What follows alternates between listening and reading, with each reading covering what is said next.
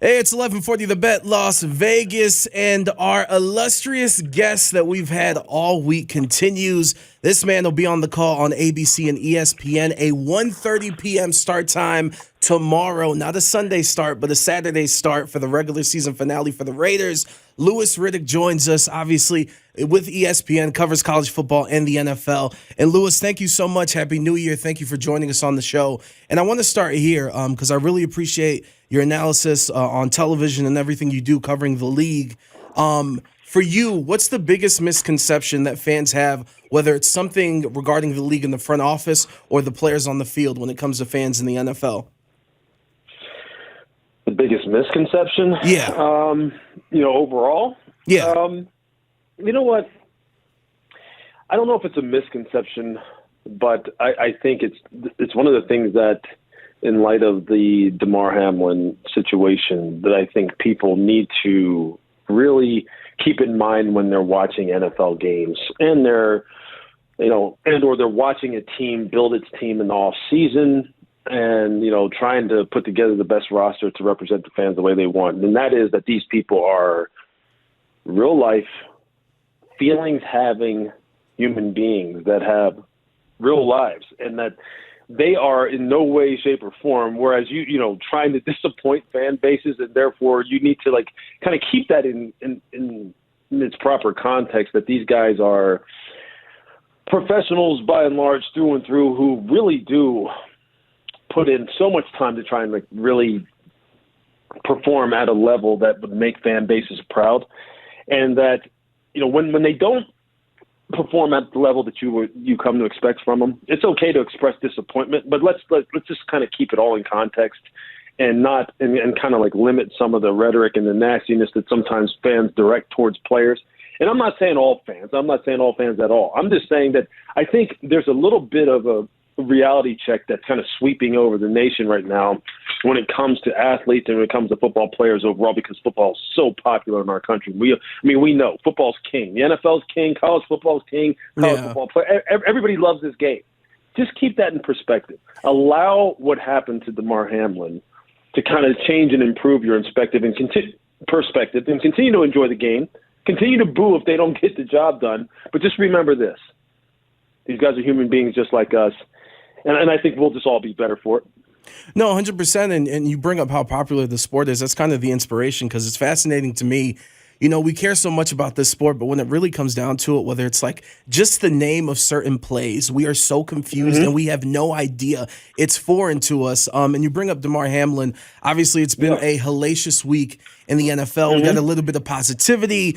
Breathing tube was removed. He's FaceTimed the team this afternoon. And then the NFL on the field came up with a decision that it is possible for the AFC Championship game to be a neutral site game. Obviously, no one could expect this and such a quick timetable to make this work without delaying anything. All things considered, was this the best case scenario for the NFL? Yeah, I think, in many ways it is. I mean, it is a very, very tough situation, one where, teams have not played equal amounts of games in over, almost 70 years, 70, 80 years, I believe it is. And this is one of those situations where they're trying to, keep the competitive balance of the teams that eventually make the playoffs as much as possible on par with what they're used to. I think, obviously this game tomorrow is going to have a lot to do with whether or not we start getting into all those different scenarios or whether we don't. I think that makes our game in particular very, very interesting as far as the Chiefs being able to secure the number one seed. I do feel bad in many instances, in large, for Cincinnati, in the fact that if Kansas City does win this game, they don't have a vehicle to obtain it, or rather an avenue to obtain the number one seed, which I think was very, very possible for them given how they've been playing. But I think if there's any team that can really withstand going on the road and beating anybody at any time, which they have shown that they can do, it is Cincinnati. You feel great for Buffalo. You feel great for their players. And that, right now, I think what they just care the most about is, one, their brother Damar Hamlin being healthy and being on the mend, and number two, that they can get back to playing football, knowing that some of the pressure has been released as far as understanding and knowing that he is on the road to recovery. So I think all in all, the league has handled this as best as they possibly can, and I think the teams will handle it as best as they possibly can and not use anything that doesn't break in the favor of individual teams as an excuse for, if they aren't able to obtain their goals, that they won't use it as an excuse and come back and rehash it later on.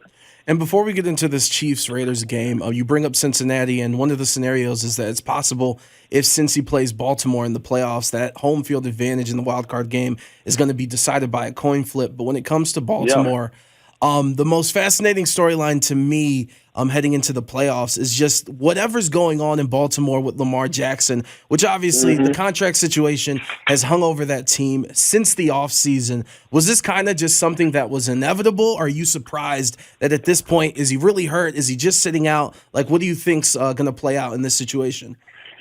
Well, I never thought it was inevitable because I always held out hope that it was something that wouldn't linger as the season went along. I hoped that it was something that the two sides could get together and come to a contract that, they both thought represented, fair value, for lack of a better word. I mean, players always feel as though they can get a better deal. Teams always feel as though maybe they pay too much. But usually when it gets to that point, you're usually at the point where you can strike a deal. I didn't think we would get to this point. I thought Baltimore would recognize and realize that they built their entire organization around this man's specific skill set.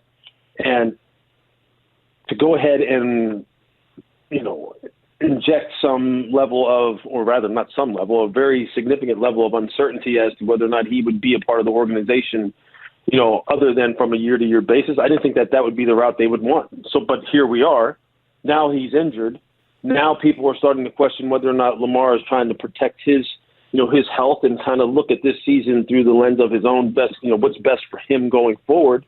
And I think that's unfair, considering that the guy has played with no regard to his own personal health throughout his entire career and laid it on the line for this organization throughout his entire career. I think there's no question that the Deshaun Watson contract lingers out there, and if you're Lamar Jackson, it's something that should linger. And it's something that should be used as a reasonable comparable when you're talking about contracts, and I'm sure it's something that he's presented to them, and that has been another roadblock to them getting a deal done. It's just, you hate to see this kind of thing happen. You hate to see it. And then now the conversation starts to shift towards, well, what is Lamar's motivation at this point? Because he's not someone I think any of us have ever questioned as far as whether or not he is totally and 100% committed to going out there and fighting for the cause, and that being to win games for his teammates. I think it's going to be one of those that'll be over later much rather than sooner. I just don't – the more this goes, the longer this goes, the more the ending I don't think is going to be something that we like. Lewis, I know you don't know this about me because we haven't even met in person, but I am starting the bandwagon to bring Lamar to Las Vegas. So what you're saying is kind of good for me.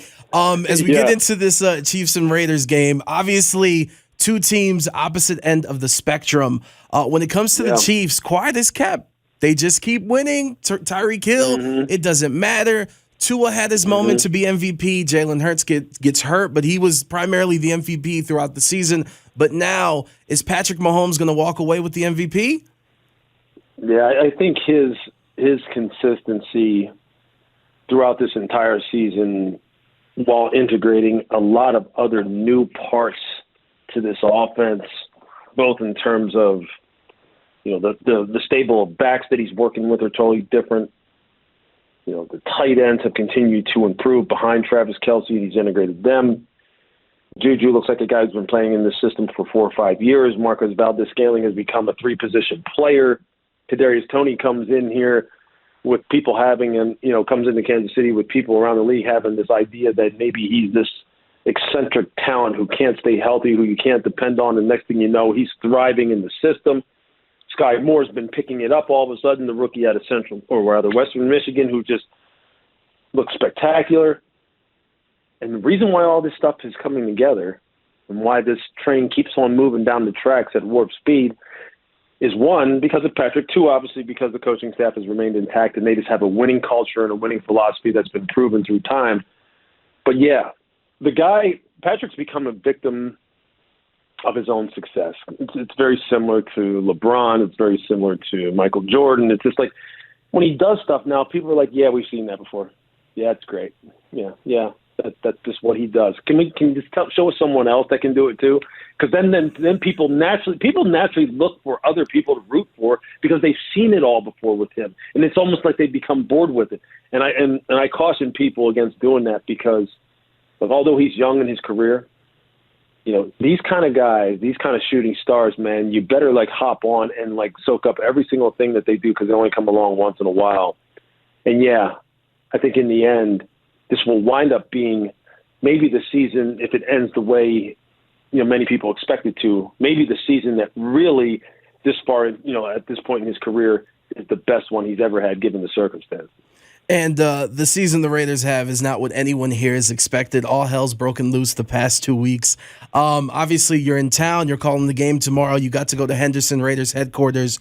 What do you make of everything this season, spending time at the headquarters? Where do you see the team at and just the atmosphere and the mentality? What do you make of everything? Yeah, well, one, the facility is freaking fantastic. Last time I was there, there was still a lot of boxes around and a lot of rooms that weren't being used. Well, it's up and running at full speed now, and the place is spectacular. It's freaking spectacular. And they have the infrastructure now to attract the kind of free agents, veteran free agents, and then once they get, when they bring draft picks in, for those guys to wind up wanting to spend all of their time over there because it's a one-stop shop from A to Z as far as everything that you would need to be a great professional football player. That's first and foremost. So that speaks to, what Mark Davis has done as far as investing into the infrastructure over there. I think, Josh knows, McDaniel knows how fortunate he is to be here at this place, given what it has to offer players around the league. And I think that's going to be important, especially given, the kind of work they're going to need to do this offseason to build out the rest of this roster so they can truly compete with Kansas City in the West and then with every other powerhouse in the AFC overall. This team has a lot of good pieces on it, especially on the offensive side of the ball. I mean, this offensive line has really performed pretty damn well. Colton Miller has turned into one of the best offensive tackles in the league. Dylan Parham is going to be a superstar. He's a guy who's already shown veteran type of leadership. The running game overall, I mean, the season Josh Jacobs ran this year like a guy who really wanted to show some people that, hey, look, felt disrespected, right? 4 or 5 back in this league. What's that? I was going to say felt disrespected. Sure he did.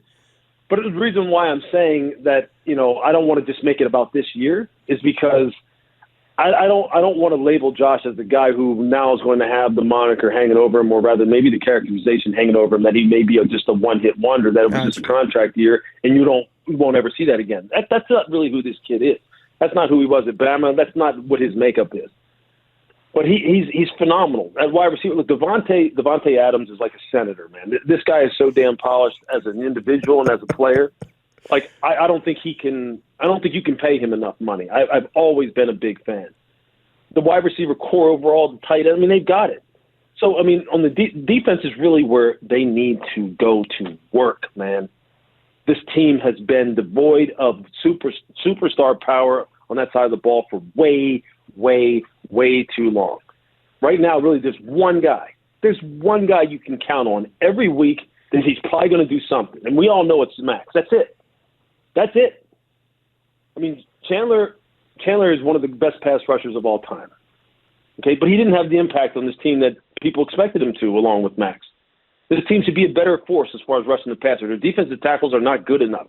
The linebacker play is not good enough. They don't turn the ball over in the secondary enough. The corners aren't good enough. The safeties don't make enough impact plays. They have got to get that side of the ball going, and they got to get it going this offseason. So Dave Ziegler, along with Josh, has to they got to invest heavy in that side of the ball. They got to hit on some bargain-level free agents. We'll see what happens at the quarterback position as far as, where Derek ultimately ends up and what they wind up getting for him in the trade scenario. I'm sure they're going to want to maximize his value as far as recouping some draft assets for what they gave up to get Devontae. There's a lot of work to be done, but they've got some real good players. I expect this team to play well tomorrow, especially on the offensive side. I'm a Jarrett Stidham fan. I always have been since he came out of Auburn. And this being now his fourth season in this system, he shredded San Francisco last week. He shredded them. He's a guy who right now has a ton of confidence. And a guy like Devontae has a ton of confidence in him. I think you'll see a great performance on that side of the ball. I don't know what to expect from the defensive side other than from Max. And I hate saying that. So it could be a long day against a very motivated Kansas City team that's coming in here to say, hey, look, we're trying to lock up this number 1 seed. And we're pretty healthy. They may be missing a few guys here and there, but they're pretty healthy right now, and they're ready to roll.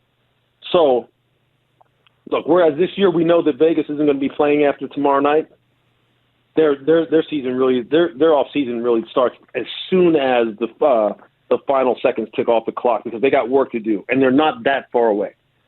So you bring that up, and obviously there's been Tom Brady rumors for this team for years on end. Do you, and obviously Mark Davis cares a lot, whether it's the Raiders, whether it's the Aces, because he's invested in both. You just got back from the headquarters, and you know that he's trying to win and he wants to win. And if you're saying that this team is close, do you go all in trying to get him to come to the Raiders? And honestly, on the flip end too, when you think of Tom Brady's perspective, if you want to leave Tampa, would you really come to Las Vegas instead of going to somewhere like San Francisco?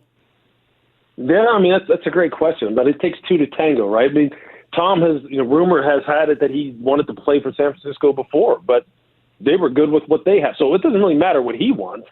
It really matters what both sides want. And I don't know, maybe I don't really know what his thinking is, and I think it's dangerous to ever try and think for a guy like Tom Brady because, he seems to like the fact that he likes to zig when people think he's going to zag. So I ain't going to say what he's going to do.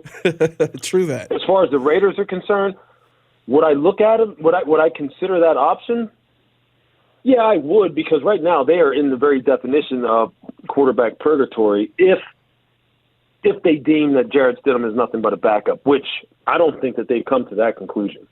And other people may have come to that conclusion, which I don't even know how you can because nobody's seen him play. Nobody really knows about him other than what he did against San Fran last week. You can throw out all the crap that happened in New England. That doesn't matter. Judge Jarrett Stidham based off of last week against the top defense in the NFL and then what he does tomorrow night.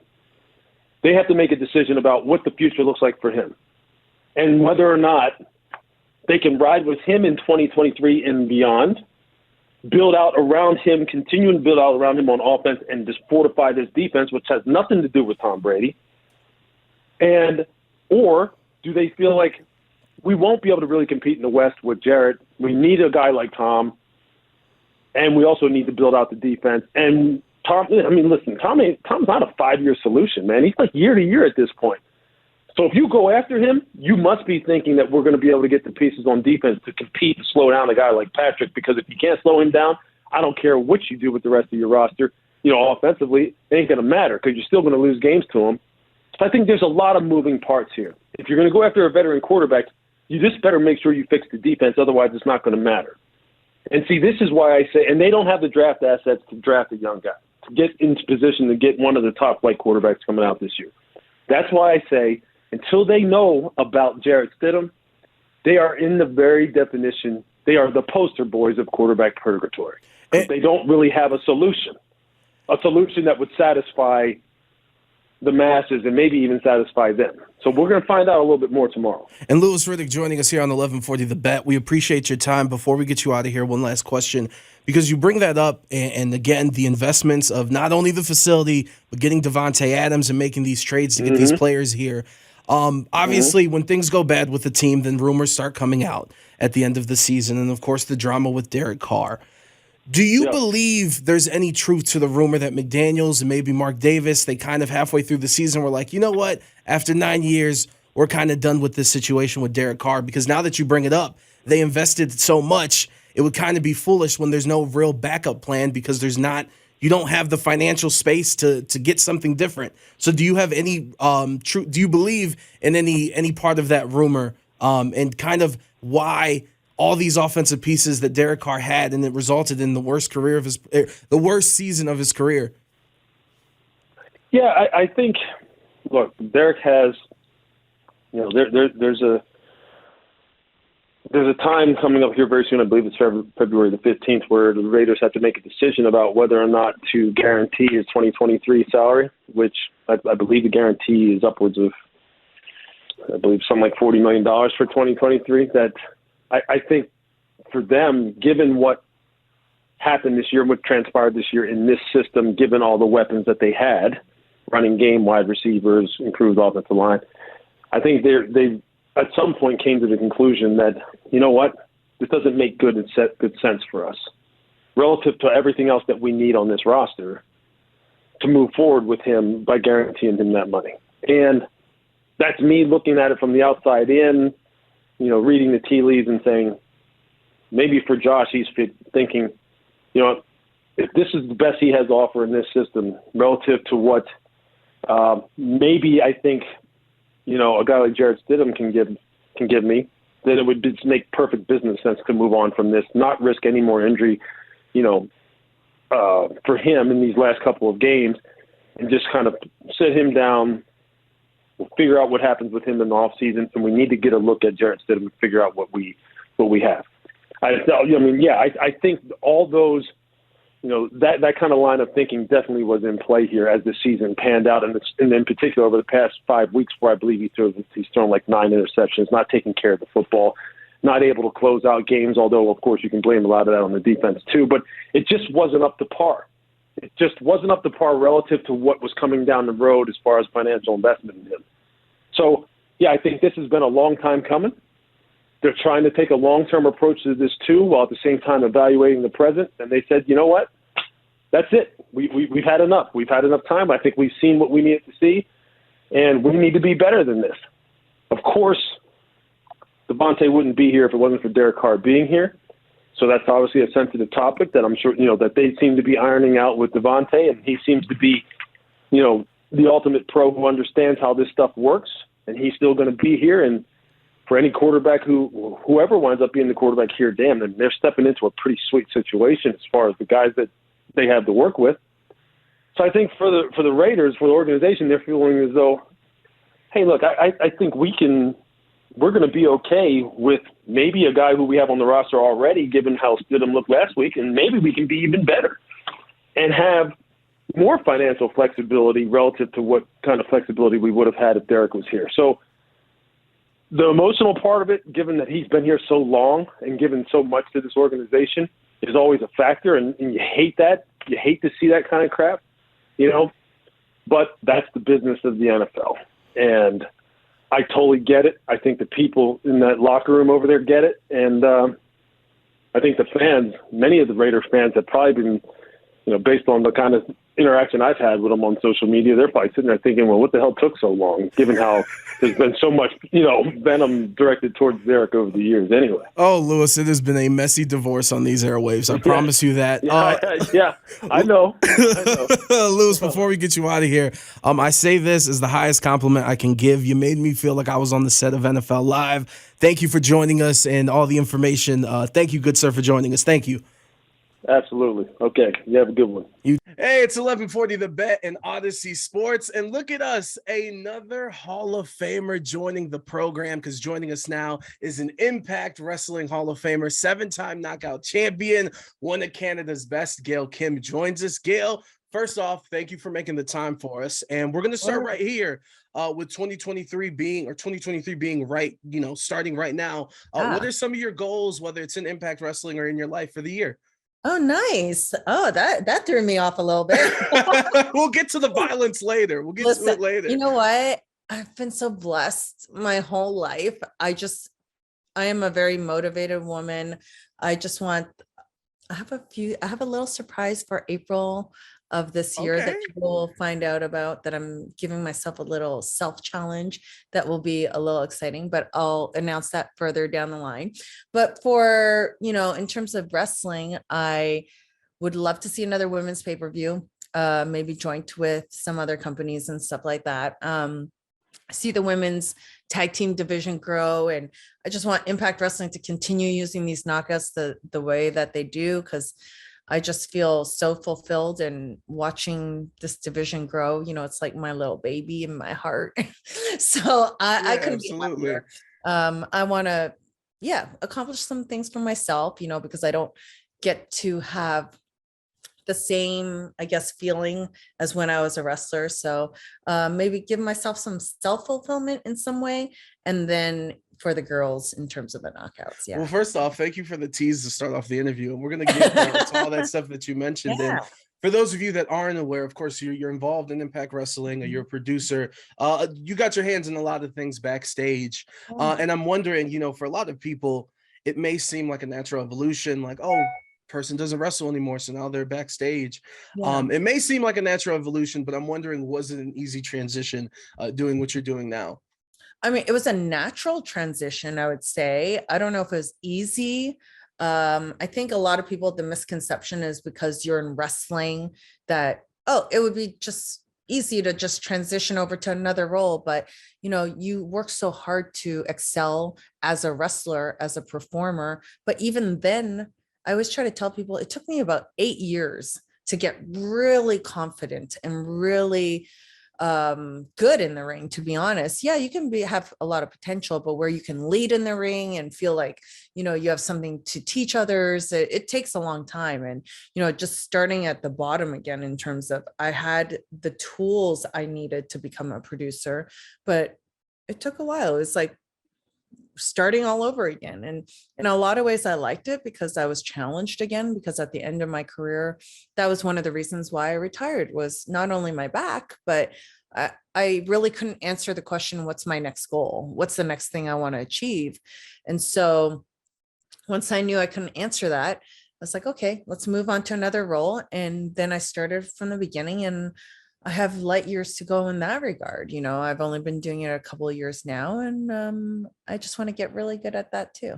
And they can tell too, like, I appreciate the passion, because that half the Yeah. time that leads the way, and no matter what you're interested in or what you like. And I'm curious too, because so here in Las Vegas with the Raiders, this season they hired Sandra Douglas Morgan, who is a local girl here from Las Vegas, but she became the first president to be a woman in the NFL. Not only Oh, that, the very first cool. African American woman.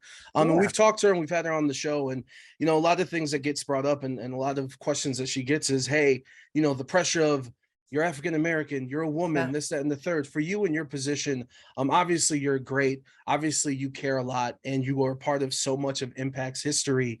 Is it easy for you to like kind of compartmentalize, like, you're not a wrestler when you're trying to tell these stories, and kind of getting into the mind of the talent to make the best match possible, and kind of being in that producer mind state? Yeah, I mean, I think a lot of the biggest challenges that I had, and sometimes I still forget to this day, is that, everyone's different. Everyone's gonna think differently. Some people are more capable of doing certain things. And I have to realize, okay, they're not me, or, they're not going to think like me, or they're not going to be able to do it like I would, or, and they may have different strengths that I'm not even aware of. So, That has to be really so being, hard. yeah, really being open-minded, and collaborating together. And I think both people need to be open-minded, the talent and the producer, in terms of what's going to give them the greatest success. So it's always ever changing in terms of each talent and what they have to bring. And, there are various experience levels. Some people are just walking in and need to learn everything. And some people are at the top of their game and, have something to teach. But listen, Ric Flair always said, and it always resonated with me, and he said, you're learning every day. And this was like when he was late in his career, he was always saying, I'm still learning every day. And I was like, wow, Ric Flair's saying he's learning every day. And I still feel like that to this day. Had a whole career in the ring, and now I'm still learning behind the scenes, right? And so you just want to try your best to pass that along. No, of course, you got to be a sponge wherever you are. And Yeah. before we get into Hard to Kill, I do want to ask you, because so speaking to some of the talent, like we talked to Heath last time you guys were in town here in Vegas, and the one thing I appreciated and I liked, and that you can tell in the product, is they speak on the creative freedom and just the freedom in general working at Impact. I want to ask you, in your career, like as a wrestler, how hard is it to portray a character that really isn't you? Because Oh, all these great characters, you got to have, no matter in the yeah. movies or in wrestling, you got to have a little bit of yourself in it for it to Correct. really pop. So how hard is it when you're in these situations where, like, this isn't really what I want to be doing, but I got to go out there and try to make this work? Yeah, I mean, I would say my very first character, I guess, when I started in WWE, was a Matrix character, and I really didn't even understand it. They dressed me, they created the vignettes and all those things, and I didn't understand it, and was too afraid to even say anything. So, this is where, we talk about environments you're in. And what Heath was alluding to was, having that little bit of creative freedom and having that comfort level to be able to approach even the creative team and work with, maybe they have an idea of what you are and you're like, oh, I wasn't even feeling that, but sometimes you don't feel like you can say those things. And so we have a very good environment in terms of developing characters, using every talent that is under contract with us. So I think that creates also a very positive work environment. But yeah, people being allowed to feel like they can be themselves. And also, our creative team, sometimes we may not even understand who this person is when they walk into our company. And it takes even a while to figure out what their real life character is. And then they'll say, you know what, let's get on the phone and like, I want to hear all about you. And maybe we can pick this one thing. And sometimes it is just getting to know that person backstage and what they're really like. And then taking something of a spark that we see within that person and making it 100-fold. And I think we do a really good job. I really love the creative team and what they do. And it's just, I love them. I think it's a very small creative team within our company, but a very effective team. And I wish we could talk for hours, but obviously we can't. So next time we do talk, I'm saving a note with what you said. I think it's very important where you brought up, I didn't even feel comfortable. I was kind of scared to even talk to them and say, hey, can we change this up a little bit? Because it's your opportunity. Like even in radio, there's been moments where I'm like, okay, let's try to make this work. But we'll save that for later. Let's get into Hard to Kill. Happened in Atlanta. It just happened over the weekend. We're going to start with the main event. Mickie James wins the knockout title. So much for her last rodeo with her career on the line. How fun has this run been working with Mickie? Oh my gosh. I adore Mickie. I've always loved Mickie. I've known her for such a long time and knew her from Alexis Lurie all the way up to Mickie James now. And I remember seeing her as an indie talent when we were both indie girls, and to see the success of her career and the roller coaster of what she's gone through. And I just have the utmost respect for everything that she's done. And I think a lot of people, with Jordynne Grace being that competitor, who's one of the best in the game right now in the industry. We'll get to her next. Yeah, female-wise. I think, this was, a lot of people thought that she was going to be retired that night. And, Lisa was there crying. I told everyone the story that people were texting me saying, oh, Lisa was crying. We thought Mickie was going to retire. And, it was an excellent match. Just great pro wrestling. More than anything, people are just so emotionally invested. And to see Mickie come out victorious that night, I mean, Jordynne said it as well, and I've said it before. They both came out victorious. The fans came out victorious in the end for that match, for the main event.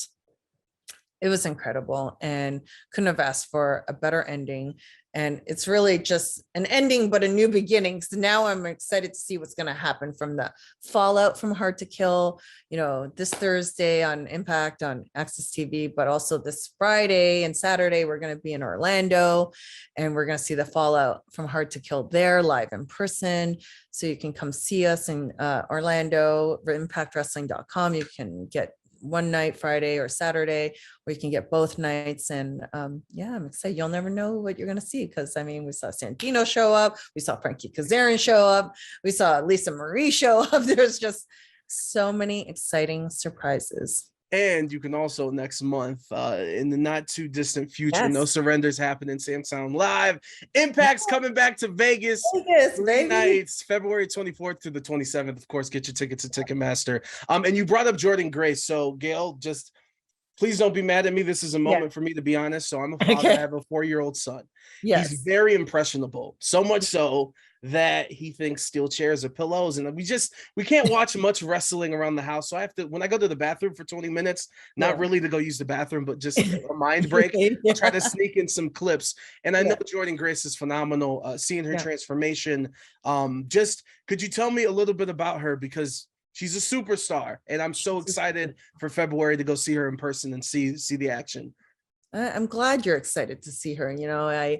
Just to see how far she's come in the last couple of years. I knew when I first saw her, in another company's pay-per-view, and it was like she was wrestling guys, and I saw the potential, and then she walked into our company and I still saw the potential, and getting to know her and seeing her just change throughout the years, and not just in the ring. Just, I mean, everyone has seen her physical transformation over the last couple of years, and her taking her job so seriously and knowing what it takes to be successful in this business. She does sacrifice, and you're seeing the benefits of all that. She looks like a star. She's bringing it in the ring. She's had so many incredible matches this past year. I always told her at the very beginning, because she used to have a different mindset when it came to wrestling, right? And then she became a little bit more open-minded to hear the advice from all the people that, came before her and who are in the office and helping, guide her. And she's been very open-minded and taken some of those pieces and really applied it to her work game.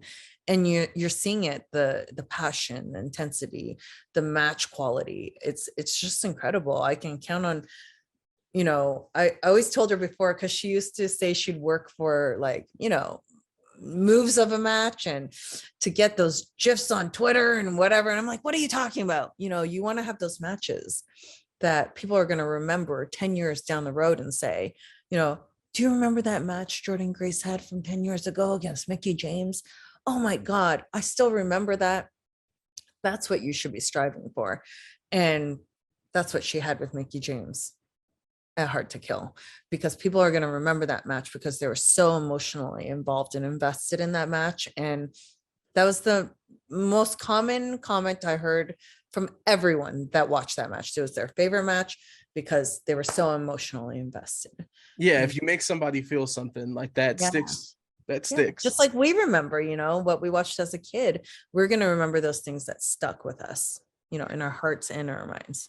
And I love the different generations of, like, you're like, what do you mean? You want to be a GIF? Like, what do you mean? You're going to go out here for 15 minutes, not this 3-second clip. And she ruined me all that. She ruined me on all that too. She's like, it's not a GIF, Gail. It's a GIF. I was like, but it's spelled with a G. And she's like, go Google it. So Jordan's if you ever get to know Jordan, she's very careful, like, in that regard. I'm like, fine, now I got to call it a GIF. Yeah, my aunt calls them memes. But anyway, I have some speed round questions for you. Yes. Let's get to them right now. Because I know you're on your media run. You got a lot of people to talk to. So let's do this. Your favorite Christmas gift you got this year? A trip to Hawaii. Nice. That works. What do you mean? That works. It's perfect. Yeah. Where's the oddest place you've ever wrestled at? Oh, the one that sticks out to me is this fair where we had to get driven down to the ring in these golf carts, and the ring was surrounded by haystacks because it was so dirty and muddy, and there was 2 people in the crowd, and it was me, and I only remember 3 of us in the match, but there were 4 of us. But it was a mixed tag, and I know it was Chris Sabin, myself, Angelina Love, and someone else. I can't remember who it was. Did were there animals ringside? No animals? No animals. Okay. Just hay. Favorite TV show of last year? Oh, of last year? Ooh, last year TV shows. Oh, White Lotus. Is that last year? Yeah, White Lotus. Jennifer Coolidge, if you're watching this, she's the best. DMs are open. Anyway, match that left you in the most pain ever in your career? Oh, anything with Kong. That qualifies, and I used understand. to tell her, I told her one time, I go, yeah, you've taken years off my career, but I would never take back one bump, one moment, anything. I'll take those years off my career. Yeah, I still love you. Go to food spot on the road. Oh my gosh, go to food spot on the road. Oh, this is so hard. I don't know. See, it's underrated because you're on the road. I love sushi burritos. Anything with a sushi burrito. There it is. Your favorite, you might have answered this already. Your favorite opponent all time? I know this is a big question, difficult question. I'm sorry. It's a very difficult. I can't really choose, but I think if we're going to choose from the fans' perspective, it would be Awesome Kong. Yeah. Drake or Bret Hart? Bret Hart. No love for Drake. That was a Canada-based question I there. know. Well, I hear some nasty things about that guy. So Oh, snap. Female wrestler anywhere in the world that makes you want to come back to wrestle them or wish you could wrestle them.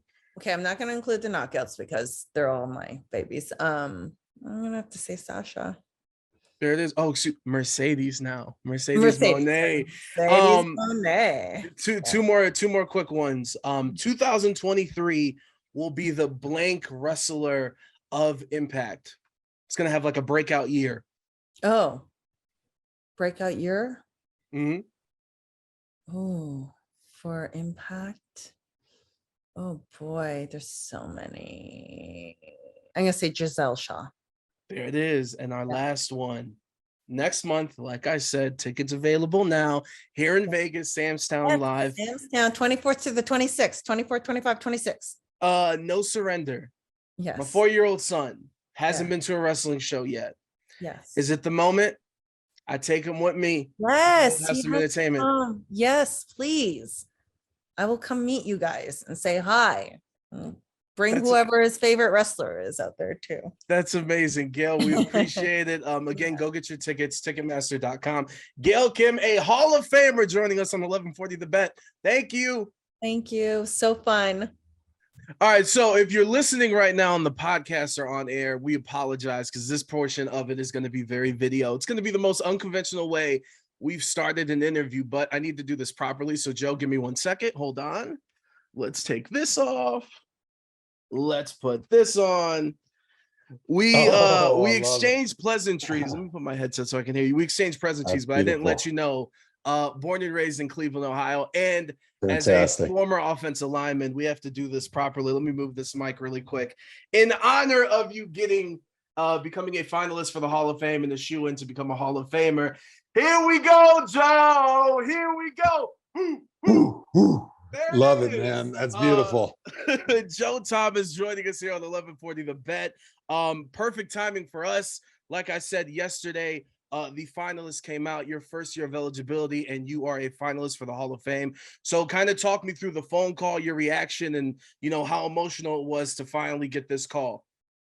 Yeah, the information that I finally got into the Hall of Fame finalists, which I say finally, it's my first time eligible, but it just seems like the process to get here has taken a while, because honestly, asked about this for a while, right? Like all summer, people are talking about it because they knew this would be the year that I was eligible. And so they get the nominees and they cut it down to the semifinalists. And then I'm like, come on, let's go already. So it was really special because I think cutting it down to 15 to that final 15 really made it real. Where when the list was a lot bigger, it didn't feel all that real yet, but having a chance to be a finalist and seeing those other names on the list and thinking about how great those guys were and thinking about playing against some of those guys like Dwight Freeney and DeMarcus Ware, and it became very, very surreal in that moment. No, absolutely. And now that you say it, like me thinking like, damn, it's been a long time. I just think because now you're in the media and you're doing your thing, podcast, NFL Network. We see your face and we hear from you so much. We just figured, oh, he's been retired forever. But no, you went straight into it and made that transition. And you talk about thinking about Dwight Freeney and all the other names on the list too. Was there a moment of reflection when you got the call and kind of had a moment to sit down to kind of reflect on all your playing days with Cleveland? Yeah, that's exactly one of the cool things that happens when you do get an honor like this, right? You immediately reflect back on, all right, this is really cool where I am, but how did I get here? Who are all those people that had a big influence on my life to put me down this path, right? Because it could have been any path, right? Like at any moment you could have taken a different route and made a different decision and you wouldn't be here. And I think first and foremost, like my dad and how influential he was on me, inspiring the love of sports within me. He was like my hero as a kid, still is to this day. He's the person that I was given a lot of those values from, of like hard work and dedication and showing up for your teammates. And so I certainly wouldn't be a Hall of Fame finalist without him. But then I also think like 7th grade, I started playing football. Coach Pinch was my coach, Coach Driscoll in 8th grade, and then on to high school with Coach Seinold, and like all the different offensive line coaches I had through high school and then college. And then playing in the NFL and being in the same spot for 11 seasons, I'm probably one of the few guys that had 6 different head coaches in one spot. You know, I had 2 owners, I had 9 offensive coordinators, a number Do of we know the quarterback offensive line number? coaches. Do we know the I QB had number? 20. I just saw it today because somebody sent me the full list of Hall of Famers and they had my stuff in there. And the number 2 thing on there was, number 1 was 10 Pro Bowls. Number 2 was like block for 22 different quarterbacks. So it is kind of fun. It's fun, but it's also traumatizing a little bit, reflecting back on my 11 seasons in Cleveland that resulted in 0 playoffs. Well, I do want to say, and you brought up your dad, which I think might be the answer to the question I'm about to ask you, but, you know, thinking about your career and your situation and the lack of team success, I think a lot of people can, in their lives, take it to like, how many people can work somewhere that they truly enjoy, whether it's the coworkers, the situation, this, that, and the third. But for you to constantly, you know, produce and come out with this quality and be such a great player, like, how hard was it to get motivation every year when you're like, this might be another 5-11, 3-13 type season? Yeah, it was a grind on a daily basis, but I think it's a grind for everybody, no matter the success or failure of your team, because the NFL season is just tough. Like, your bodies are beat up. There's a ton of pressure on you every single week. But for me, I felt blessed because as I reflected in the last week on kind of my 11 seasons in the NFL, I thought of all the great players I played with, not only on the field, like their great performances, but them as great human beings. And I think the people within the Browns organization, the trainers, the equipment staff, the front office people, like, it was always really, really good people that I got a chance to work with. And I think that's what allowed you to get through some of the drudgery and the misery of the bad seasons. And we're gonna go back and ask you a couple more questions on your playing career, but I want to transition really quick to the Raiders and everything going on here in Las Vegas on this rainy day in Las Vegas, the kind of match the season that the Raiders have had. Before we get into Derek Carr specifically, what's been your outlook and your thoughts so far of this season of disappointment? Well, it's been so surprising to me, right? Because with all the turmoil that the Raiders had last season, they ended up having a really good season. And so you would think with stability, bringing in Josh McDaniels, guy's been a head coach, been an offensive coordinator forever. Seemingly, he's going to bring in a good offense. I've got a ton of respect for Derek Carr. I was like, man, they're going to be a good squad. I think that was what everybody in the NFL kind of expected. And to see them perform and play and kind of fracture the way they did, it was a shock to me. And I can't put my finger on it. I think defensively, obviously not a good defense, not a very good offensive line. So it makes it hard. But look, when Josh McDaniels was in New England, usually their defense was solid, but sometimes they had terrible offensive lines. And typically with a good run game and a great, maybe the best receiver in the NFL, and Devontae Adams, and the ability to get rid of the ball quickly with Derek Carr, like, usually that can overcome a lot of that stuff. So it's kind of a head scratcher to me why they weren't able to overcome that more often. Yeah, and you know, the result of Derek Carr's worst pro career, and you bring up that offensive line. Obviously Josh Jacobs is having a hell of a year that no one expected. Obviously, he had motivation. He didn't get his player option. He's about to become a free agent and probably get paid.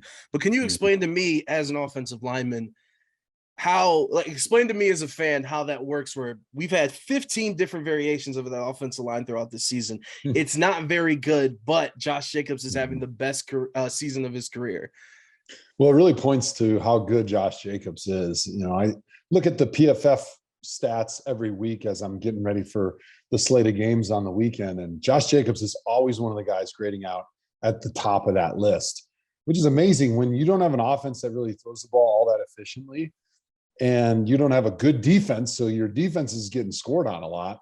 That means you're not getting a lot of opportunities to run the ball typically. And then when you have kind of a shaky offensive line that's had a lot of shuffling, like, usually your blocking's not very good. So that says this dude's been doing it by himself the entire year. And I'm not a big believer in drafting a running back high in the NFL draft, but Josh Jacobs is sort of making me question that philosophy, because he's been an absolute beast and probably one of the 2 lone bright spots, or maybe I'll give you 3. Max Crosby, he's kind of a stud too, but Devontae, Max, and Josh Jacobs, sort of your bright spots that you're hopefully going to lean on as you're trying to build some optimism into the 2023 season. And I think everyone in Las Vegas is awaiting your answer on this question. The topic of conversation for the past 2 weeks, just in general, what have you thought of, I guess, the Derek Carr fiasco of benching him? He leaves the team. Rumors that McDaniels in the front office didn't really believe in him, so they left him out to dry. Like all this drama surrounding Derek Carr. What do you think of it? Yeah, I hate that because the quarterback is the most important position in all of professional sports. So you got to make sure you feel really, really good about that position. And you got to make sure more than any other positions in the front office or the coaching staff that the quarterback's abilities are aligned with the head coach's ability and offense, and that they believe in one another, and that the front office is totally on board with everything that happens. And that with the first signs of stress and fracture, like all of a sudden those pieces don't disintegrate and people start stabbing each other in the back, because there's going to be adversity in the NFL season. And to see it kind of happen the way it has, I don't know Derek Carr very well. I played in a few Pro Bowls with him, and I know people that know him and say he's a great dude. And so I'm really cheering for him. And it makes me feel bad for him that, yeah, he hasn't played well this season, but it seems like the situation he was put into was almost an unwinnable situation. And I do wonder what's going to happen in the future. I think for him to step away from the team the last 2 weeks was probably good for both sides. It was probably good for him because he didn't want to be around being the scout team quarterback. Like, it's not good for him, especially when he's trying to figure out what next season looks like. Maybe it's in Las Vegas, maybe it's somewhere else. And it's probably better for the team not to have that distraction around. But also from the team standpoint, the reason he's not playing is largely because they don't want him to get hurt because they don't have to pay him. So you probably don't want him getting hurt in practice, throwing reps on scout team to scout team receivers. I was kind of surprised, when that happened. Josh Jacobs spoke to the media and said, hey, we assumed something was up because he wasn't in the locker room, but Derek Carr kind of didn't say anything to his teammates, didn't have like a final moment. Is that something like, as fans, like it's status quo because there's so many transactions that dudes don't get to talk in front of the team, but also Derek Carr's been there for 9 years.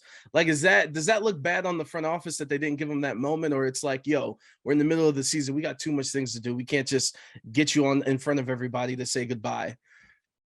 Yeah, you could write a book about this season for the Las Vegas Raiders. So much drama there, so many things to unpack. And I do wonder myself why the decision was made. Where did it come from? Because somebody in that triumvirate between general manager, head coach, and ownership said, we got to bench Derek Carr. And then the other people got on board with it, either because that's their job to go along with what the owner says, or because of some other factors and some other influence.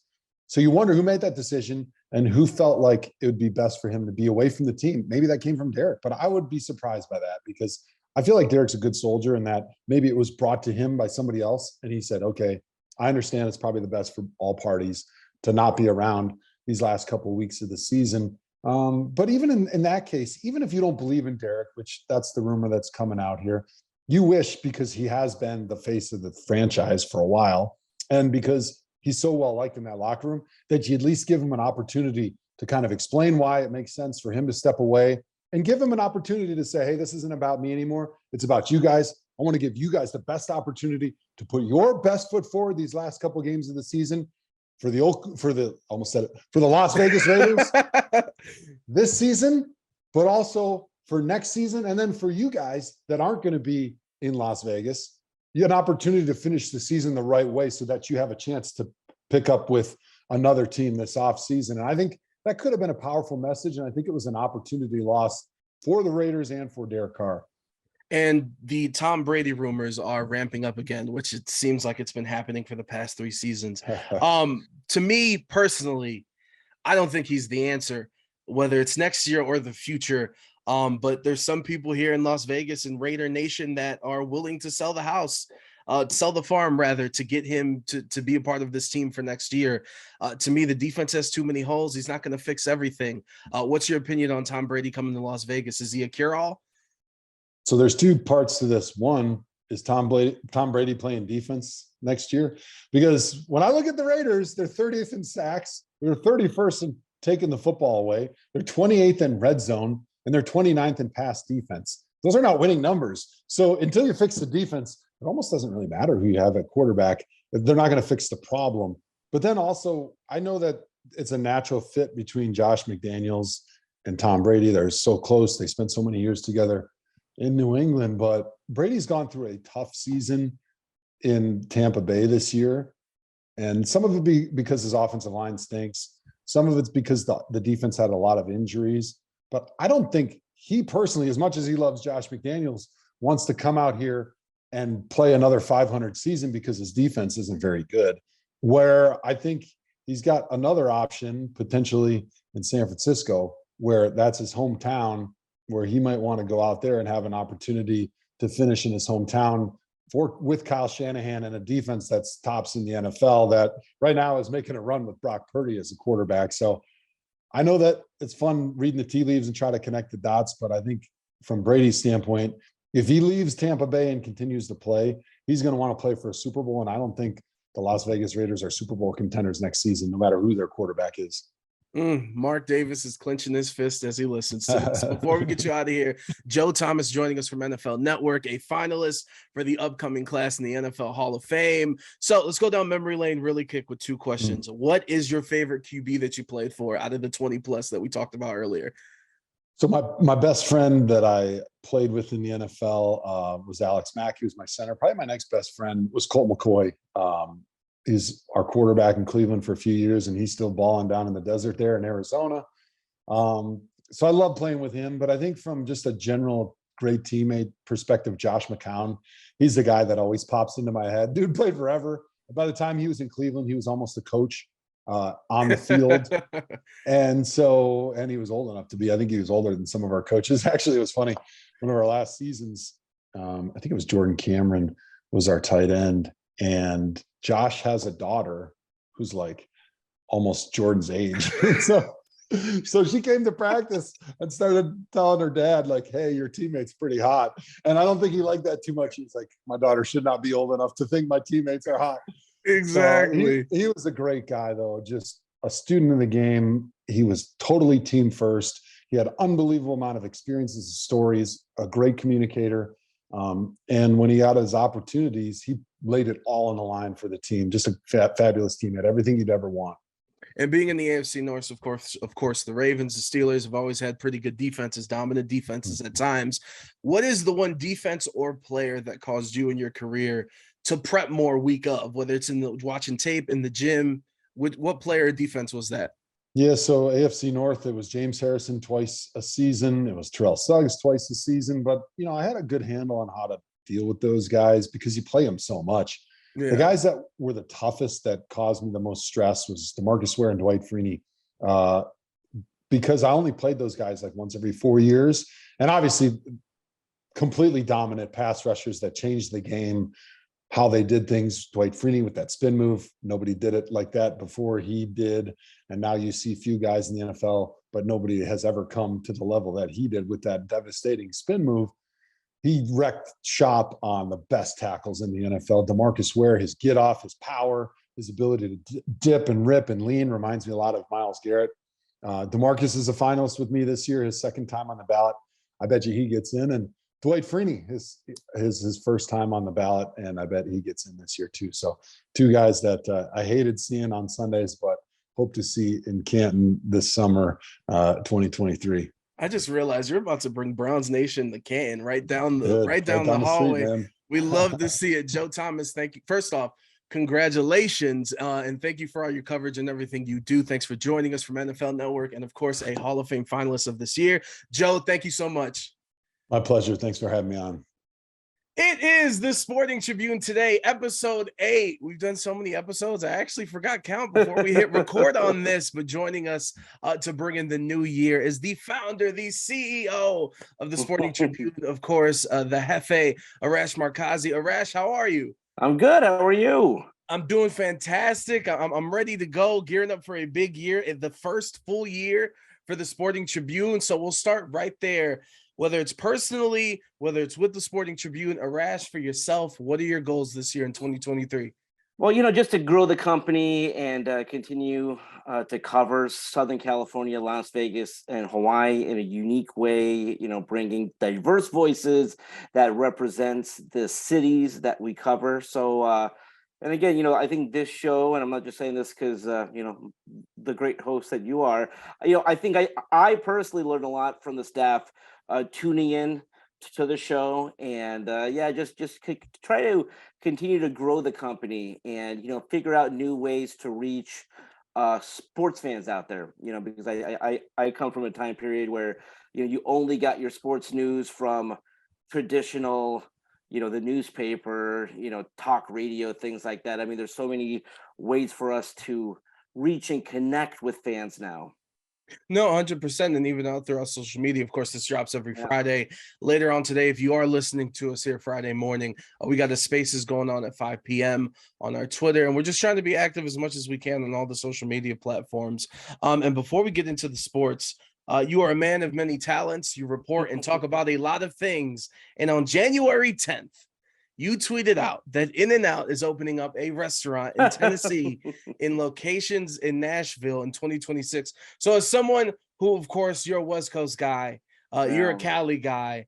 I'm now a West Coast person living out here for 4 or 5 Okay. or 6 years, but I'm an Yeah. East Coast guy originally. I know this is a holy grail for you guys. How do you feel about them dipping their toes away from the West Coast? They've been doing this for quite some time. I mean, the big move for us was when they went to Texas, right? I mean, they originally went to Vegas, no problem there. It's kind of like a home away from home. Phoenix, okay, you kind of going a little further. I think they went to Utah as well. I'm not 100% sure, but Texas was the big one. And Texas, I think it's been 10 years plus since they've done that. So once they did that, once they went to Texas, that's when I was like, all right, they're going to expand. To be honest, prior to this, now they're going to dip their toes in Tennessee.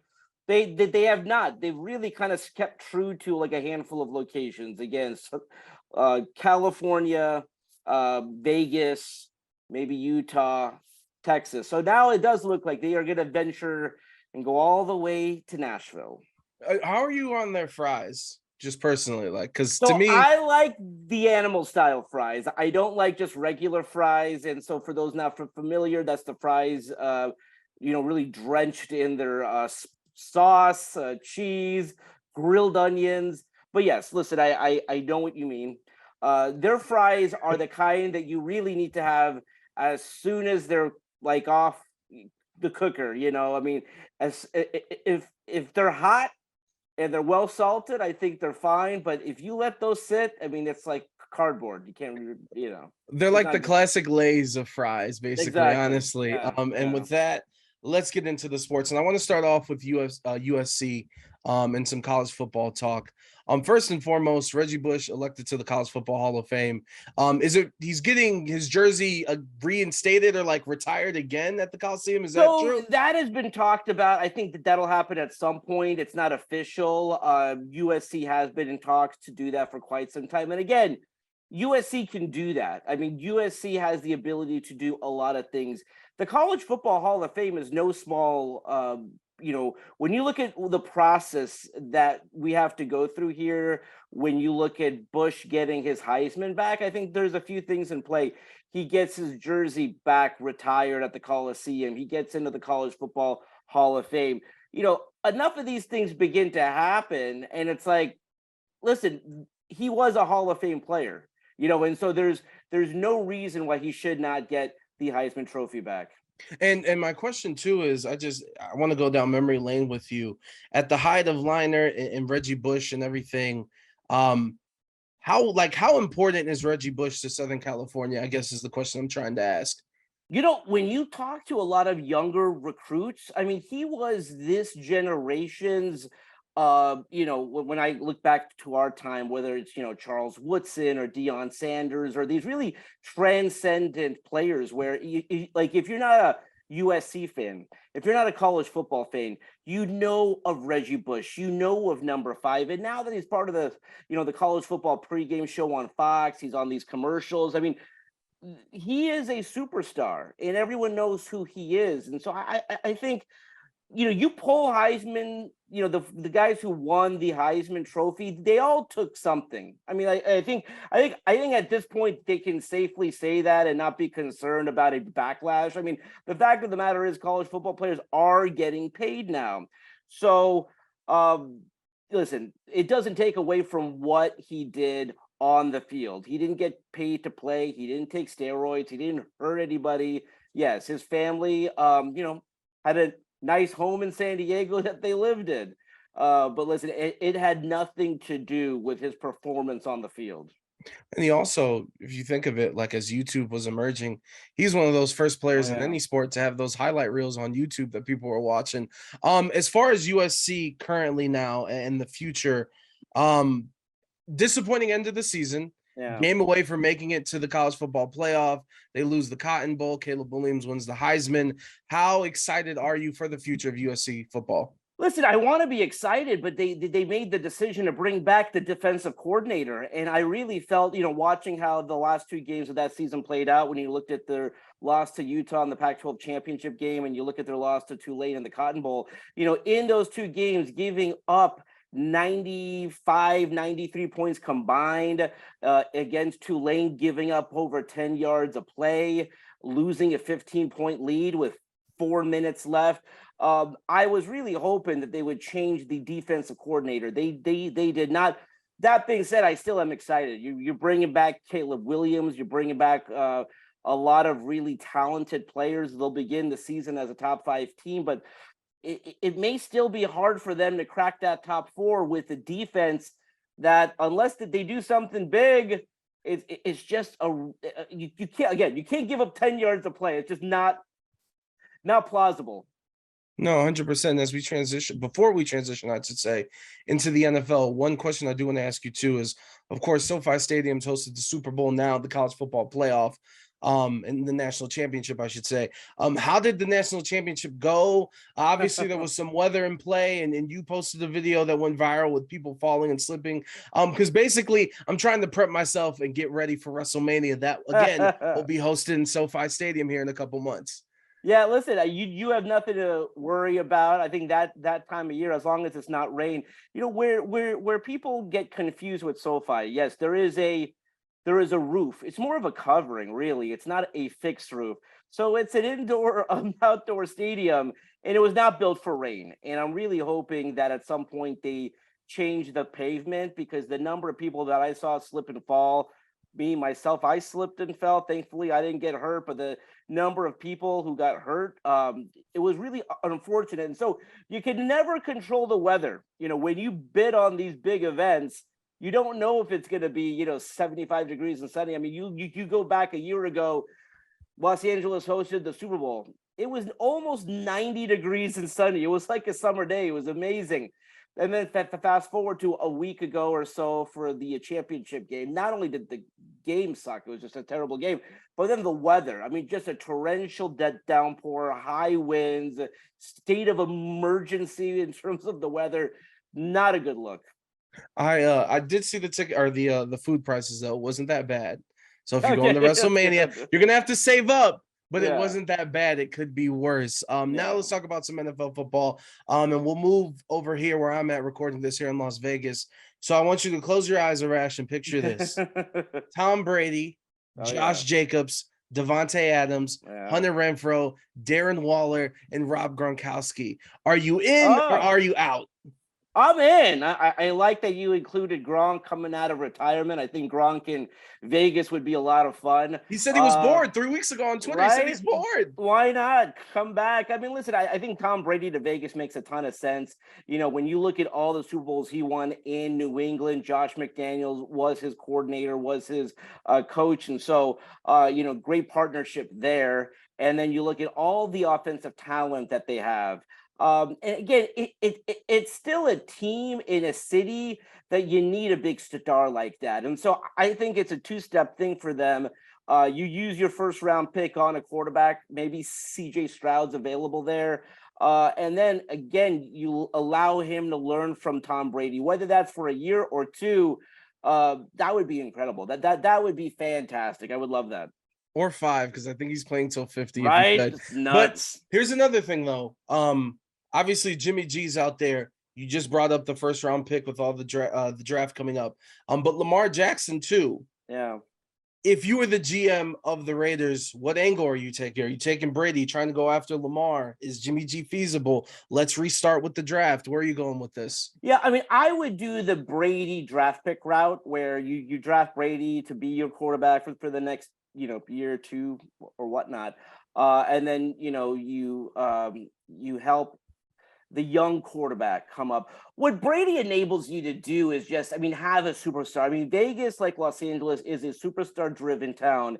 And so what Brady would do was just, and again, not that they have a problem selling tickets, but Vegas has a similar problem to Los Angeles where you have these people from around the country where if they look at their schedule, that's their one road trip. They're going to Vegas or they're going to Los Angeles. So you do have a lot of these 50-50 crowds, which is not great. I think with Brady, you'd get a lot of 12 jerseys out there. You'd get a lot of fans that are on the fringe, like, oh, like I don't know if I want to go to a game. Oh, they signed Tom Brady, I'm totally in. So listen, you can't go wrong with Lamar Jackson, but give me Tom Brady. I feel you, and I'm gonna keep you in the GM chair, but this time, GM of the Chargers. You bring up LA, and they love stars. Brandon Staley, or let's try to go after Sean Payton. Well, I mean, it was a no-brainer for me after the way that they lost the Jacksonville game. I mean, a 27-0 lead, and again, Staley goes into that game on the hot seat. I mean, why the heck is Mike Williams playing in that game? It doesn't mean anything. He was out for the postseason. So Staley goes into that game on the hot seat, loses a 27-0 lead, third, worst comeback loss in postseason history. So he keeps his job, but he keeps his job because he's going to part ways with all of his offensive coaches. He fires his offensive coordinator, fires the quarterback's coach. I don't think that's enough. I do think Sean Payton is one of the top 5 coaches in the league, a Super Bowl winner, a guy, by the way, who's really known for working with quarterbacks in terms of Tony Romo when he was with the Cowboys, Drew Brees, obviously, with the Saints, what he could have meant to the development of a Justin Herbert, what he could have meant walking into that locker room wearing that Super Bowl ring and saying, hey, guys, I've been there before. I know what it takes. Staley doesn't have that. But it doesn't matter what I think, is the GM, Tom Telesco. By the way, I don't know how Tom Telesco still has a job, but he is still the GM, and Brandon Staley is still the head coach. Poor Chargers fans. And one last NFL question before we close out with the Lakers. So look, Sean McVay, I was very surprised last year that he remained coach of the Rams. And I don't think people realize this Amazon and this TV money is so much. And the work is so much less than what you have to put in to be a head coach. The pressure too. 100%. Now I do understand, like, hey, let's get the gang together for one more year and let's try to run this back. But with the reports that he is coming back to coach the Rams, are you surprised at this news? I am. Listen, I'm not surprised he came back following a Super Bowl championship. There was definitely that feeling of like, let's run it back. Come on, guys. Like we did it. Let's go back. Listen, when you go 4-15 or whatever, I don't know what they were this year, but they were terrible. They were one of the worst teams in the league. At that point, I'm thinking one of two things. Like, listen, this is going to be a tough rebuild. Like, he doesn't want to be a part of this. They don't have a draft pick coming up. Obviously, they've traded those picks. But by the way, it didn't take him a long time. I mean, we heard going into that last game of the season, he's really contemplating his future. He allowed his coaches to talk to other teams.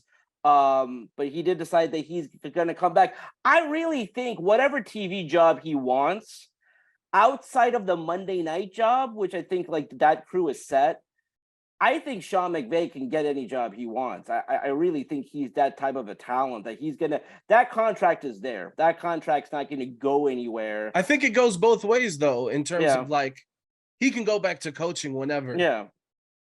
Oh, well, 100%. Yeah. So I think it's a little bit harder. I think you're right though. I think when a guy goes into the booth, unless he's wired differently, it's kind of like, you're kind of retired at that point. Now, again, a ton of guys have gone into the booth and have come back to coaching. So, yeah, I mean, I really would have been surprised if he had retired following a really bad season. He is such a competitor. So I would look out for if the Rams have a good season. if they're a playoff team, if they make a run, I do think at that point he would say, okay, I'm not leaving on bad terms. I'm not leaving following a sub 500 season. No, and I understand it speaks to the competitiveness. I just think it's so fascinating with obviously he's 36 years old. Like Yeah. it's a whole different generation. Yeah. I don't want to be Bill Belichick and spend 18 hours. He just got Yeah. married. Maybe he wants to have kids, spend time with the Yeah. fam. Before we close out, this situation with the Lakers is fascinating from so many different angles, but specifically want to talk about LeBron. Obviously he's close to the all-time scoring record. I think within the next 5 to 6 games. What is he, like less than 400 points away? So it's going to happen here in these next few weeks.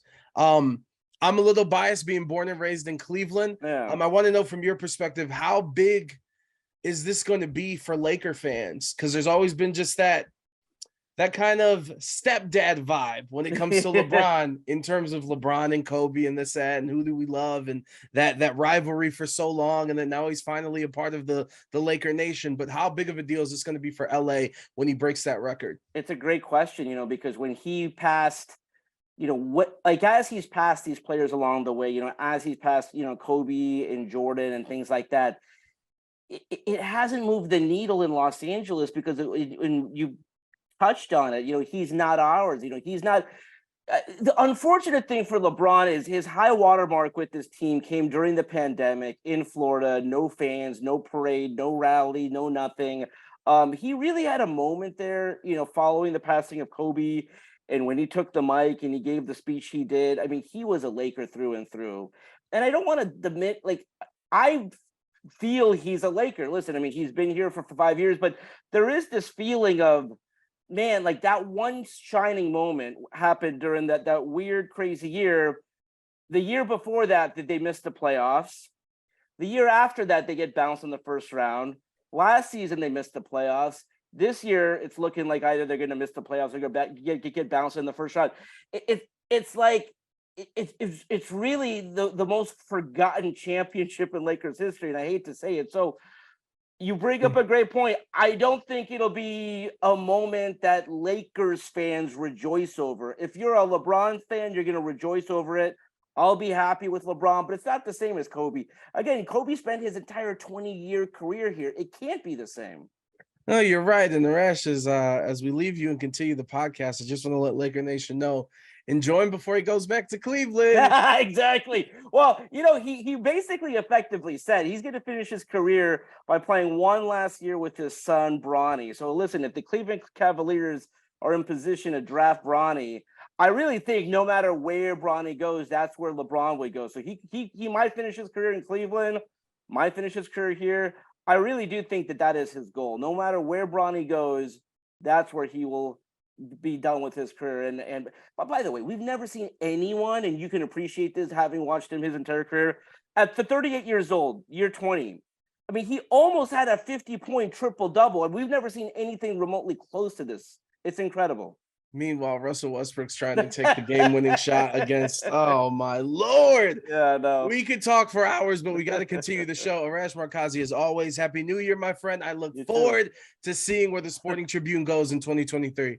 I appreciate you. Thank you. We start off here. First off, thank you for joining us. If you need to look at your phone at any point during this interview because of everything that's happening, go right ahead. We appreciate the time. I hope I made you proud in the second half of the season, putting on my beat writer hat, covering the Aces for the second half. So I hope I did you right.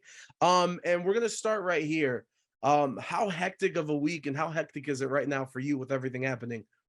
It's been super, super busy, but for good stuff, right? Because the Liberty, which is the beat that I cover, already pulled off a giant move. So I can't complain. Jonquel Jones was traded to the Liberty in exchange for, it was a 3-team deal, but Natasha Howard and Beck Allen and Crystal Dangerfield went out, and Kayla Thornton came in with JJ. And it's just a really, really exciting thing. Tomorrow is her introductory presser. So I'm excited to see her. A couple of years ago, I was on the Sun beat when I first started with Winsider. So it's kind of a full circle moment. I'm happy to be covering her again. And she's just an amazing player, but an even better person. She's just calm and cool about everything. So she's locked in with all of the people on the beat. And I'm really excited for her to get the shine. Yeah, Also, and a an former MVP. league Yeah. MVP. Not even throwing that out there. Yeah, Yeah. not too bad. And that's happened, and we'll get to that specifically here in a second. But a lot of things have happened, even though again, free agency officially kicks off this Saturday. Atlanta's been making moves. Dallas has been trading away pieces. Are the Sun done? Are the Storm done? Are the Sky done? For you, outside of that trade that we'll get to next, what's kind of been your biggest takeaways of everything that's happened? Even Kurt Miller going to LA, like what's been the biggest takeaways for you? So Kurt Miller going to LA was one of the, I think it was 6 different coaching moves that we saw. Half of the league turned over their coaching staff.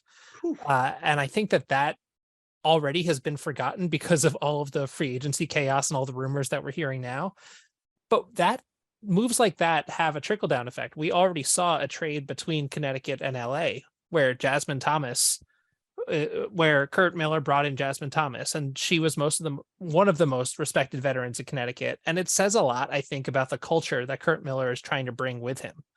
If they get Nneka Ogwumike to resign, because she's one of the biggest unrestricted free agents, and she did say that her preference would be to stay in LA, then that's just a terrific foundation for a team that prioritizes its values and its veterans, having Jazz and having Nneka there. And then you can use that and you can build up from there. So yeah, I think we shouldn't ignore all of these coaching moves and these coaching hires, because LA has been relatively dysfunctional these last few seasons, dating back to the Derek Fisher era, where they lost Candace Parker because it was hard to think of a time where Candace Parker would not be on the Sparks. They lost Chelsea Gray. Both of those players in the last 2 years have won a ring. And they're just looking for some consistency. They're looking for a rebuild there. And I think he's been to the finals a couple of times and he's still chasing that ring. But I think that he's a great person to rebuild a system with. 100%. And let's get into the team that you focus on, covering the Liberty. And we talked about it a little bit, but specifically getting Jonquel Jones, a former league MVP. And we'll get into the implications of the other rumors about what's assembling or not assembling with the Liberty. But right now, with the roster that's assembled currently for the Liberty, how big of a deal is this for this team? Does she fit the play style? Does it have to change because she's on the roster? What are your takeaways with that? So I think the first thing you have to look at is, coming into this offseason, there were the rumors about Brianna Stewart potentially joining the Liberty, because last year, before Sue Bird came back for another year, Stewie had taken a meeting with Joe and Clara Wu-Tsai, the owners of the Liberty. And then it was like, okay, Sue's last run, she'll come back. She signed a 1-year deal, which is much more popular on the NBA side than it is on the W side, because there just isn't the same kind of the player contracts. The player empowerment is not quite at the same point. So signing a 1-year deal already had people thinking, oh, in a year, she's already flirted with this other franchise. Maybe she's going to be out. But the Liberty did not want to put all their eggs in that one basket. So they went out, they were proactive, made this trade before free agency even opened to bring in, like you've said a couple of times and I omitted before, the 2021 MVP Jonquel Jones, who is just incredible on a basketball court. She can stretch out and shoot. She can get to the basket and just finish with ease. She's able to grab a rebound off the rim and then just bring it up herself the other way. So when you're looking at the players that went out, they were big culture pieces for New York. Natasha Howard was the defensive anchor of the team, and she was very switchable.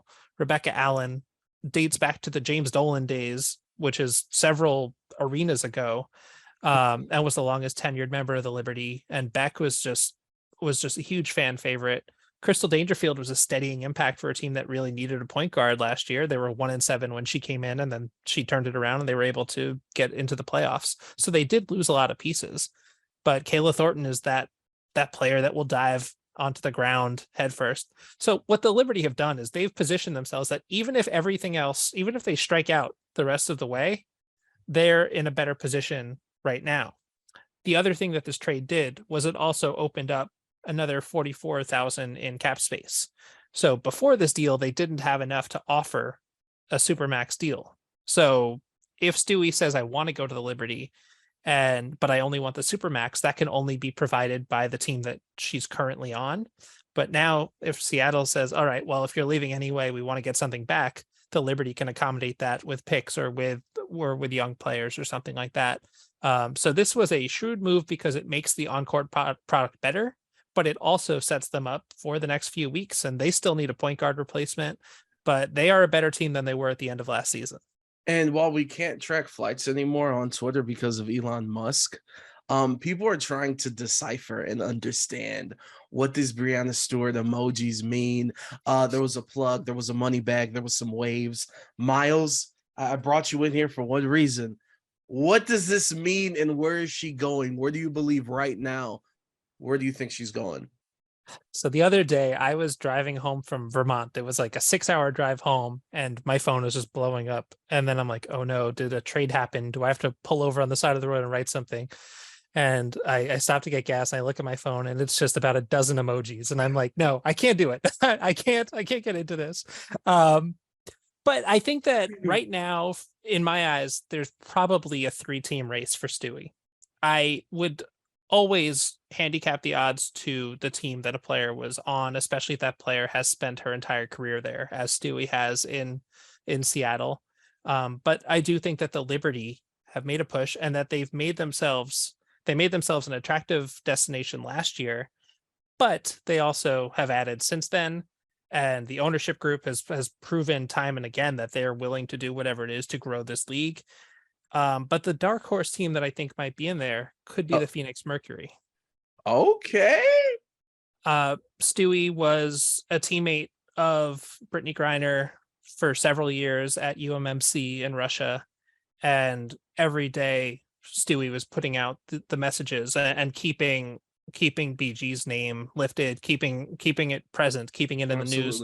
So I think that their relationship there, if she was going to leave the franchise where she spent her entire career, that's the place where you can leave and nobody can be upset about it, right? And if she'll have a chance for a title. The only reason why I don't give them a higher chance, though, is because there was a lot of organizational dysfunction there. We still don't know the status of Skylar Diggins-Smith, who left with about a month to go last season. There were some issues with head coach Vanessa Nygaard. There are a lot of contracts that still need to be signed. Technically, BG and Diana Taurasi are not under contract yet, although it's expected that they both return there. So there are still a lot of pieces up in the air. But yeah, Seattle also still has a bunch of pieces. So if they could go out and get a Courtney Vandersloot, as has been a rumor, although there's also a rumor that the Lynx are trying to talk to her and the Liberty are trying to talk to her. Everybody should be trying to talk to one of the best. I mean, her and Chelsea Gray are the 2 best point guards in the league. So if one of them hits the open market, I think every team should be ringing her phone. But it could be the kind of thing where we're seeing a super team form. So wherever they go, they're a package deal. But I think those are the 3 teams for me that I would keep an eye on. And I kind of want to pinpoint right now on that thought about the super team kind of forming on the East Coast with the super team that we have on the West Coast here in Las Vegas with the Aces. And to your point, Howard Megdal, friend of the show, tweeted out that the Liberty have interest in Courtney coming to that team. And let me just say this before I ask you the question, because this is just my personal opinion. I think it would be amazing for the league if this does happen. The momentum, the rights deal coming up. You have 2 teams with 2 superstars. You have faces of the leagues going after each other.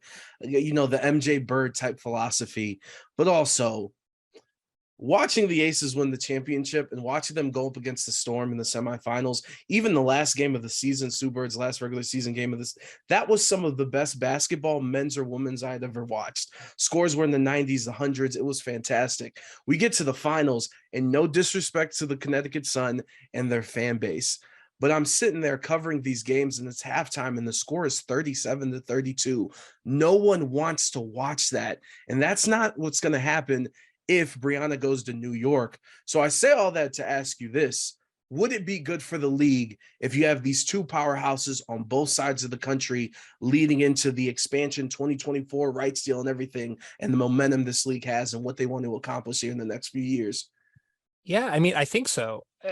From my bias from my New York reporting, I think that the most exciting regular season game last year was that game between the Liberty and the Aces, where it was the highest ever scoring game in WNBA history. It was something like 115-107 or something like that in regulation. and it was just nonstop buckets back and forth. I think that was Sabrina's 30-point triple double, which was the first time that had ever happened in WNBA history. And I think that it's also important to note, because sometimes this gets forgotten when we're looking at the scoring, that these are 40-minute games instead of 48. So they are doing it in a much more efficient. So when they're hitting the century mark, that it's just buckets nonstop. But yeah, I do like that idea of the East Coast, West Coast. I do like the idea of a rivalry. New York is one of the original franchises and has never won the title. Although they've been there a couple of times, but not in a while. And the Aces are built as a dynasty right now. They have gotten their core under contract, which is really, really difficult to do in such a strict salary cap league. So they're going to be good for a while, and they are the standard right now. And right now you see teams tripping over themselves to try to be able to compete with what Vegas has going. And we bring up the Aces, so let's stay right there, and we're gonna have to decipher some more tweets. De'Erica Hamby's Twitter this past week. Let me just go through some of her tweets, retweets, and likes. First tweet: ain't no love in the heart of the city. Second tweet: imagine expressing your fears as a woman and being pregnant in this profession and world, then to be reassured that you were supported and your back was had, only to then be used against you. A retweet of never accept disrespect, go where you are appreciated. And lastly, a like saying, are the Aces pulling this shit?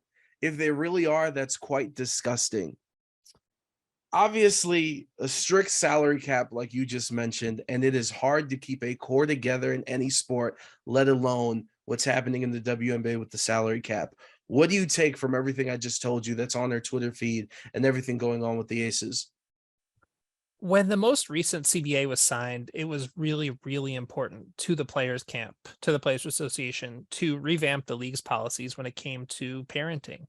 And the last CBA specifically addresses maternity leave. And all teams are required to offer fully paid maternity leave to its players.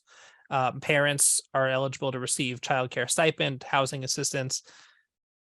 And then that's where it starts to get a little bit messy, because the salary cap will have your salary taken care of while you're out. But then if you are dealing with any kind of postpartum or struggling to get back on the court, or just taking the time that you absolutely deserve to take, then that starts to get a little bit murky about how teams can deal with that. They could designate you out for the entire season, but a lot of players don't want to miss a season of a shorter career already, because the W, just especially with the overseas play, it takes a toll on how long the peaks of careers can be. So that all being said, I understand De'Erica's perspective of the priority should be my franchise looking out for me. I also want to take a step back and look at the state of the Aces, because I think that that's important too, and why this might affect them in a way that another team might not be affected. Because the Aces, if they keep their current 9 players under contract, they have less room to maneuver than any other team in the W this offseason.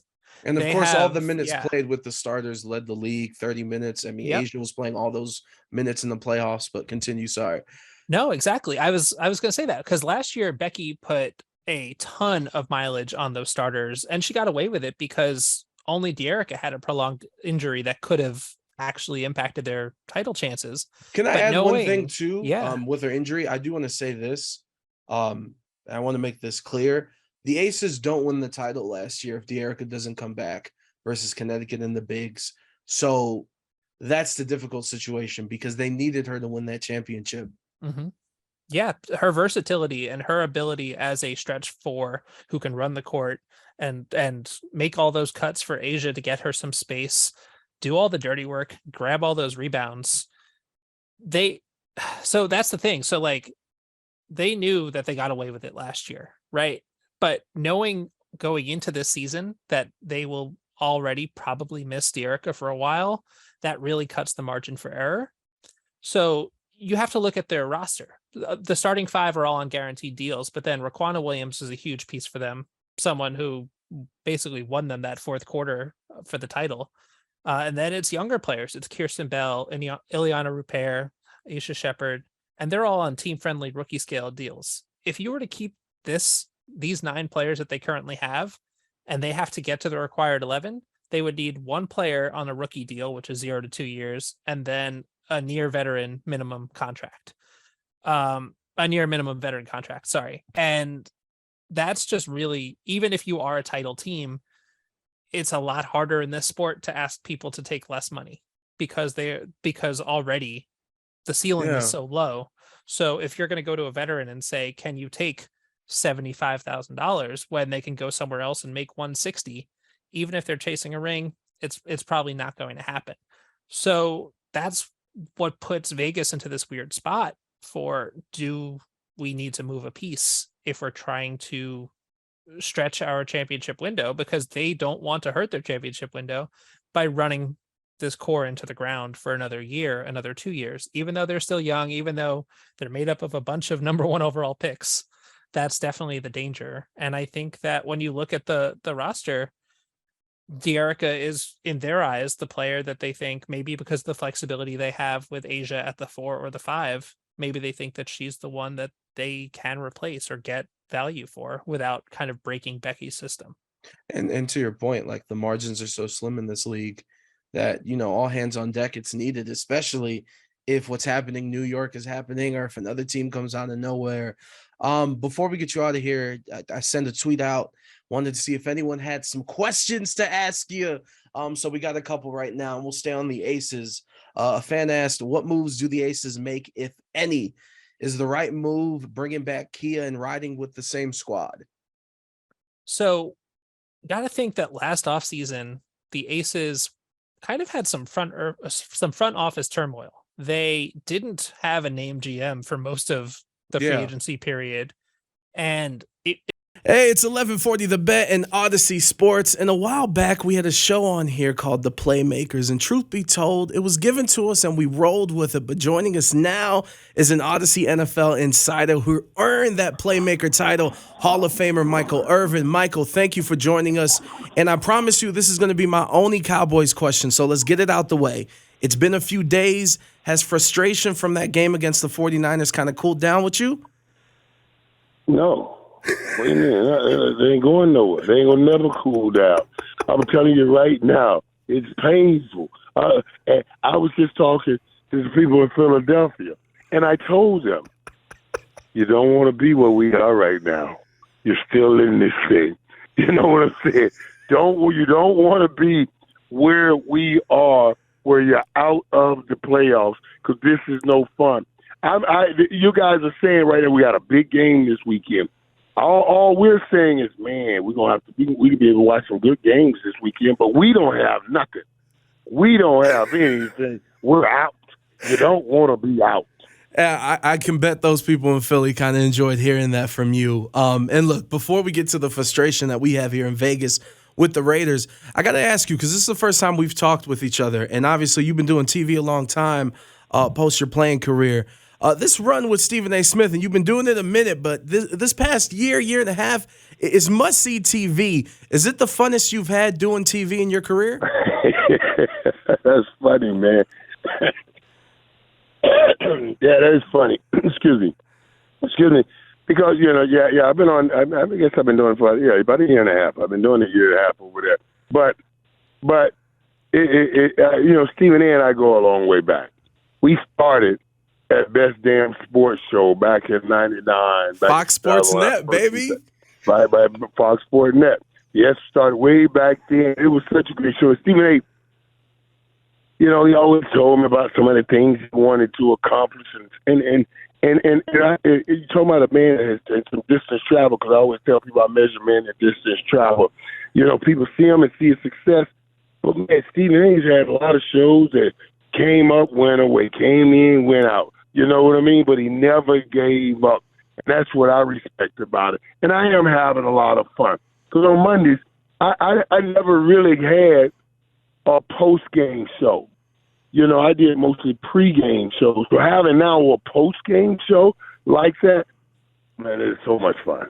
No, it's definitely like I said, it's must see TV. And I asked you first question, frustration with the Cowboys. Now let's talk about the frustration here with Raiders and Raider Nation. And I want to take you back to the game at Pittsburgh. You were on the call for NFL Network. Little did we know that would be Derek Carr's last game as a Raider. Wow. I'm Yeah. kind of interested, in the prep for the game, getting to talk to the players, getting to talk to the coaches. Did you get a sense that this was a must-win situation for him, and that if they ended No up way. losing this, that he would be out? Absolutely not. Absolutely not. Everybody talked about the great tradition. Derek Carr was exceptional on talking about the great tradition in that game and what that game meant and how interesting it is that it's remembered different ways by both teams. You know what I mean? It's a foul. It's illegal. It's cheating with the Raiders because that ball was an illegal pass, illegal ball for him to catch. But that's not the way with the Steelers. It's amazing. It's amazing that I was amazed that they cut him or released him or sat him down, I should say, with an intent to move him after that game. No way you thought that was going to happen. And look, the one thing I want to know is because Especially after they brought his boy over to play wide receiver. Like what you go? How did you use him to get Devontae? So they said we're gonna keep you one more year, see if you can hook up with Devontae. If you can't, we're gonna find him a new woman. We're gonna get rid of you and find him a new woman. That blows my mind. And we're going to talk about that new woman, that future quarterback for the Raiders. But one thing I do want to ask you is, like, you talk about Devontae, you talk about the new coaching staff. Josh McDaniels, obviously offensive-minded. Josh Jacobs worked his ass off this year, ended up winning the Russian title. With all these pieces, and yes, I know there were injuries on this team, but it's football. It happens to every team. How could Derek Carr end up having his worst season of his career 9 years in with these pieces? That blows my mind. That blows my mind.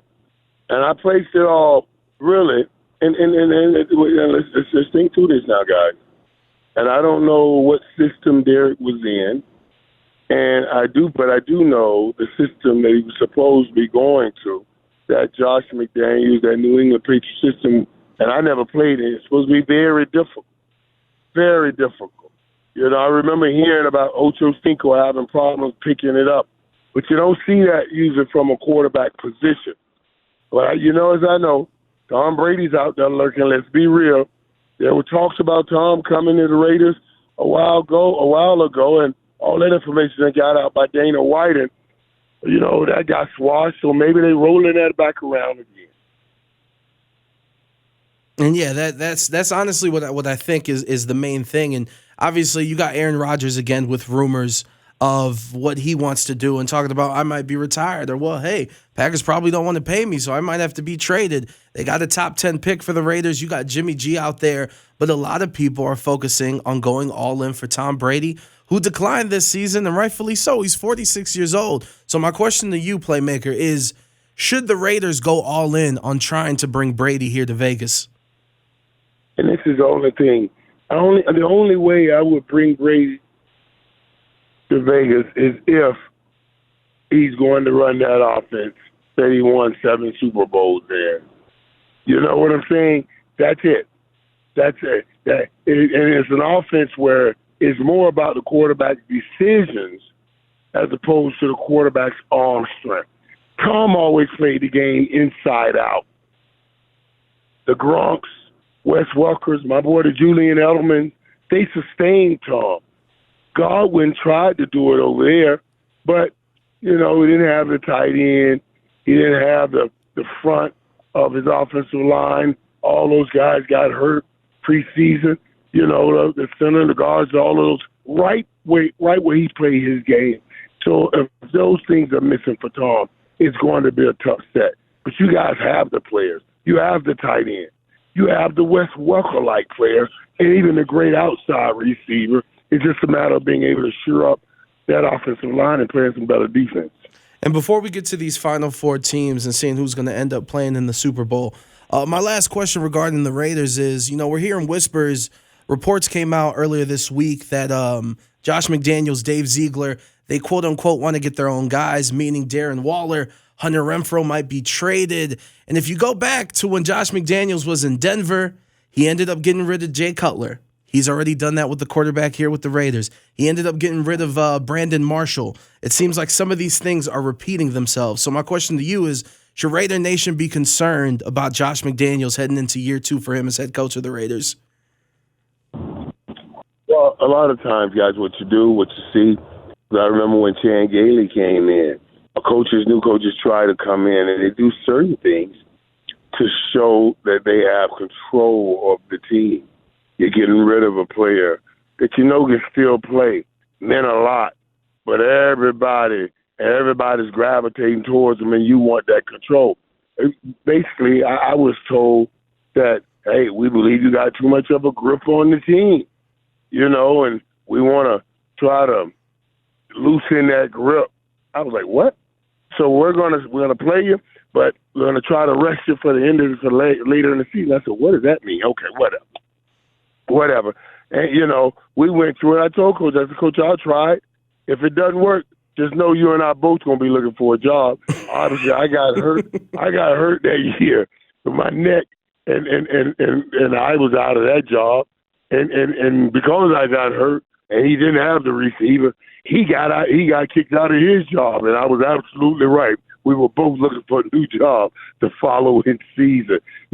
Coaches try to do that, come in and take control. The reality is, man, you just got to endure that. And yes, Josh McDaniel may be still on that warpath. And our last question, final 4 teams. I'm looking at it, and I can't lie to you, Michael. Joe Burrow might be the coldest white man walking the planet Earth today, and I'm a fan of his swagger. The Eagles have been looking most dominant. What super collision course do you think we're heading into for the Super Bowl with these 4 teams? You assayed it the way I assayed it, the way I assessed it. Assay means assess, same thing. You know what I mean? Yeah, but the same way. Because I'm telling you, I see Philly and San Fran winning this thing this weekend and headed for the Super Bowl. Now, what would probably be the best for TV? I don't know, maybe if Patrick Mahomes going for his second against Philly, since we've seen Patrick Mahomes against San Fran. But we never seen Cincinnati against Philly. That'd still be a good one.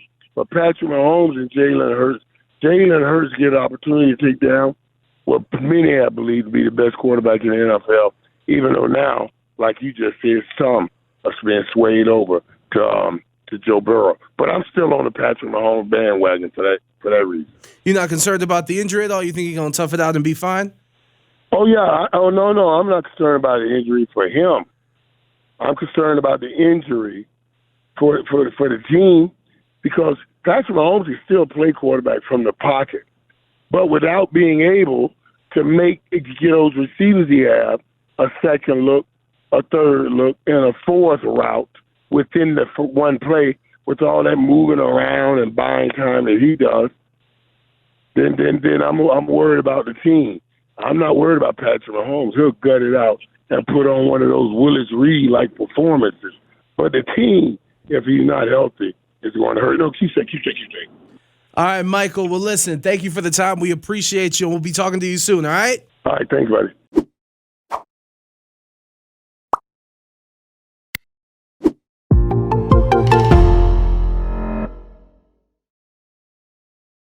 Episode 9 of the Sporting Tribune today continues, and right now we can finally talk some basketball. Well, at least kinda. Joining us, beat writer for the LA Clippers, works for Sports Illustrated's Fan Nation, hosts a podcast as well for us here on the Sporting Tribune, and quite frankly, works his ass off, which is why it's taken us so long to get him on the show. But without further ado, Joey Lynn joins us. Joey, what's up, man? How you doing, bro? What's going on, man? I appreciate you having me on, and apologies for taking so long. But like you said, the grind is real, especially being on the beat. This team is they're practicing, they're doing their shoot arounds, they're obviously at the arena playing games, and I'm there for all of that. So I appreciate you having me on, and I'm happy that I was able to make it.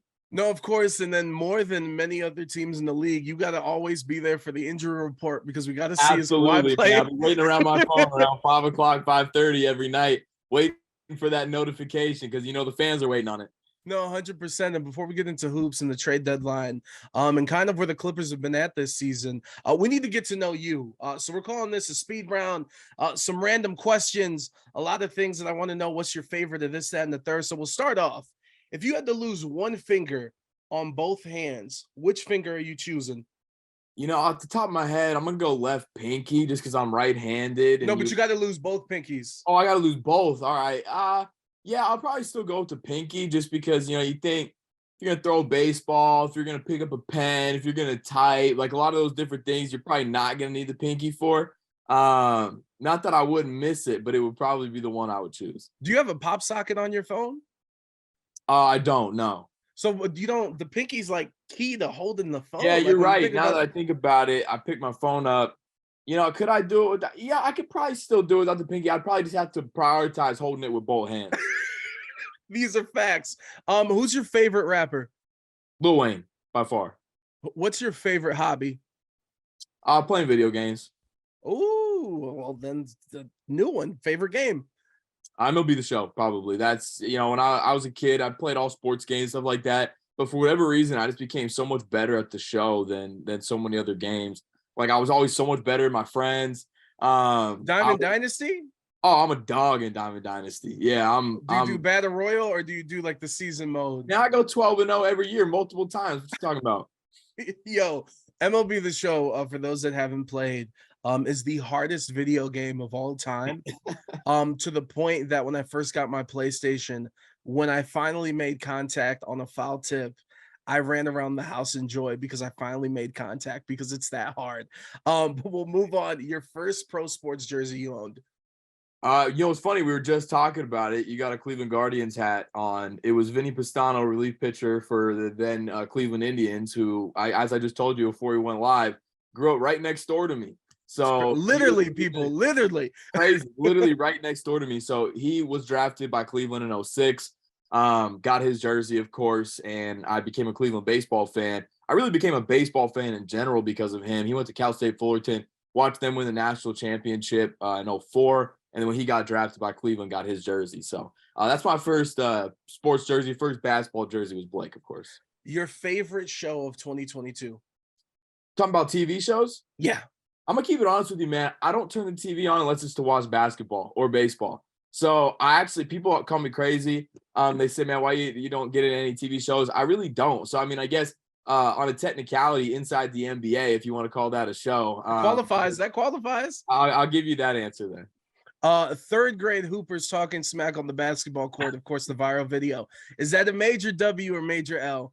It's a great question. I've actually gone back and forth on it because when I saw Evan Fournier's tweet, I agreed with it. And then I saw Katie's tweet and I kind of agree with that as well. I know as a kid, when I was growing up, I mimicked the pros, both on the baseball field and on the basketball court. I tried to Vlad Guerrero was my favorite baseball player when I was a kid. So I naturally swung at everything, right? So it's just kind of the way that it goes. So I get what KD's saying, and I think I lean in that direction. But I also think it's on the coaches as well to not necessarily discourage it, but to let them know, like, hey, there's a time and a place. Like, it doesn't need to be every single possession. We're down by 30. Every single bucket. Like, yeah, if it's a big play, show some emotion. I don't have a problem with that. But in terms of, doing it on every play, I think it'd probably scale back a little bit. All right, two more speed round questions. This weekend is the Royal Rumble. Big wrestling fan here. But for you, any era, how many wrestlers can you name? Oh, man. Jeez, dude. Not a whole lot. I mean, I used to play the WWE 2K games back as a kid. So, honestly, man, like off the dome, it's just going to be like John Cena. It's going to be Hulk Hogan. It's going to be, The Rock. Kind of like the most popular ones. But in terms of going any further into that, I know my buddy Farbot, who I write with, he reps Miro. So I know him. There's not a whole lot, though, to be honest with you. I never gotten too far into it outside of just playing the video game. Focused on the game. I like it. And then so my last one, your favorite Clipper that you've covered. Okay. That's a great question. I'm gonna probably go Luke Kennard. He is probably the first player that got to know me, knew my name, and I got close with him at training camp. Summer league actually. I saw him, and then saw him again at training camp in Vegas, and he was super cool to me because he had known that I had actually been showing him love since before he came to the Clippers because I'm a big Blake Griffin fan.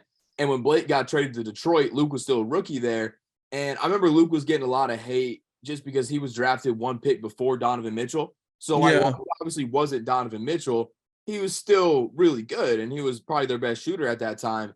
And I always just thought it was kind of unfair to him. So I've been supporting him since he was with Detroit. And then when he came to the Clips, like I told him that story when I first met him at training camp, and he appreciated that, and he's shown me love since. So I got a good relationship with him. And then other than that, probably Reggie. Reggie's super dope, cool guy to cover. So I mean, really everybody on the Clips has been super cool.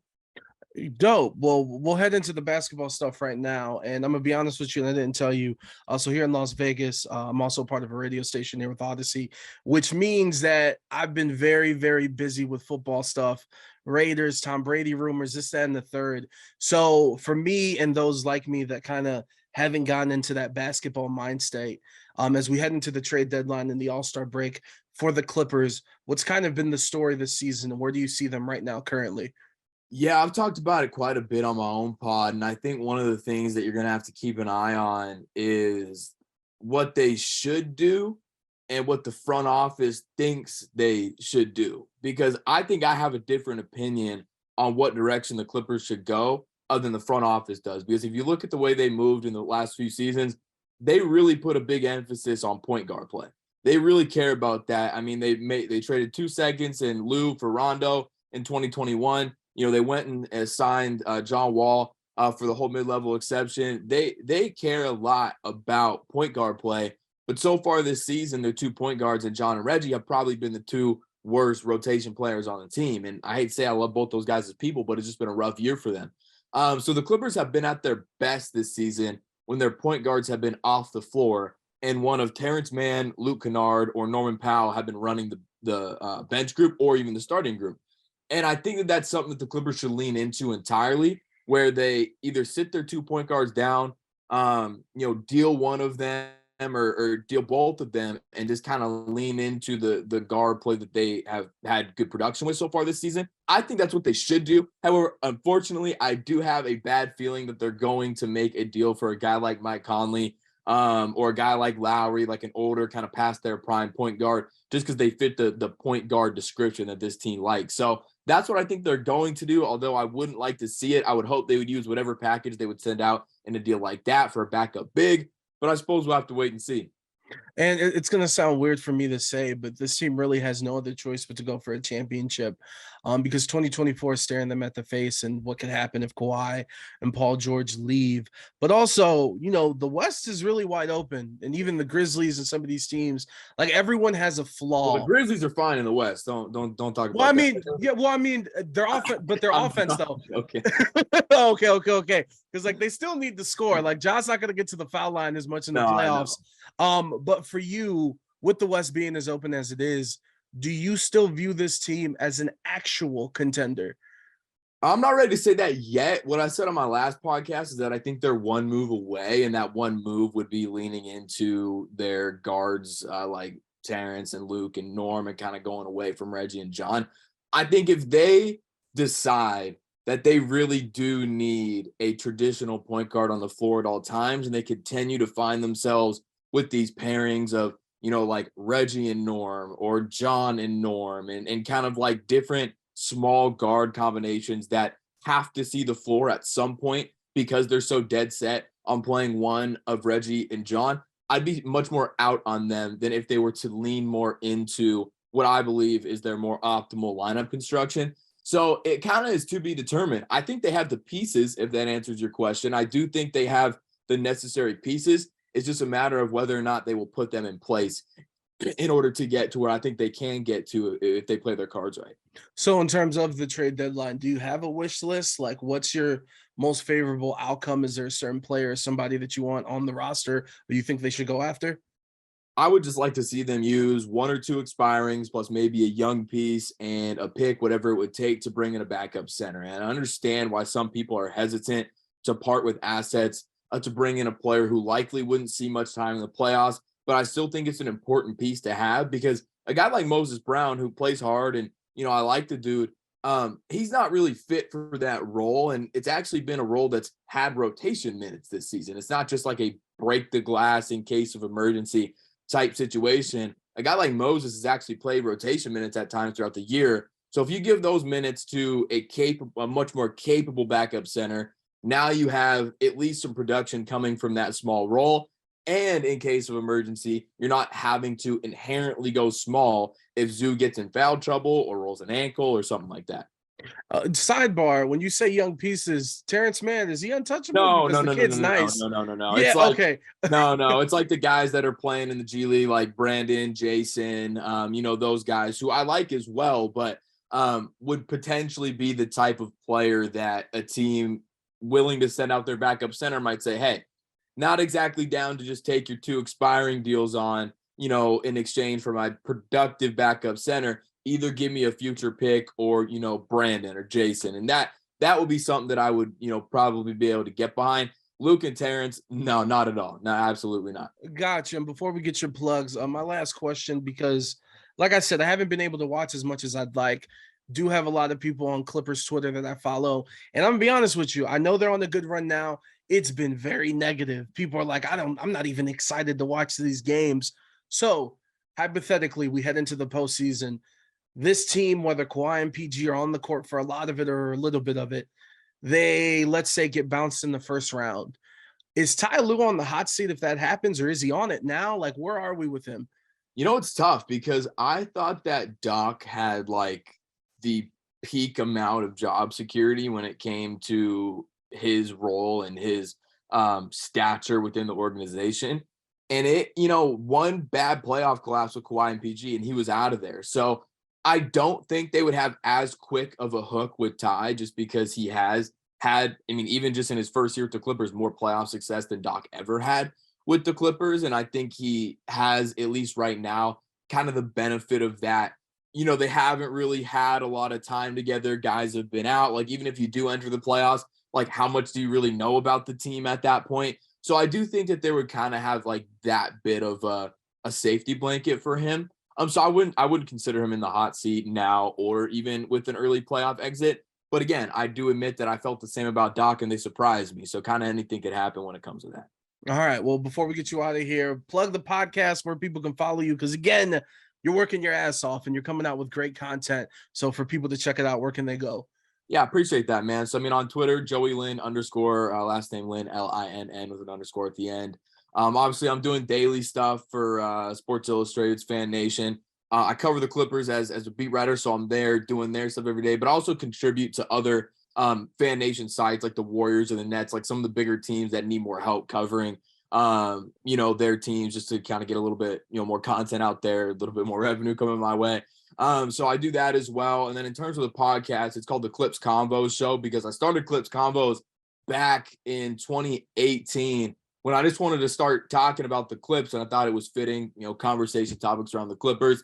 Turn that into an Instagram page, clips.convos, turn it into a podcast with the Sporting Tribune. So we got kind of one everything. If you want to follow my tweets, and you can do that. If you like Instagram posts, got that, podcast writing, kind of got it all. So that's what you Jack of all trades. You love to see it, baby. And I don't worry, appreciate you having me on. we'll put it all down or up. No, you're actually going to be to the side. We'll make sure we get it all on the video and everything. Joey, it was a pleasure having you on the show. We'll check in with you here soon and keep kicking ass, bro. I appreciate you, brother. You have a good one.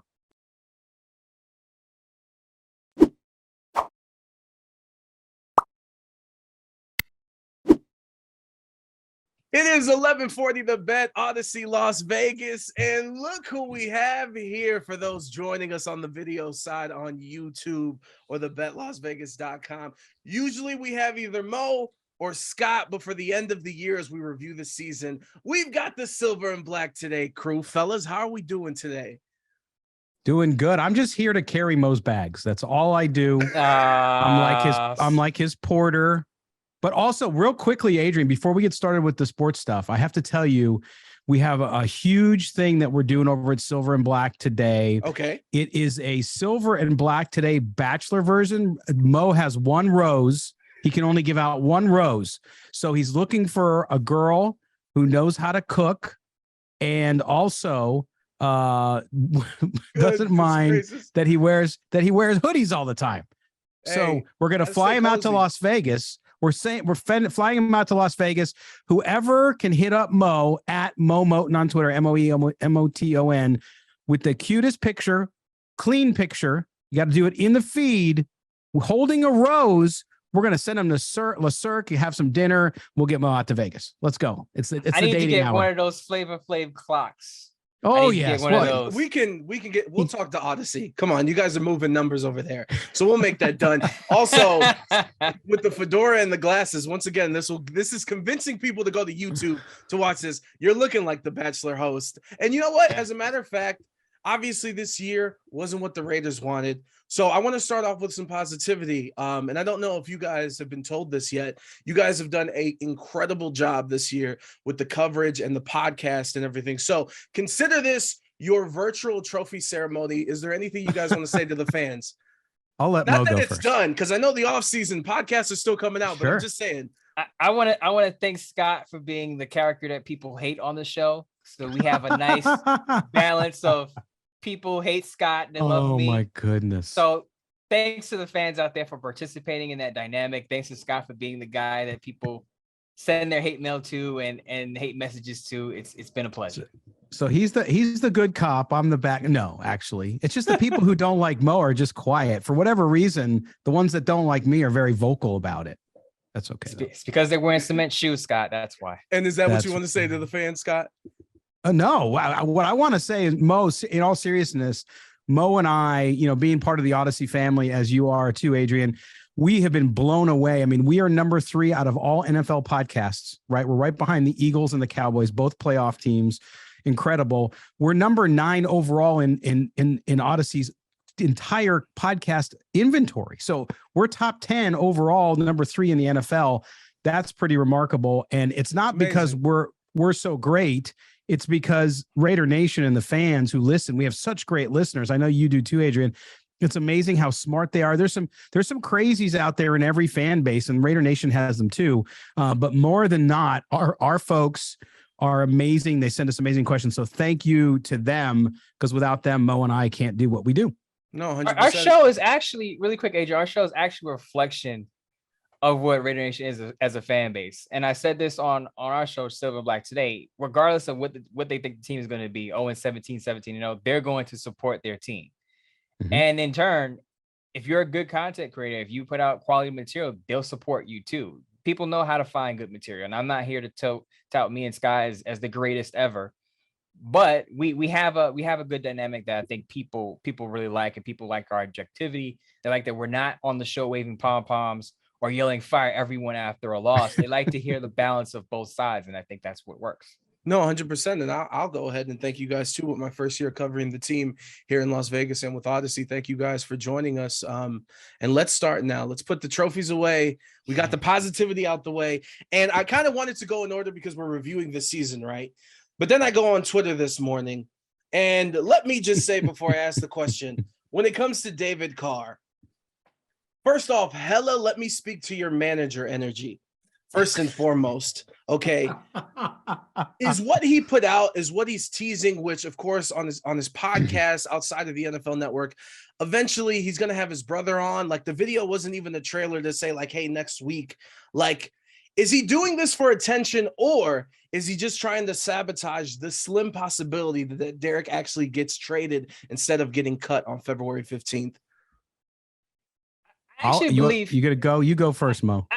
Because I have a strong opinion on this. I actually believe it's a promotion for the family podcast or network or whatever they have going over there. I think it's just a draw for them. Mhm. Because honestly, I don't think a team desperate as, say, I know the Colts said they weren't going to trade for Derek Carr, but let's say the Jets. Let's say the Jets were desperate in trading for Derek Carr. I don't think David Carr's tell-all podcast about the Raiders, spilling their tea is going to deter the Jets from, a deal with Derek Carr if that's what they want. Because at the end of the day, you're looking to win games or you're probably going to lose your job. So you say, look at it this way. David Carr is pretty much quiet during the season. If he's spouting off during the offseason over what happened with Derek Carr and the Raiders, fine. That's a relationship that obviously dissolved. And I think a team like the Jets would be looking at it as, well, he's quiet during the season, We'll get Derek Carr, win some games, and worry about the mess afterward. Yeah. Well said. I'm gonna go a little lower than that, Adrian. Listen, these guys are the most sensitive people in the freaking world, right? I get in arguments with people on Twitter. They call me sensitive. These guys, I swear, have probably a printed book of every tweet they've ever had that was negative about them. All right. And excuse the expression, but they're like soy boys. They're so sensitive about everything. It's like, dude, your brother's trying to get another job. Let him get another job. You know what? There's something to be said for professionalism, especially David Carr, who's in the media. And he blocked me on Twitter like 2.5 years ago because I said it wasn't fair that he covered his brother. I think you should. It's like a judge. Like, Adrian, if I go in front of a judge because I got a ticket and the judge is my brother, the judge is going to recuse themselves, right? But we've now moved into a place where media can cover media, especially former athletes can cover their friends and their brothers and their uncles and their nephews, whatever. Okay, fine. That's where we're at. I can't control that. So you kind of have to accept that. But this idea, and then he took a veiled shot at Tom Brady, which he then tweeted later that somebody was making up and that they were a clown because he wasn't. He was just saying that he's most likely going to be with the Raiders. And that's funny because of the history of the two teams. I don't buy that. Look, just shut up and let your brother go play. Your brother has the opportunity to go have a career somewhere else. I think he'll be successful.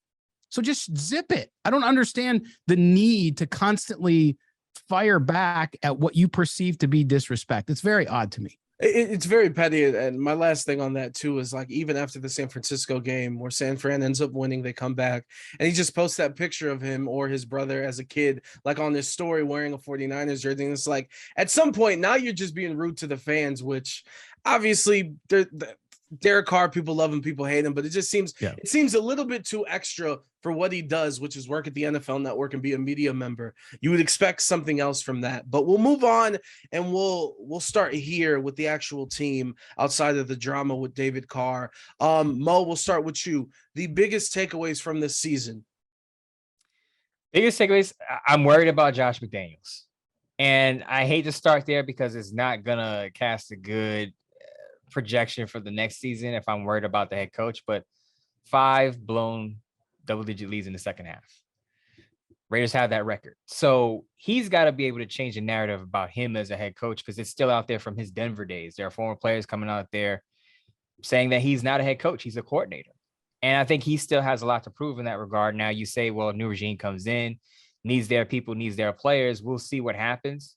You know, watching the Jets closely, it took a while for Robert Saleh to do that with his team. I remember he had a terrible defense his first year with the Jets. Changing around, the Jets are top 4 in scoring and total defense this year. Now, Robert Saleh didn't have a bad history with another team 10, 12 years ago, but it took him a year to change things around. So I think at least, even if you're like me, you're skeptical of Josh McDaniels, you got to give him a chance to turn it around. The other thing is, and the biggest thing is the quarterback position, what happens there. Now, we talked about David Carr, and I think we're overlooking or glossing over the fact that he may have broken news. Even with the preview of that podcast, he may have broken news saying that Tom Brady is surely going to be the quarterback of the Raiders in 2023. And if that is true, I think the Raiders have a chance to bounce back and win double-digit games and go to the playoffs. Now, some fans don't want to hear it because of the Tuck rule. I believe today's the anniversary of the Tuck rule game. But I feel like he still has enough. And me and Scott talked about this. I still think he has enough with a good offensive line and a run game and a decent defense. It doesn't have to be a top 10 defense, a top 12, top 14 defense to take a team to the playoffs. The other thing is the Raiders have to reverse the curse of poor defense. They've had a poor defense for 2 decades.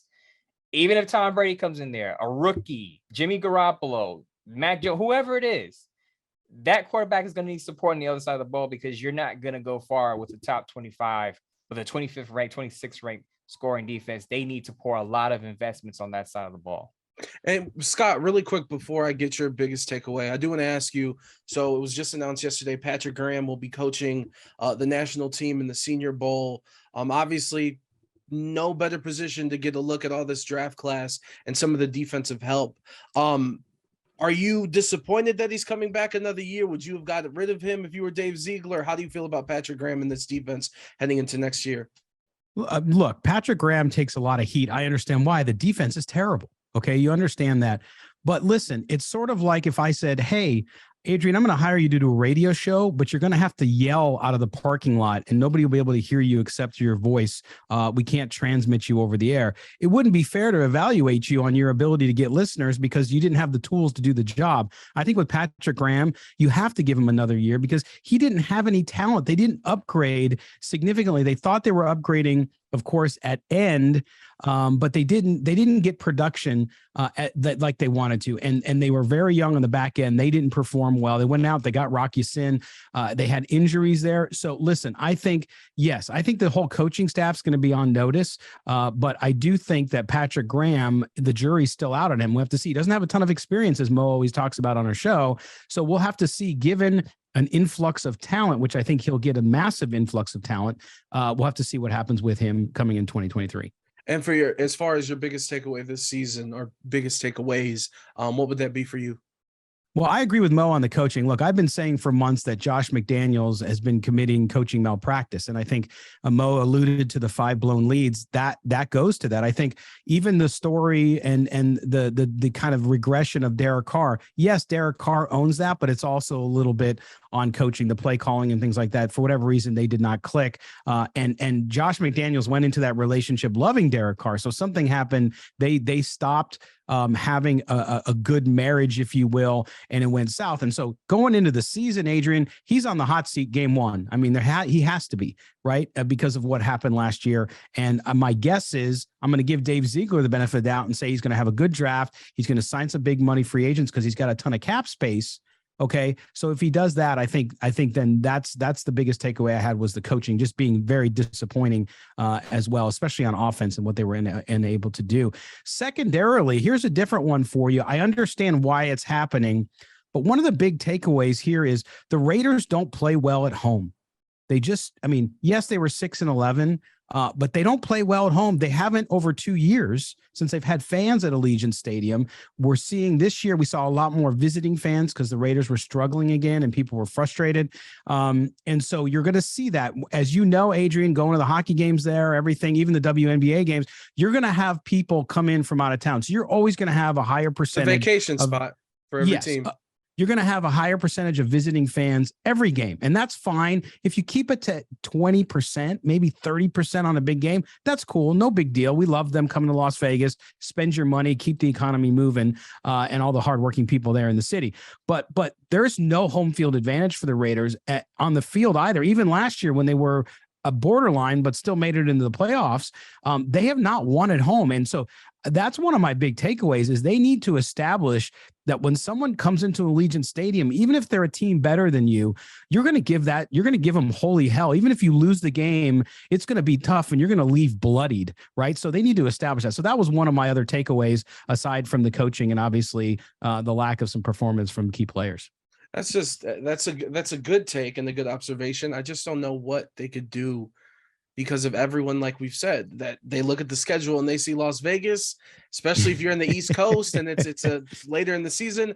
Hey, this is going to be the one trip we make, but definitely something that they're going to have to battle for here in the future unless they start winning. Real quick, that's what I was going to say. Mo and I have the cure. It's called winning. This is true. True.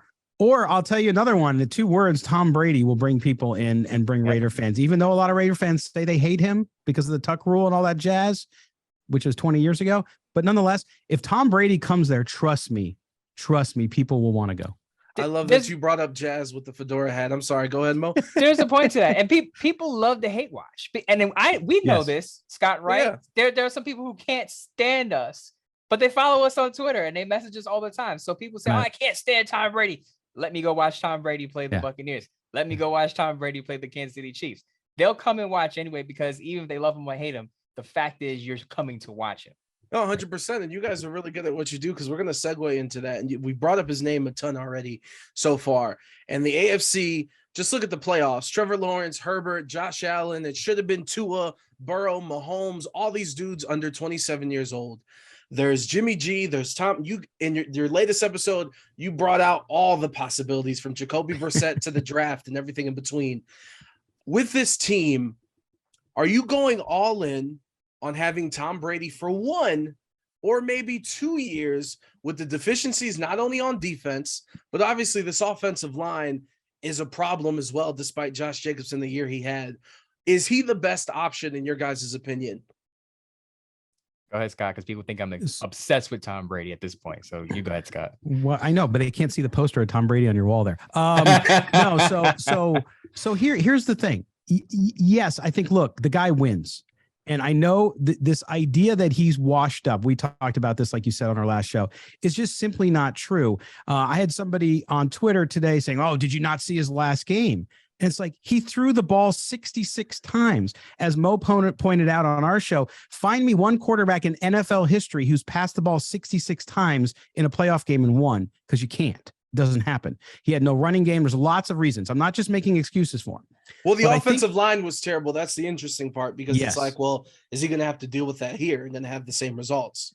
Correct. Now, for him to come to Las Vegas and play for the Raiders, they're gonna have to bolster that line. They got the money to do it. They can go out and get some free agents. They can even make a trade if they find a partner.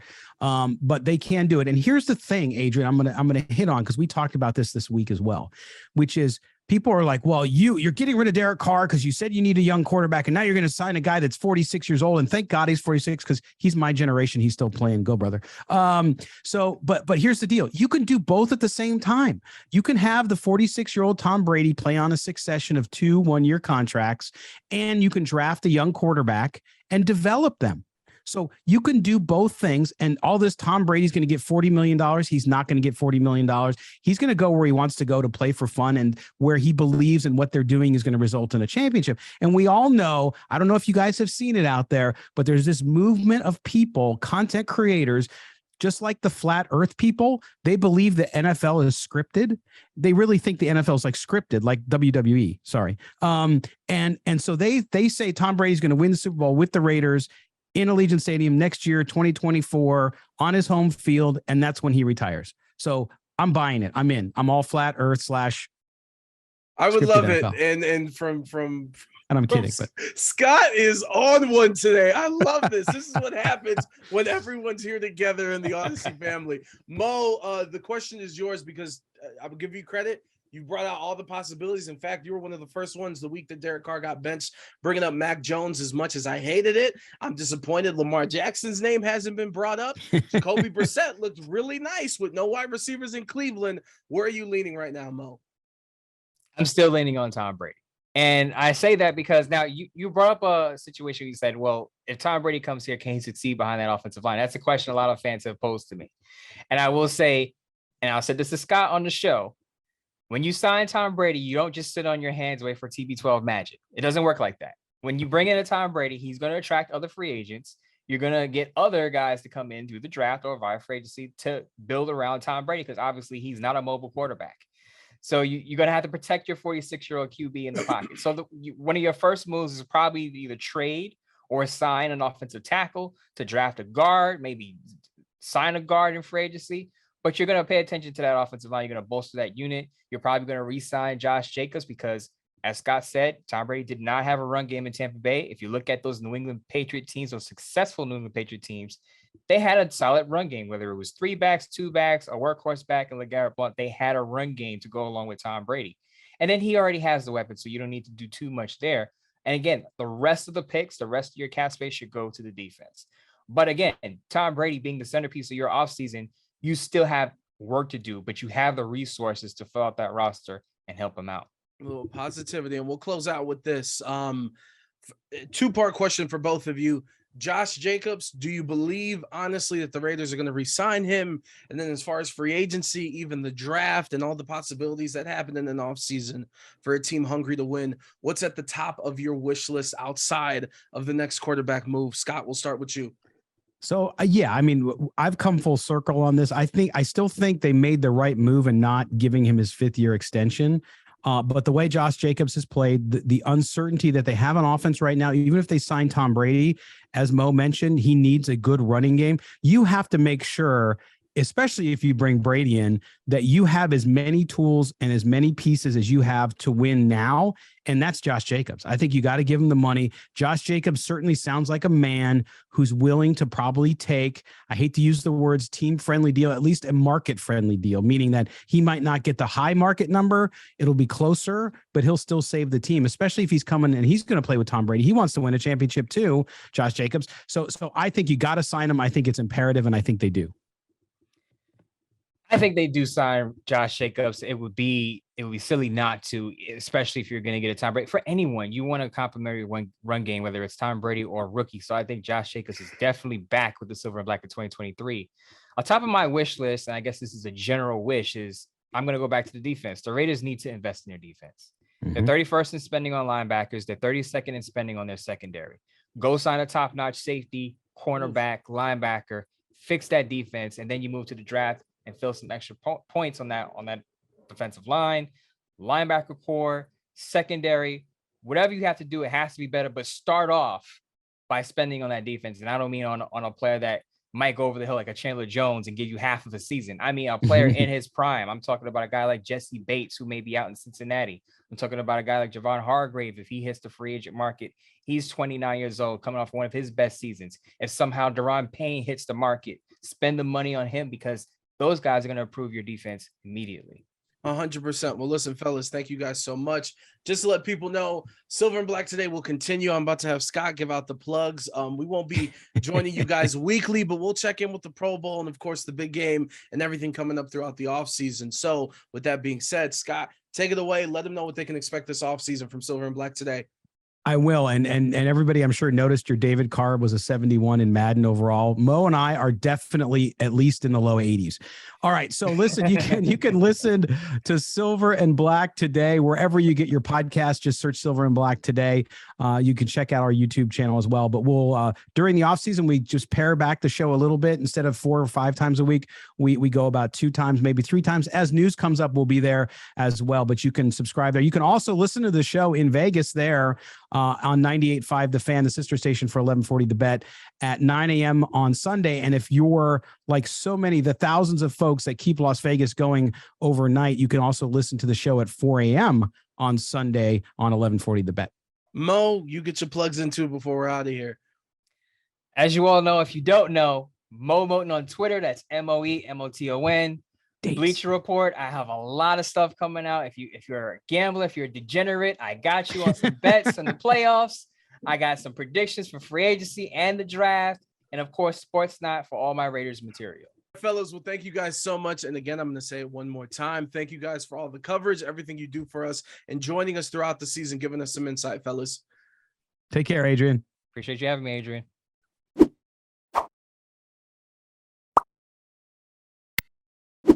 Hey, it's 1140 The Bet here in Las Vegas, Audacy Sports as well. The final game preview for the Raiders, the season finale, as they host the Chiefs this Saturday, not Sunday, this Saturday.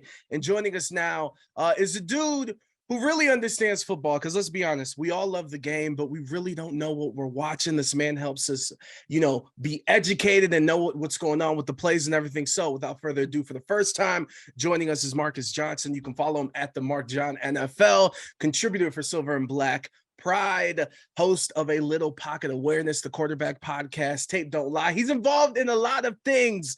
First and foremost, Happy New Year, Marcus. How you doing, bro? Good, man. Thank you for having me on. How about yourself? How you doing, man? No, we're doing good. I hope I got all the plugs correctly. We got to make sure. Yeah, we got it, man. We're good. And I want to start here because I mentioned it on the show and I put it on social media, and you brought it up, and I don't think a lot of people are paying attention, is the tight end position and how Darren Waller, obviously he's been injured, but he's been on the field. He looks healthy these past couple of weeks, these last 3 weeks specifically. He's not really getting snaps. What's your best guess? Like, is this the front office and the coaching staff being like, oh, we kind of don't want you around, my guy?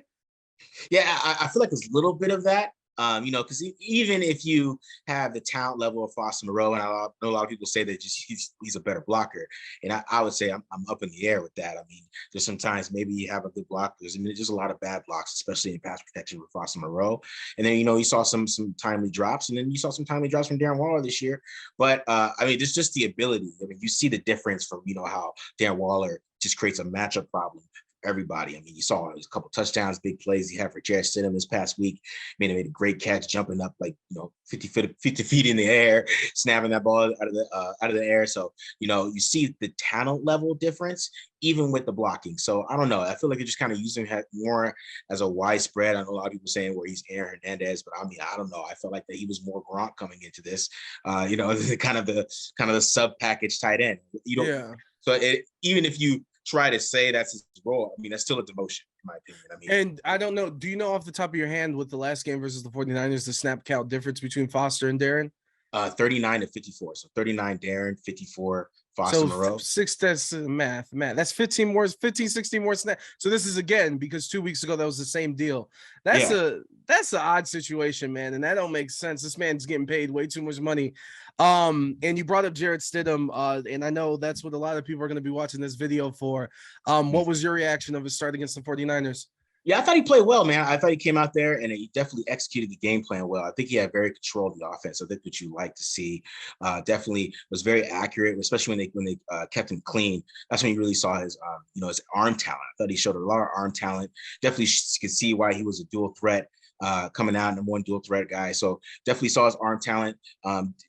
Sometimes, you maybe wish you would read the field a little bit more, but you saw his legs, saw him make plays outside of the structure. So you saw a lot of good things. And of course, there's some things that you could definitely work on, but I mean, definitely so he could be more consistent if you want to be an NFL starter for sure. But I mean, definitely was a good outing and definitely showed that there's good playmakers that, can help him make plays. If he's not in the right position, he can just throw it up to Devontae Adams, who can make some plays and things like that. I think he gave his playmakers a lot of chance and they made plays for him this week. But it was a good performance, man. He just definitely has some confidence in himself and going forward. And it's been a long time on this program, on this station, that I've given Josh McDaniels some credit. So I'm going to do it right here. I give him credit at the beginning of the game for making Jared, comfortable, I guess we should say. And with that being said, I want to ask you, throughout the season, it's been weird. I know at the beginning of the season, why isn't Josh Jacobs getting enough snaps? Because he's making progress and he's he's doing this thing. But as the season has progressed for you, has there been a progression with Josh McDaniels, and what's changed? And has that change been positive or negative in your eyes? I think with Josh McDaniels, he's a great opening script guy. I think he's going to come in prepared. You see that. I mean, they get up on people. I mean, they've been up 17-0. Three times up on every single team, kind of blowing all these leads, right? And, even in the Rams game, right? I mean, everybody talks about how bad the offense played in the Rams game. The Rams game, they came out hot. I think they went right down the field to score a touchdown, I believe. And, a lot of these games, they come up with some great game scripts. And, he's a great game planner, but it's just what happens after that is what's wrong with Josh McDaniels at this point. He has some go-to plays that kind of get redundant. A lot of these teams are ready for it. The Steelers are ready for them no matter what. I mean, it would have been a little tough sledding for them, just the way they play football and the way he calls plays for how the Steelers game went. And, the same game in the second half, you saw a little bit of different play calls from him. Wasn't as much messing with the defensive rules that the 49ers had, man, because he had them in a flux. They were confused at the beginning of that game. But when they started to get it together, it was more because Josh McDaniels just has his go-tos. And I think he kind of leaned on Jarrett Stidham to kind of, make something happen. Yeah, make something happen. And it wasn't going to work. And I think, especially in his first start, definitely didn't make him feel comfortable the whole game, I would say. And reports came out earlier this morning that apparently the Raiders had made up their mind on Derek Carr earlier in the season. And I know it's been talked to death about, hey, how do we get all these pieces on offense now going into this year, and we get a new coaching staff, and suddenly Derek Carr has, if not the worst, season of his pro career. To you, based on all the tape that you watch and everything that you've seen this season, like, what's the biggest point of disconnect between them that they had this season, whether it's McDaniels and Carr or the coaching staff and Carr, and just the inability to pull out these wins and produce good offense? Yeah, I think a lot of it is the misconception of McDaniels' offense. I think a lot of people thought it was short passing, all these little dinking dunks. I think Tom Brady has that kind of, narrative about him, right? But there's a lot of, hitting intermediate windows and standing in the pocket, standing strong, and hitting digs and hitting out routes.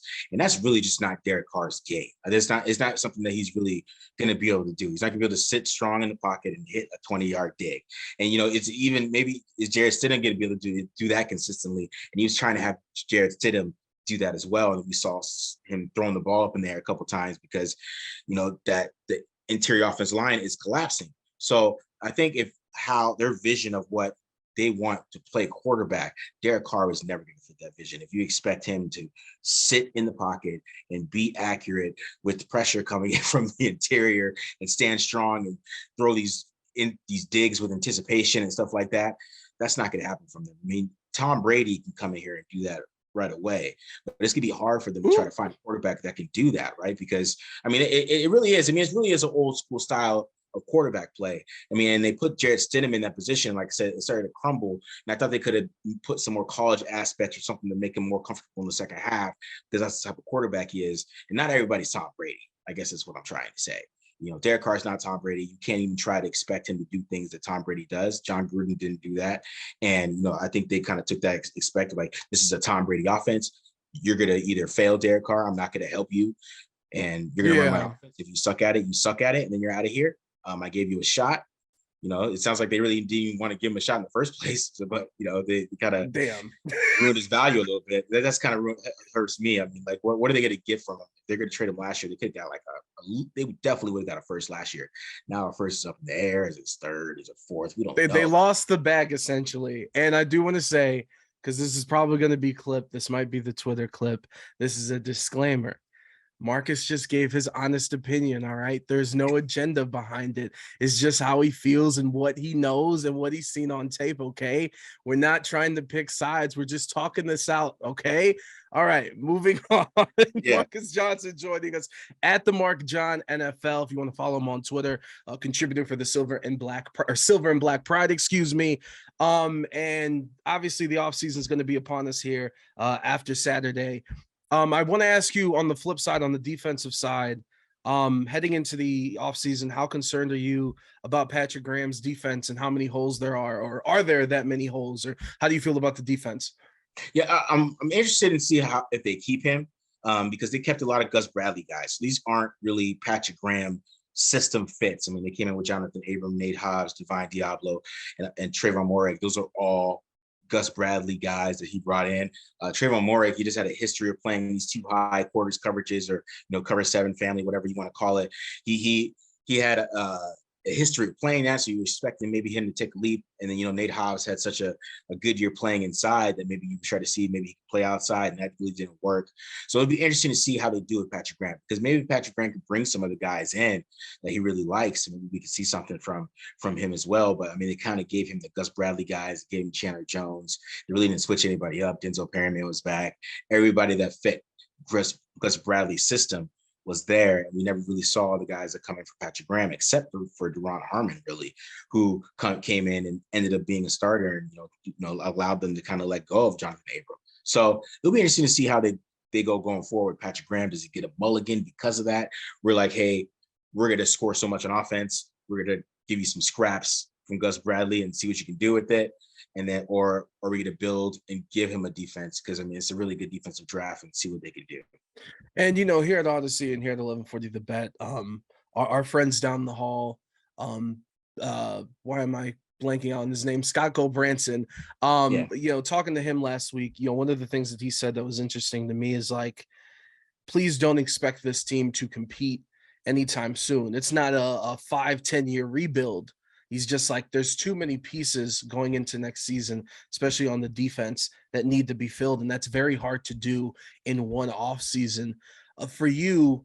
And as he was saying that, I was just picturing Mark Davis in his office, like just slamming his office because being upset at this, because obviously he wants to win and he's invested a lot and he cares. But to you, where do you stand on, is this team, if they make a quarterback change, right? And obviously everyone's talking about Tom Brady, but if they shore up this defense, if they fix up this offensive line, and obviously even Josh Jacobs, there's a lot of things in the air. Like, how close do you see this team to competing?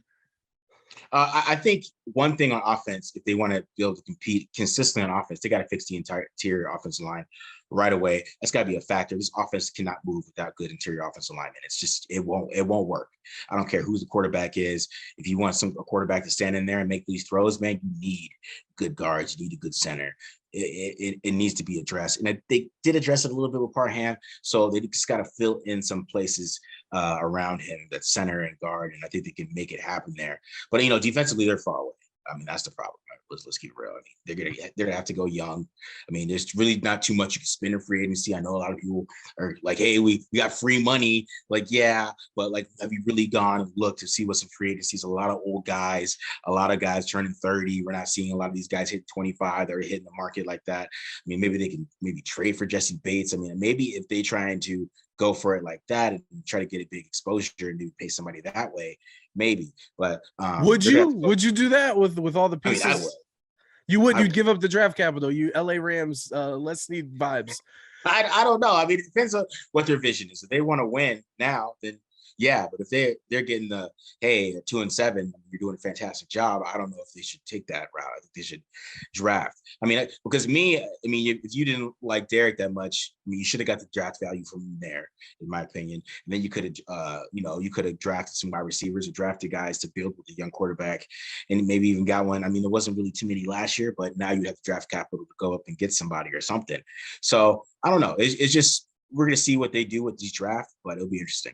As you bring that up, to me personally, like the most disappointing thing or aspect of this team and the performance is the fact that you look at this wild card race and it's really, for lack of a better word, it's kind of booty. Like, shout out to the Steelers. They're making magic happen without scoring anything.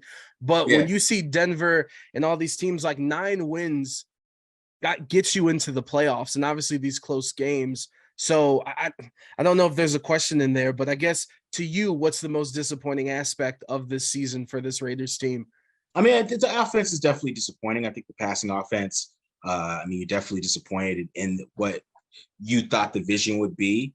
It's maybe you're thinking Derek Carr would work out with Josh McDaniels, and but the plan they have for him, you kind of can recognize in week 2, man. I mean, I saw this week 2. It was like, man, this is not going to work if you're expecting him to kind of do these things that you're expecting him to do, and that kind of brought the disappointment of the season. I mean, we were at least expecting the offense to make more plays, right, overall to get them to where they need to be, and it didn't happen, right? It didn't happen, especially late in games. You really saw a lot from Derek Carr earlier, winning some of those games. And this year, it didn't happen for whatever reason, whatever reasons everybody want to throw out there. It didn't happen. But usually we saw him be money in those situations. But I mean, to be honest, for them to make the playoffs, he would have to break the record for comeback wins too. So it's kind of a little bit weirdness there. But yeah, I mean, the offense is definitely the most disappointing part of the season for sure. And before we get you out of here, let's get a little spicy. Okay. And I think I know what you're going to say, but is Tom Brady the answer? Yeah, man. I mean, I mean, if they want to win now, then yeah, they're gonna have to bring in Tom Brady, because he can run this offense, man. And Josh McDaniels doesn't make the right call, I mean, he will make the right answer out of it, because he knows his offense probably better than he does. So it'll be interesting to see if he comes, though, man. They're dynamic. A lot of people would like to just assume that they're best friends, but I watched the documentary and all of Tom Brady's best friends were on there, and I didn't see Josh. So I did see Bill O'Brien, right? And then some of these things, it's like some of these things you talk about with Tom Brady.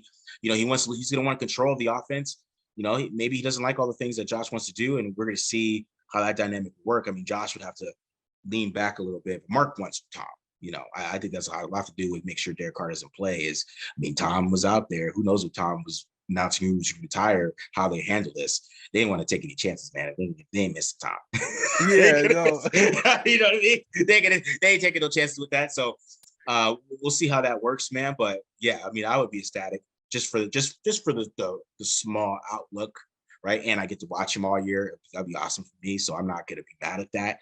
But yeah, he would definitely save us. It's just, for me, this last thing I would say is, like, for the way the quarterback position is going, it's hard for me to find somebody, especially even in this draft, who's going to just stand in there and take hits. I mean, because a lot of people like Will Levis, and that's not going to happen, man. So it's going to be interesting to see what Josh McDaniels likes in quarterbacks going forward too.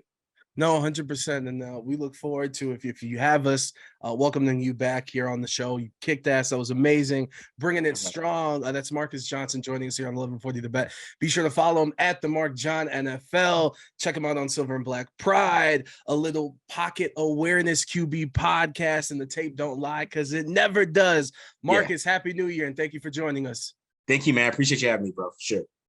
It is episode 7, the first of 2023 of the Sporting Tribune Today podcast, and joining us for the second time covers the Chargers here for us here at the Sporting Tribune. Fernando Ramirez joins us. Fernando, Happy New Year. And I'm going to start off with this question.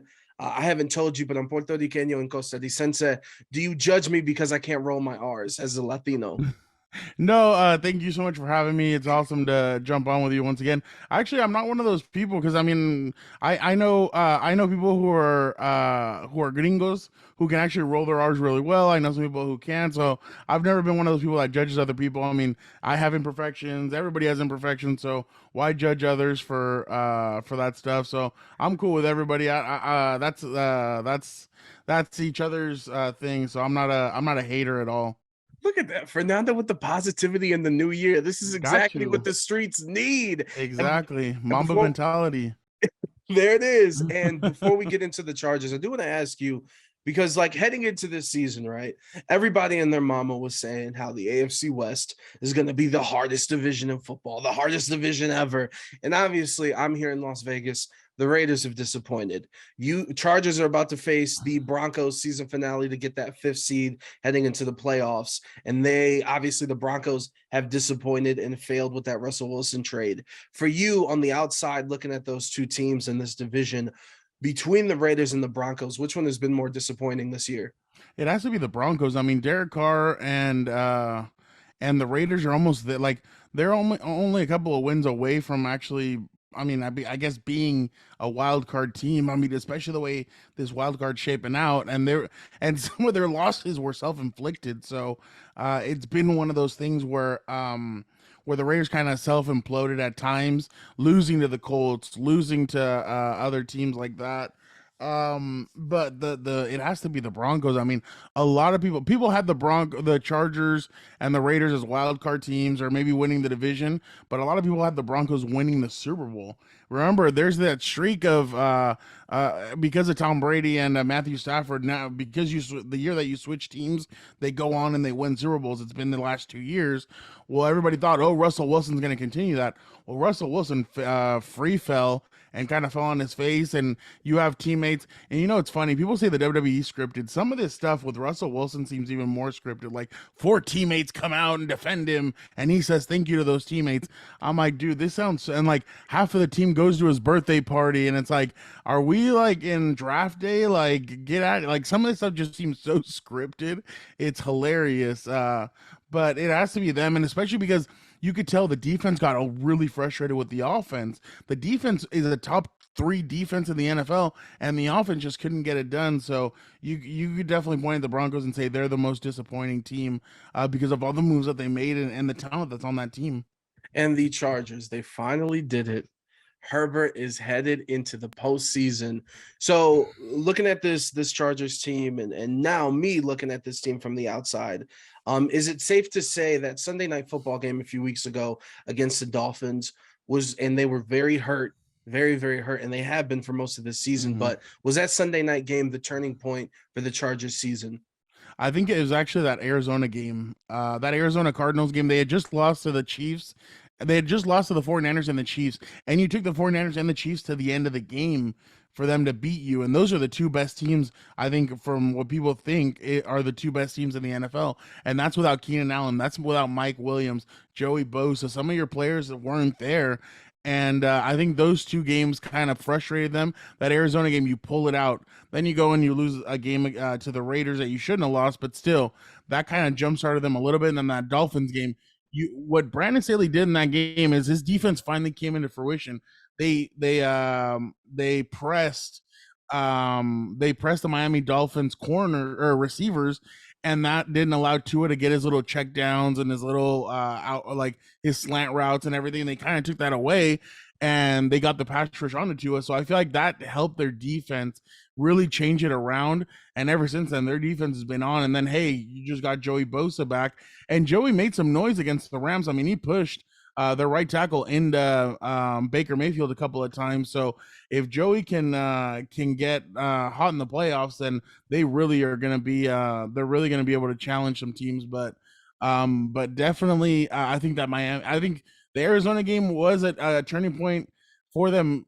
But for the defense, it was that Miami Dolphins game, like you said. That game really turned everything around for their defense, and their defense has been playing at a very high level ever since that game.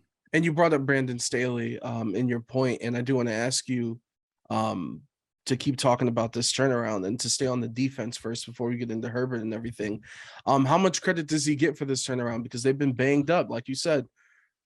Yeah, no, what I was going to say, my bad if I interrupted you, it's just that Brandon deserves a lot of credit for keeping the team together. And I mean, a lot of teams would have been like, you know what, like they would have a lot of teams would have lost the locker room. A lot of coaches would have lost a lot, especially with all the noise about, hey, Sean Payton really wants that Chargers job. Hey, Sean Payton's already putting together a coaching staff, and it's going to be a superstar. And then, hey, on top of that, we have to remember, Brandon Staley's from the Vic Fangio system, and his defense is already built from the Vic Fangio system, so he could just slide in and be the defensive coordinator. A lot of noise going around, and Brandon Staley tells the guys, and this is what Austin Eckler, this is what all the players have been saying, is that he said, you know what, let's not listen to all that crap outside. It's all about us, the guys that are in here. And that's why Brandon's been able to keep a hold of this team. That's why the players love him. That's why the players respect him. And it's funny because some people are like, well, did he lose the locker room at one point? And it's like, no, the players have always been behind him. And you see a couple of days ago, or a couple of weeks ago, after the Monday Night Football game, Kyle Van Noy tweets out. And remember, Kyle Van Noy's only been on this team since March or April. He tweeted out, okay, all y'all in the media were talking hella smack about Brandon. Now that we were on this winning streak, where's all the love? Like, why aren't we getting more and more people talking about how good he's doing? And yeah, I mean, you have to give the guy his flowers when he's doing well. So I definitely agreed with what Kyle Van Noy said, especially because Kyle then went on the Pat McAfee show and said this guy, he's different. He's a different guy. He's really kept us together, and I really do think he thinks Brandon Staley's special. So two-time Super Bowl champion who was with Bill Belichick. How can you argue with something that a guy like him says something like that? So yeah, definitely kudos to Brandon for keeping this all together. And I love the synergy that we got going on right here, because my next question on my notes is very simple. Kyle Van Noy, is he really him on this defense? Because he's been playing phenomenal, right? Yeah, no. And you know, it's funny. After the 49er game, we were sitting by his locker, and I'm like, what's up? And sometimes I just talk to him just because he's such an interesting guy to talk to. He's a great human being. Just he's different. So I was just talking to him, and I'm like, hey, Kyle, how you doing? He's like, man, I was so bad that game. I'm like, well, no. He's like, no, stop. He's like, I was bad. And I was like, oh, well, what did you think? The thing is, Kyle came in as a middle linebacker / edge rusher at times. Joey Bosa goes down. So now you have to go to almost full-time edge rusher, and that kind of took him a little bit to kind of get used to. And then and so now he says that he feels like he's really in it. Well, guess what? Now you're really in it, and Joey Bosa's back. So can you imagine at one point they could literally rush Morgan Fox, Joey Bosa, Khalil Mack, and Kyle Van Noy. So the Chargers pass rush is starting to kick it up. And then, oh, hey, you could throw Derwin James in there and throw him right up the middle as well. So as of right now, I mean, Kyle Van Noy really has kicked it up. He's also, and you mentioned that Dolphins game. Before that Dolphins game, he got the defense together. No coaches, nobody, just them in a room.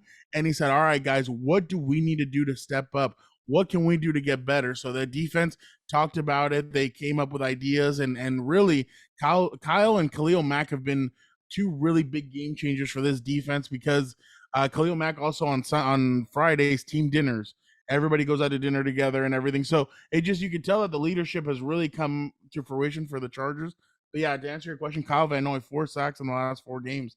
He really has turned it on. And if he's gonna play like this in the playoffs, the Chargers are gonna really benefit from having a guy like him with them.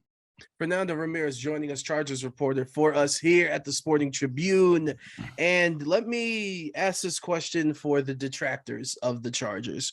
So I'm looking at the defensive success, especially their pass defense. They've allowed less than 185 yards the past 4 games, but those past 4 games have been against the Rams with Baker Mayfield, the Titans, the Colts, and then the Dolphins with the Tua. Just, is Tua healthy or not?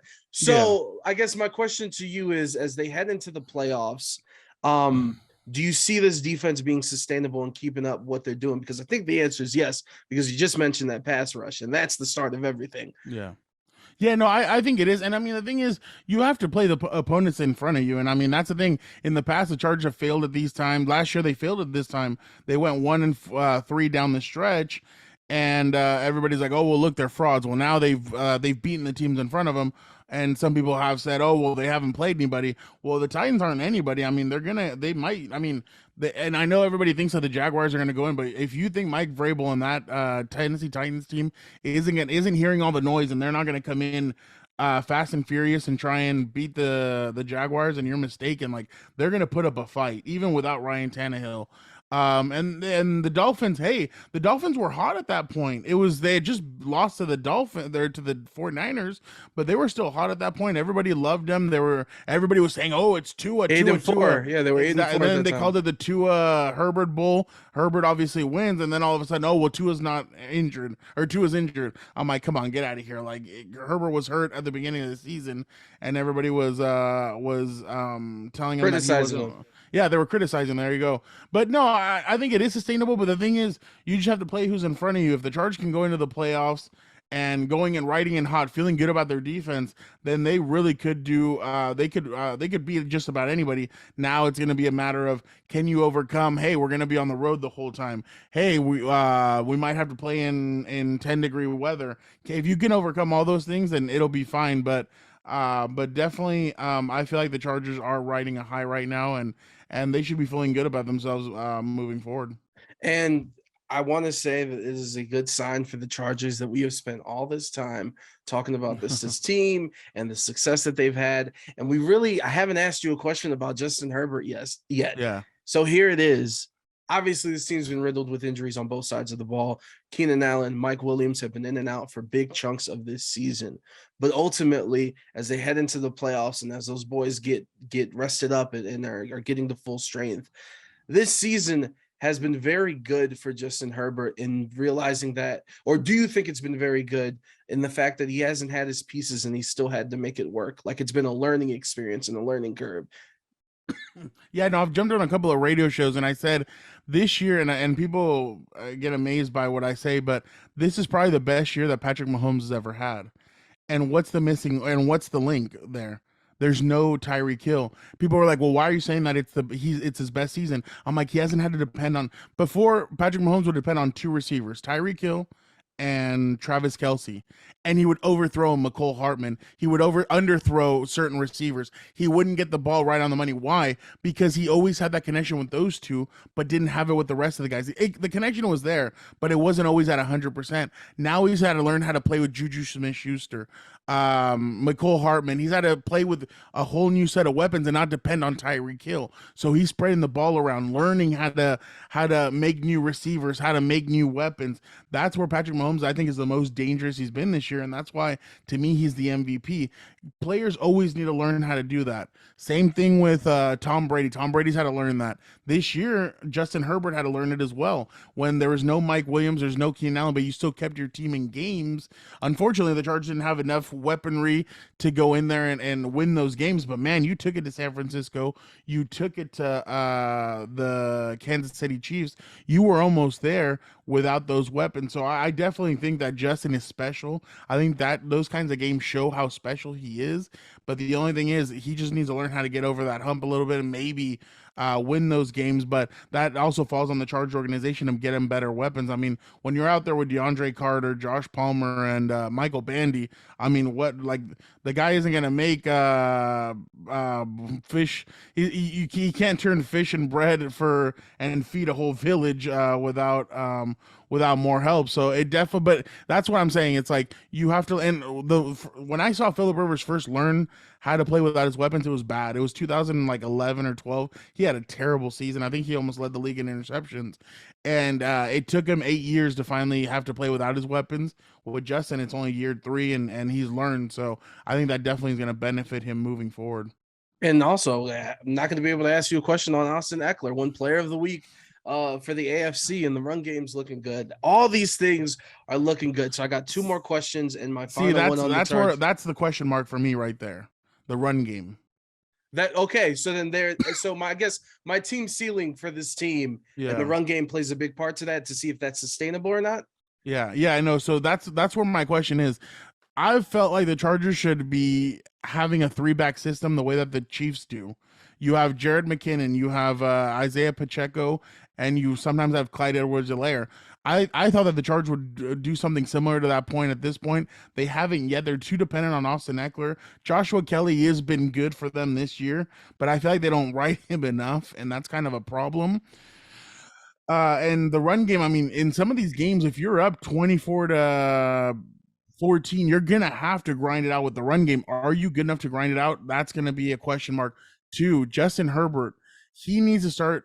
He needs to be able to take off and get those extra chunk yards the way Patrick Mahomes does if there's nothing down the field. He's done it a couple of times, but and he's done it more ever since the rib injury is kind of healed. But I want to see if in the playoffs he does a little bit more of that, because in the playoffs you're going to see a lot more holes open up for you as a quarterback, and you're going to be able to take off running. Hell, if you can get 100 yards rushing and you guys win the game, I mean, that's honestly positive. But that's what I want to see. I want to see if they can run the ball efficiently in the playoffs, and maybe Justin Herbert take off running a couple of times just to get you a first down or get something going. But obviously, I just think that they need to they're gonna need to depend on the legs of Justin Herbert, and obviously the legs of Austin Eckler and Joshua Kelly. And before we get you out of here, now we get to talk about the important stuff. So my final question, Fernando. I thought she was drunk. So, wait, what? I thought she was drunk. Did you hear her on the microphone? Sasha Banks. She sounded drunk. I mean, she could be super excited. I also want to say that it might sound different because it's like the microphone's different, and not only the microphone but the audience, and like the audience was so flat. I felt so bad for her. Like the audience was so flat. But some years they're like very yeah. Last year they were like crazy. So okay, for those that are listening, like what the hell's going on? Sasha Banks, Mercedes Moné, excuse me now, has debuted in New Japan Pro Wrestling. She's returned after months of speculation. My question to you is, number one, so what were your thoughts on that? And also, is she going to AEW? Because that seems to be the play. I heard that she's gonna appear in LA next week here. So Paige is supposed to be having a special tag team partner, and everybody's saying it's going to be Sasha Banks. Saraya. So we'll see. Yeah, Saraya. There you go. So we'll see if that's it. But man, I hope she didn't overplay her card. I hope she doesn't, because at AEW I don't want to get all into that, but I don't know. I don't think female wrestlers are growing as much as in WWE. I feel like sometimes they get buried, especially because it's only they're only doing 2 hours, 2 hours and 2 hours. During the pay-per-view, it's only one women's match usually. It's not like they're not really promoting the women as much, but I mean, we'll see what happens there. But I just, her hair looked like her hair was different. I thought she was drunk when she was talking on on the microphone. I was like, oh wow. Then did you see the cutout where you could see Bailey and Naomi in the crowd? No, I know that they were there, and they were tweeting about it, and they were rumored. They did a cutout, and like Bailey tried to kind of hide herself. But yeah, because it's cool that they're there, but I don't think showing them on camera and like putting the titles. Yeah, and I don't know. Thing. I don't know how WWE feels about Bailey being out there, but I mean, I guess Triple H is a little bit more chilled out than. That should be cool. How about Vince, this with her hair? Because the her hair was weird. She looked like a Hot Wheel. Like I thought it was different. I thought it was totally different. But if you look at it, it's the red of it is the flames like burning off. Yeah. And like represent. I was like, okay, that's pretty cool. You know what I thought was actually pretty cool about her though? What she tweeted out on New Year's. She put, "Thank you WWE, thank you Triple H, thank you Vince McMahon." Like she thanked everybody she unfollowed everybody except for like John Cena, and like she unfollowed Becky Lynch, Seth Rollins. Like she unfollowed everybody except for like John Cena and a couple other people. But I was like, wow, I'm like, she really did do a whole detox. But I don't know. I just hope she doesn't. I hope that she doesn't go in there thinking that AEW is going to be something, and then she comes back like, "Oh crap, this isn't. This is nowhere near what I thought it was going to be," and she tries to come crawling back because the WWE is going to make another Sasha Banks quick, and I'm sure something like that, and I don't know if she's going to be able to come back. But I mean, I guess Cody Rhodes kind of opened the door for folks to come back, but I'm wondering if Sasha overplayed her hand, and then I'm wondering what's going to happen with Naomi. I mean, your husband is one of the top tag teams in WWE. I mean, are you going to come back and be a part of the faction? Like, I'd love to see her as part of the bloodline. Like that would be completely awesome. But that's another question that I have, Naomi. Like, okay, you were with Sasha, and now Sasha's going to AEW. Like, what's up with you? Like, are you just going to stay home and that's it? You're done with your wrestling career? Or are you going to come back and possibly be a part of the bloodline? Like, I think that would be awesome to see her as part of the bloodline and maybe her win gold and stand there. Cause that's what I want. I want everybody on the bloodline with gold. I think that's what they're missing right now too. Like give a couple of their guys, give them more of their guys some gold, but I mean, we'll see that. Honestly, I'm happy for Sasha. If she's happy, I'm happy. You're at a new program. I hope you enjoy it, but I hope you lose the little girl tendencies where you don't get what you want. And you cry and you get mad because look, it didn't work out for CM Punk, and I hope it works out for Sasha, but I don't know. Fernando waited till we got to the last question and with the wrestling to bring the hot takes. My man's over here like Skip Bayless. Actually, no. Not Skip. And I said this was going to be a 10-minute interview. As always, Fernando, we appreciate you joining us. We'll bring you back for the Royal Rumble, all right? Oh, there you go. That'll be exciting. There it is. The Sporting Tribute today continues after this. Hey, it's 11:40 The Bet and Audacy Sports. Of course, those joining us on YouTube or thebetlasvegas.com as well. And look at us, Las Vegas and Tampa arguing over a 46-year-old quarterback. But here we are. Joining us from the Pewter Report, Scott Reynolds. Scott, first and foremost, how are you? Off season's here quicker than I think you thought would happen leading into the season. How's everything going for you? So far, so good. Getting ready to head to the Senior Bowl next week in Mobile, Alabama, and trying to figure out which offensive coordinator the Bucs are going to hire, because that's one domino that's going to fall before this team probably knows about Tom Brady's future. But I'm sure the Bucs will keep Tom abreast of the offensive coordinator interviews and how they're going, and they'll probably have to hire the right one to get Tom Brady back.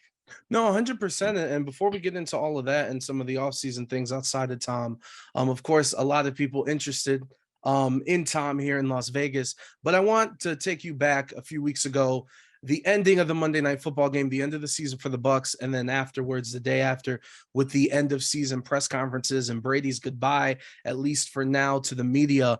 What was your general sense or your consensus on what he was saying and kind of gauging where he's at? Well, he's 45. He doesn't know what he wants to do right now. I think that's perfectly normal and that's acceptable. And so I think that, he was saying goodbye just in case it was goodbye, right? Whether he's going to retire, whether he's going to leave Tampa and go to another team, another situation in 2023 is to be determined. But I think just in case it was goodbye, he wanted to make sure that he thanked the media, especially the local people like myself, that covered him the last 3 years here in Tampa. Is a nice gesture for sure. But this is a guy that retired and then 40 days later unretired. So he's shown that he's capable of changing his mind. He's well within his right to change his mind. So I took that as not a definitive declaration. He's not going to be back, but just in case, I want to make sure I say my goodbyes. And for those outside of Tampa, I think what I'm about to propose to you is kind of favorable in terms of him leaving. But if you look at this 3-year run with Tampa, first year, can't write it any better, winning the Super Bowl at home. Second year, team does good, not what anybody wanted. And then this year, you brought it up. He retires, Schefter tweets, he comes back, but then the coach retires. Center, second day of training camps, out for the season. The season starts, running game really doesn't get it together. O-line struggles, play calling struggles.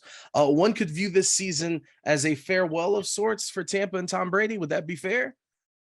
I mean, maybe. It certainly didn't go the way that Brady or the Buccaneers wanted from the start. And I think you look at Todd Bowles, he didn't have the opportunity because he essentially inherited the job on March 30th after Bruce Arians abruptly retired. and turned the team over to him, but he didn't get the chance to make any coaching changes. And this was Bruce Arians' coaching staff, not Todd Bowles. And kind of got the sense early on, maybe even in the offseason or training camp, that Bowles wasn't crazy about Byron Leftwich's play calling. And you mentioned those 2 seasons, the Super Bowl year, they went 11-5. They went 13-4 and lost to the Rams, the eventual Super Bowl champions in the division playoffs, 30-27. And this Bruce Arians, Byron Leftwich offense averaged 30 points per game in 2020 and 2021. And was it the scheme or was it the talent? And, was it the Jimmies and the Joes or the X's and the O's? And I think it's fair to say it was both. But when you've got the greatest quarterback of all time behind an offensive line that was maybe the best in football in 2021, 3 Pro Bowl offensive linemen, Ali Marpet, Ryan Jensen, and Tristan Wirfs, an all-pro right tackle. You got Alex Kappa, the right guard, who ended up in Cincinnati this offseason and was a starter there, playing in a contract year. Donovan Smith was having his best year ever in 2021 at left tackle. And then you've got 4 weapons in future Hall of Famer Mike Evans, future Hall of Famer Rob Gronkowski, 1,000-yard receiver Chris Godwin, who became a $20 million man in the offseason. And then you got Antonio Brown, who has Hall of Fame credentials, but is a jackass.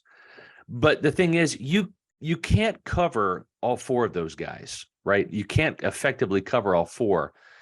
1 or 2 of those guys is going to end up getting open, right? You can take away Mike Evans, you can take away Gronk down the seam and bracket coverage. Mm-hmm. Godwin's going to kill you, AB's going to kill you. And I think what happened is they out-talented people in those years. And then you look at 2021, no AB, Gronk retired, Marpet retired. You mentioned Ryan Jensen, the Pro Bowl center, hurt on the second day of training camp. And all of a sudden, this offense became a lot easier to defend. The protection wasn't there for Brady.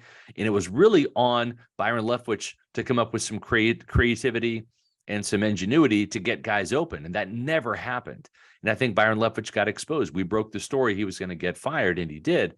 So Tom Brady's going to have a new offensive coordinator wherever he goes, if he comes back to Tampa or elsewhere.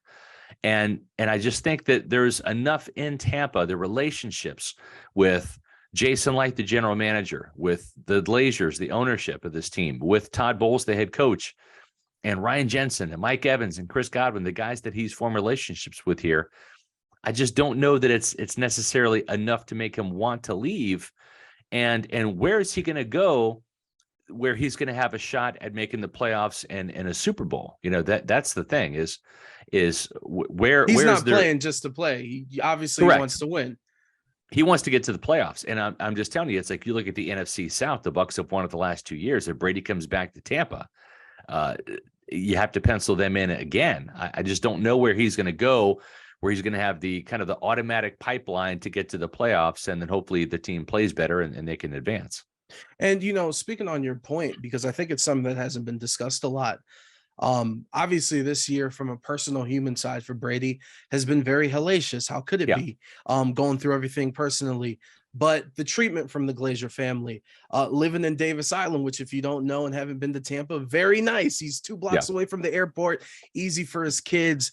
For instance, if he comes to Vegas, moving across the country, having to figure out where to live, plans with the kids, new teammates, new offense might not be as crazy because the history with McDaniels and trying to make that work. Right. And also the media and you guys covering it, when you have a situation with the superstardom celebrityness of Tom Brady and his wife, there's a lot of room for rumors. There's a lot of room for gossip. And that really didn't happen this much. It was really strictly what's going on the field. Right. You think all of these things are going to play or be on the top of his mind when he finally gets a second to sit down and really think about what his next steps are going to be, whether he plays or not. Yeah, I mean, I think you look at the Denver Broncos, right? They got Nathaniel Hackett this offseason, offensive-minded coach, work with Aaron Rodgers. And there was a lot of excitement in Denver, right? And then they trade for Russell Wilson. I mean, let's ride. The hype was there. The hype was there big time. And it failed miserably. I mean, Hackett didn't even make it through the first year. And now all of a sudden, Russell Wilson can't play quarterback, and he's like a reclamation project for somebody. And it's a perfect example that the grass is not always greener wherever you go. and Brady struck it rich in Tampa, hitting, a gold mine in 2020, first year. They battled through COVID together and they won the Super Bowl. And I just don't know where the scenario is going to be better for Tom. Is it going to be, Las Vegas, where he goes out there? The defense has some serious question marks. They're coming off a 6-win season. Even though the Buccaneers weren't that great at 8-9, it was primarily the offense that was the problem, not the defense. Offensive line is terrible down here too. Offensive line's not good. Does Brady want to go and face the Kansas City Chiefs and Patrick Mahomes buzzsaw twice a year? Then you got Justin Herbert with the Chargers. That's not an easy path to the playoffs. Right now, you've got the other 3 teams with the Saints, the Falcons, and the Panthers kind of in disarray. They're in rebuilding mode in really all 3 of those locations. It just, to me, seems like this is the more advantageous spot for him. You look at even the Miami Dolphins. I don't know that there's any inclination to get rid of Mike McDaniels. Brady's not exactly a great fit for that system or scheme that requires a lot of quarterback bootlegs and waggles. So I don't know. You mentioned his kids. Tampa is, it's a 40-minute private plane ride to Miami where he can go see his kids or put the kids on the plane and all of a sudden they're up here. It's super close by. Jack, his older son, is up in New York. It's still the Eastern time zone. That was something that was important to Brady when he made Tampa Bay the choice in 2020. So family's important to the guy. I think he's going to come back for one more year, whether it's in Tampa or elsewhere. A lot of turmoil and kind of questions last year. I think right now, with him being divorced, I'm curious as to see what a completely focused Tom Brady will bring to some team in 2023. And again, I wouldn't rule out Tampa. Remember, the Glazers, Jason Light, Todd Bowles, they stood by him in his darkest hour. They gave him 10 days off in training camp. He wanted to go to Robert Kraft's wedding on a Friday night and see his son Jack up in New York. They said, sure, we'll meet you in Pittsburgh. This team was extremely accommodating to Tom Brady, and I don't think that's going to be lost on Brady. I think that means a lot. No, 100%. And that'll lead me into my final Brady question before we get into the rest of this team and your guys' offseason. One thing I want to bring up to you is, do you feel like there's any diminishing qualities to Brady? As I feel like I could have asked this question for the past 10 years, and he keeps playing and he keeps performing. But at some point, it's going to have to end, right? Were there any signs? Obviously, the offensive line wasn't great, and there were a lot of injuries, so it's not necessarily fair to judge. But do you see any just any downside to his quality of play heading into next season if he does play? I think there was. It wasn't the arm strength. The arm strength wasn't the issue. But what was the issue was Brady, who's never really liked to get hit to begin with. He's always been a quarterback that he's not afraid of the fetal position, right? When he thinks he's going to get sacked, he'll drop to the ground and make it easy on the defensive line or the blitzing linebackers. But this year, you really saw him not even want to take hits. It wasn't even about sacks. He didn't want to get hit. And he got rid of the ball as quick as I've ever seen him. And sometimes just not even letting routes develop. Now, part of that was the offensive line. He didn't really trust it as much when they had some serious injuries. Tristan Wirfs missed some games, the right tackle. Donovan Smith, the left tackle, missed some games. Obviously, they were playing with the new center and Robert Hainsey and a rookie left guard for half the season, Luke Gedeke. So there was a lot of disarray on that offensive line. But Brady did not want to take a hit.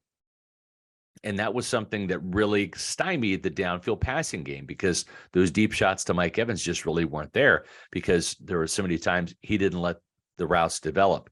So wherever he goes, that's going to be something Brady's going to have to kind of deal with and contend with. Now, he did lose about 15 pounds through the mental rigors of this divorce, and I understand that.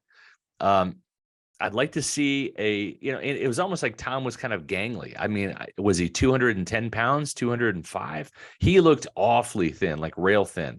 Some weird press conferences this season. There was some weird ones. I'd like to see him and, Alex Guerrero really put some muscle on this offseason and have him get back up to 220, maybe 225, put on some body armor to where he feels a little bit more comfortable, getting hit in the pocket. Of course, Alex Guerrero, new store owner on the strip here in Las Vegas at Yeah. Caesar's Palace. Before we get you out of here, Brady isn't the only Buccaneer that Raiders fans want. What's the latest with Levante David? Well, Levante David's going to have a big decision to make because the Buccaneers are really salary cap strapped. They're the second worst cap situation in the NFL behind the New Orleans Saints. So Levante is one of those guys you'd love to see retire in red and pewter. He is like a Buccaneer lifer, kind of like Mike Evans, like Rondé Barber, that type of icon. And when you look at Levante David at age, he just turned 33. He's not the splashy playmaker that he used to be, but really what he is, he's more of a steady Eddie. He was Pro Football Focus's top-rated Bucs defender this past year, and it was a good year for Levante, but I think the great days are behind him. We saw Bobby Wagner leave the Seahawks and end up signing with the Rams for about $10 million a year on average. Levante made $12.5 million last year, so if he's going to come back to Tampa Bay, they're going to need him to take a pay cut. I'm sure they'll look at that Bobby Wagner contract and say, Levante, you and Bobby Wagner have always kind of been side by side statistically. We need you back at 10 or maybe even 9 million. And then Levante will have to look around the league and say, can I win a Super Bowl elsewhere? Do I want to leave, or do I want to stay where home's been to me and cement my legacy here in Tampa and play for a little bit less money? So I wouldn't be surprised if they let Levante test the market, see what's out there financially and what is out there in terms of fits for him and scheme wise, and whether he wants to have a shot at winning a Super Bowl or going deep in the playoffs. It's kind of 50-50 right now, whether Levante David returns. It's really going to come down to money in this situation. Scott Reynolds from the Pewter Report. I told you before the call, before we close this out, as someone who went to school in Tampa, thank you for kind of showing the way on how to properly cover teams and everything you've done for the Bucs and their fans. And thank you for the time for joining us here on 1140 The Bet. Really appreciate it. Thanks for having me on. Hey, it's 1140 The Bet and Audacy Sports. And I know the NFL playoffs are going on, but a lot of combat sports talk. We've been talking a lot about Dana White, and it ain't because of the UFC pay-per-view. We're talking a lot of wrestling. So we need to get into the specifics on what's going on with the WWE and Vince McMahon. So joining us right now is Will Washington. You can follow him on Twitter, William RBR. He's a host at Fightful Selects, and the Grapsity podcast. Will, first off, thank you for joining us. And plain and simple, for those that aren't that big of a fan and have just been seeing some of these news clippings on big outlets, what does Vince McMahon's return to the WWE really mean? Well, there's a lot of implications here. We can talk about the financial implications of it. We could talk about the creative implications of it. We could talk about the morale implications of it. There's a lot of different angles that it means, because at the end of the day, Vince McMahon is the creator. He's the founder. He was at one point the CEO, chairman of WWE. And, of course, he was ousted this past summer after some sexual misconduct allegations came out against him. He basically resigned, and a lot of his roles were filled, right? His creative role in the company, because for those who don't know, he was, of course, wrestling being a predetermined sport. Vince McMahon was the creative force behind it. Now, no matter who else had been in the company at that point, you could talk about your Vince Russos, you could talk about your Chris Kreskes and Stephanie McMahon, everybody who had been at the head of creative at one point. Everything creative in WWE always went through Vince McMahon. And for the first time this past summer, Vince McMahon was not in the creative picture, and that was given to his son-in-law, Triple H. He was also no longer CEO. The co-CEOs were Nick Khan and Stephanie McMahon. And then he was no longer on the board. And this past December, Vince McMahon basically rewrote the bylaws as WWE is looking to sign a new media rights deal. And when I talk about media rights deals, I'm referring to the fact that WWE on Fox, on USA Network, and all exactly that. And that's their biggest revenue stream. They signed 5-year deals back in 2019. And if you look at your calendar, it's 2023. It's about time to renegotiate some new deals.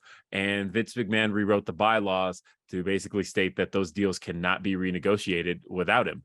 And also potential sale of the company. There's been talks of sale of the company selling for the last about 4 years now.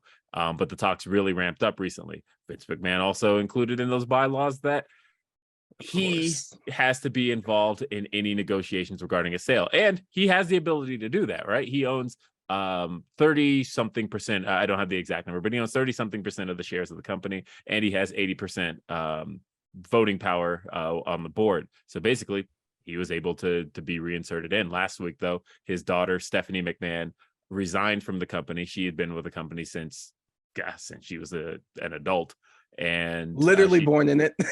Literally born in it. She's had various roles in the company. When it came to, she actually had a musical role in the company at one point when she was really young, and then she became head of creative. She became chief branding officer, and she was co-CEO just recently. But she had actually taken a leave from the company last year. So there's a lot of things, and there's a lot of talent afraid of what this means, because you could talk about how Vince McMahon was on a bit of a cutting spree from 2020 on. He was cutting talent left and right. And a lot of people were speculating that had a lot to do with the potential sale of the company. And a lot of those guys got hired back once Vince McMahon was kind of shown the door. And now that he's back in play, there's a lot of talent now worried that, maybe the talent that Triple H rehired may keep their spot, but what about the other guys now who might feel like they get the chop now? And for those, before we really dive into all of this, for those that are listening and they're like, this reminds me of something. Yes, this is real life Succession. Yeah. I promise you, for real. And so thank you for explaining everything for those that aren't fully aware or knee deep in it. But now I'm going to ask you it was funny because I was like, okay, this is perfect. This is a new week. The dust is settled. But any day, any minute, anything can happen. So it hasn't really settled. It's not until it's actually sold. But with everything that's happened, it's been a hell of a 2022. And then 2023, we're back here with more drama and more news. How do you kind of take everything that's happened? It's hard to kind of keep an eye on anything and feel a reasonable assessment of things, because things keep changing by the minute. This story just seems to continually be evolving. We got details that, of course, there was a letter exchange between Vince McMahon and the board back in December. And one of the things that came out of that that seems to kind of be going wayside is that there were more allegations that aren't public yet. And that's a concern. There's also the fact that who's going to buy it, right? There was a big rumor that popped up last Tuesday that we'll get into that here in a second. Oh yeah. There was a big rumor last Tuesday that dropped, and there might be some smoke to that fire. But then now there's other rumors dropping. There's a story going around now. It came out of Ringside News, and it was later confirmed by the Wrestling Observer that Vince is back in the office. And Triple H had a creative meeting this past week, but one of the things that he said in that meeting, sorry, it wasn't a creative meeting, it was a talent meeting, and he met with the roster right before SmackDown. But one of the things that slipped in that meeting was he happened to state that he has been talking with Vince McMahon, and Vince has had some creative input, but ultimately it falls on Vince McMahon. But there's a lot of people raising eyebrows of that. How much creative input has Vince had? Is this basically you just putting a final stamp on his ideas, or is he just kind of spitballing some ideas? What's happening here? So it's changing by the minute still. Are you surprised that Steph stepped away on two parts? Obviously her stepping down from her position, but then also I think to me, what was more shocking is that she literally left the board, which was kind of needed because there was people did not want Vince McMahon to come back. Things were good. For those that didn't know, things were good. Ratings were good. People were happy. People were buying stuff. People were showing up to shows. But were you surprised that Steph stepped away in both parts of her day-to-day job in the corporate side and then leaving the board as well? No, and I'll say why I wasn't surprised. Stephanie McMahon, she took a leave of absence a year ago, and it seemed like she had kind of been setting herself up to leave the company before and was kind of roped back into it almost unwillingly when all of the Vince scandal stuff broke out. And it was basically a case of, look, we can't run this company without you. You know it. You're the only person who seems capable of running it now, knowing that Vince is out. And with Vince back, I think she saw it as a case of, then what am I needed here for? And I'm going to go back to what I tried to do before. I think she was being honest in that regard, that, you know, she brought up in her resignation letter to the fans that she took that leave of absence last year, and that was kind of one of the first steps toward leaving. I think it wasn't surprising in that sense. I think we kind of saw that coming. But do you see, there are some people that said, hey, she kind of left the first time because she knew these allegations were coming out. And now if there's more allegations or whatever happens, she's like, I don't want my name associated. Is there any truth to that? Or is that just people talking because they love to talk? I mean, I don't know for sure, because there's a lot of rumors floating around as far as what that could potentially be about. And I can't really say one way or the other. Fair enough. That wasn't a fair question because I'm still very speculative. Yeah. Triple H, do you think however this plays out, how long do you see him being a part of the WWE? I guess that's the best way to put it. For life. I think at some point he's always going to have a position there. Whether or not he remains head of creative, that remains to be seen. You know, one of the things that Triple H didn't necessarily do, and a lot of people had questions about that, was he didn't fully install his entire regime, right? That a lot of Vince McMahon's guys were still in place for the last year. Guys like Kevin Dunn has still been in charge of production the entire time. Bruce Pritchard has still been one of the higher ups in creative, and those are guys who are very, very close to Vince McMahon. A lot of people thought that those guys' days would be numbered, and they weren't. And so it's almost still set up in a way for Vince to walk back in and resume as it was. Now, granted, a lot has changed. I don't know creatively how much work he'd have to do, because there have never been any gaps in Vince McMahon's creative. He's never had to pick up on somebody else's creative the way that, you know, say an Eric Bischoff came into WCW, he had to pick up on Bill Watts' creative, right? And then and that's happened from time to time over with the years, this, none. It's never happened. Yeah, it's never happened. Vince has never had to pick up on somebody else's. It's always been a continuation of what he's done. And for the first time now, he would have to walk into a space and pick up on what someone else is doing. And that's really interesting. I don't know that he's actually going to get on the creative side. He said he isn't. And that was his direct word. Now, it's the business world. A lot can change. He can suddenly cite that circumstances have changed, and now he does see a need to be head of creative again. Who knows? But at the moment, apparently he can do whatever the hell he wants. He can just, because I said so.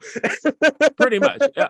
And yeah. So the thing about Triple H being the head of creative is that it's not to say it has been all sunshine and rainbows, because it hasn't. You know, I think he has a much more refreshing vision for his show, for sure. I think SmackDown in particular has been much, much better than it was under Vince.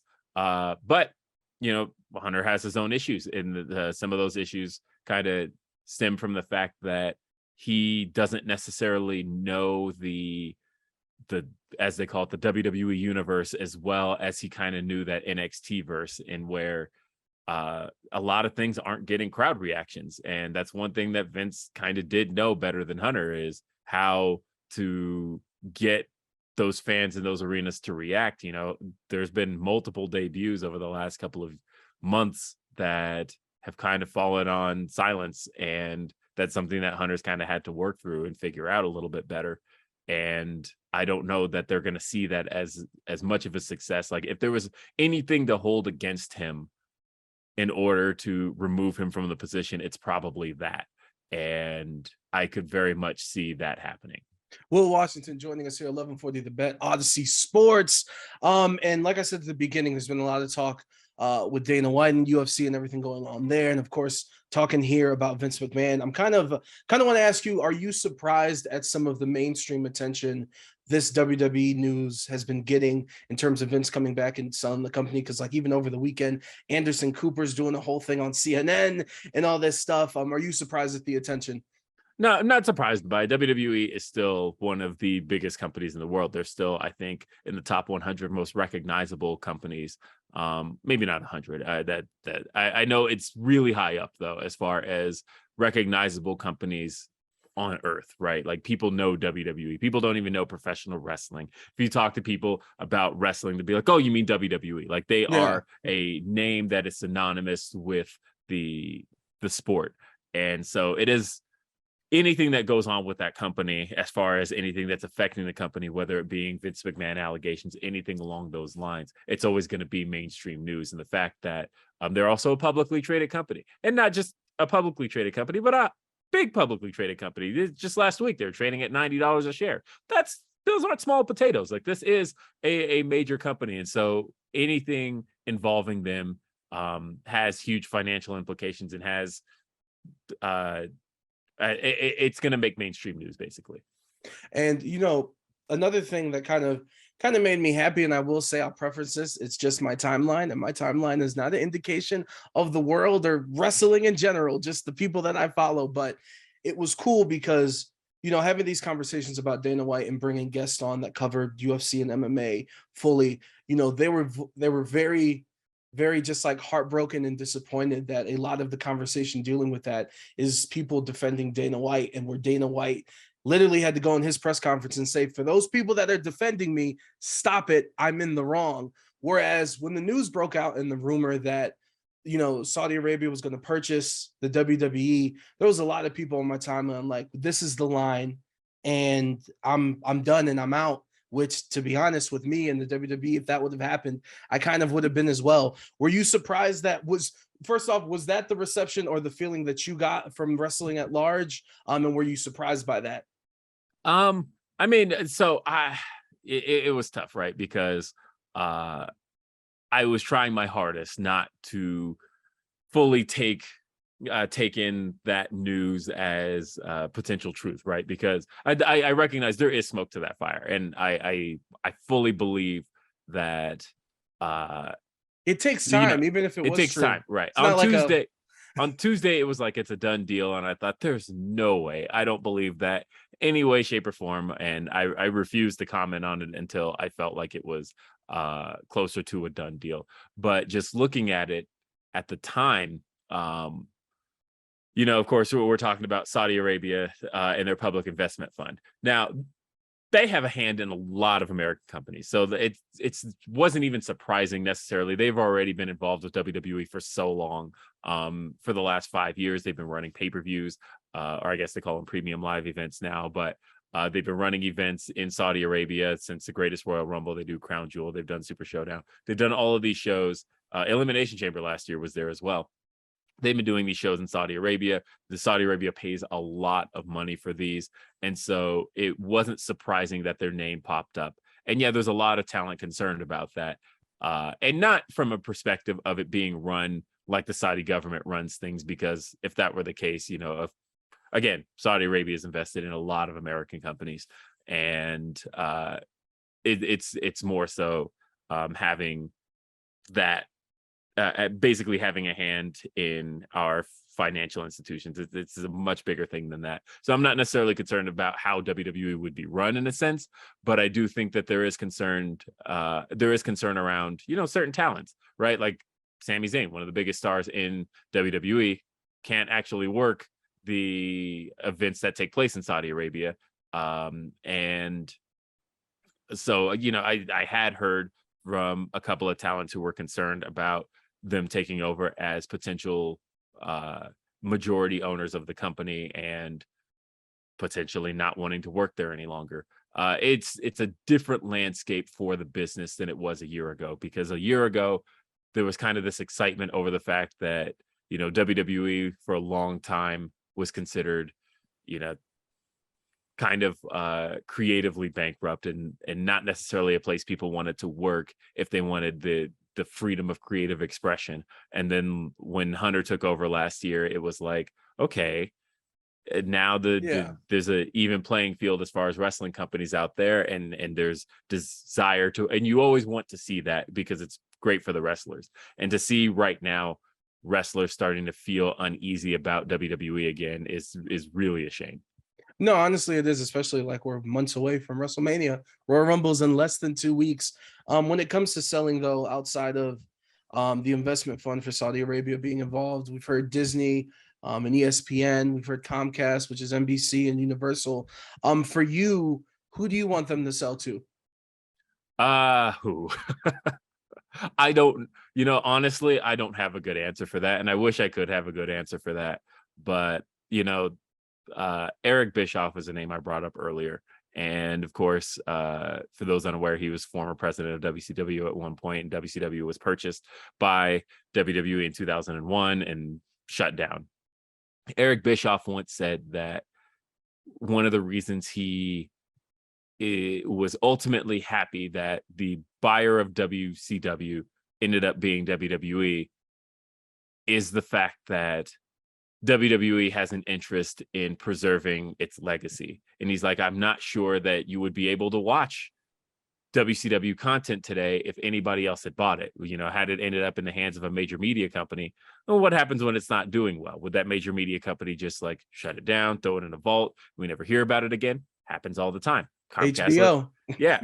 And so ending up in the hands of a major media company whose sole interest is not professional wrestling is a concern to me, no matter who it is, because again, they've got to focus on their overall bottom line. And if wrestling doesn't fit the overall bottom line at some point, what would stop them from basically throwing it away when they're not using it? So that's my concern. I always feel like it's an underrated concern that a lot of people haven't even mentioned, because, even another thing that I think that's important to bring up, like memorabilia and the stuff that they have, like physical stuff that preserves the history, but not only that, their archive that isn't even, I don't know if all of it's available. I'm assuming not on Peacock since the transition from the network, but they still own the rights to all of that. So basically, the wrestling history, not only are they the WWE, but they're the Hall of Fame for it, and they have all that. And to your point, what if they're HBO and they're like, let's cancel this show? And as a matter of fact, we never released the DVD box set of the season.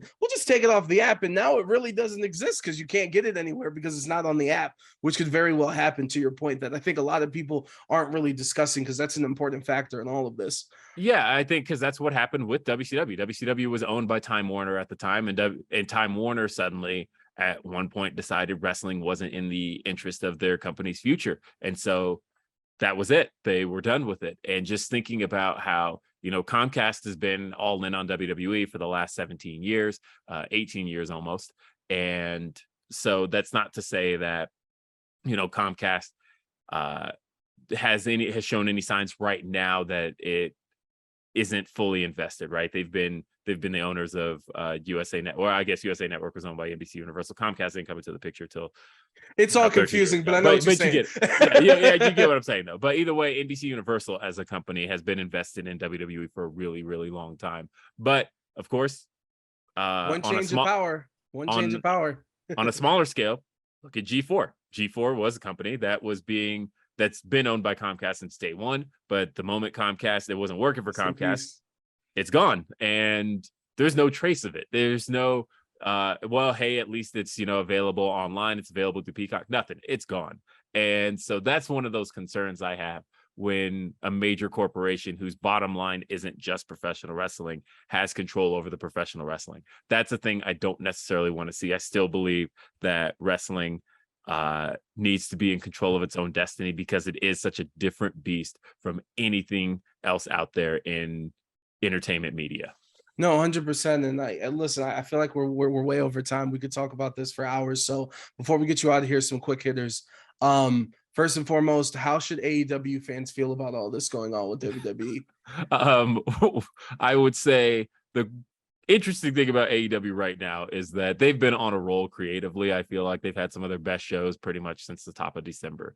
I would say I know Tony Khan is hyped right now because of the Jags. Yeah, I know he's hyped right now. And I feel like when Tony's in a good mood, that's when he gets to write his best stuff. And look, the Jags through the second half of the season went 7-2. Like, honestly, I feel like there's a correlation between AEW being good creatively and all of a sudden the Jags also are having one of the best runs they've had in the last decade.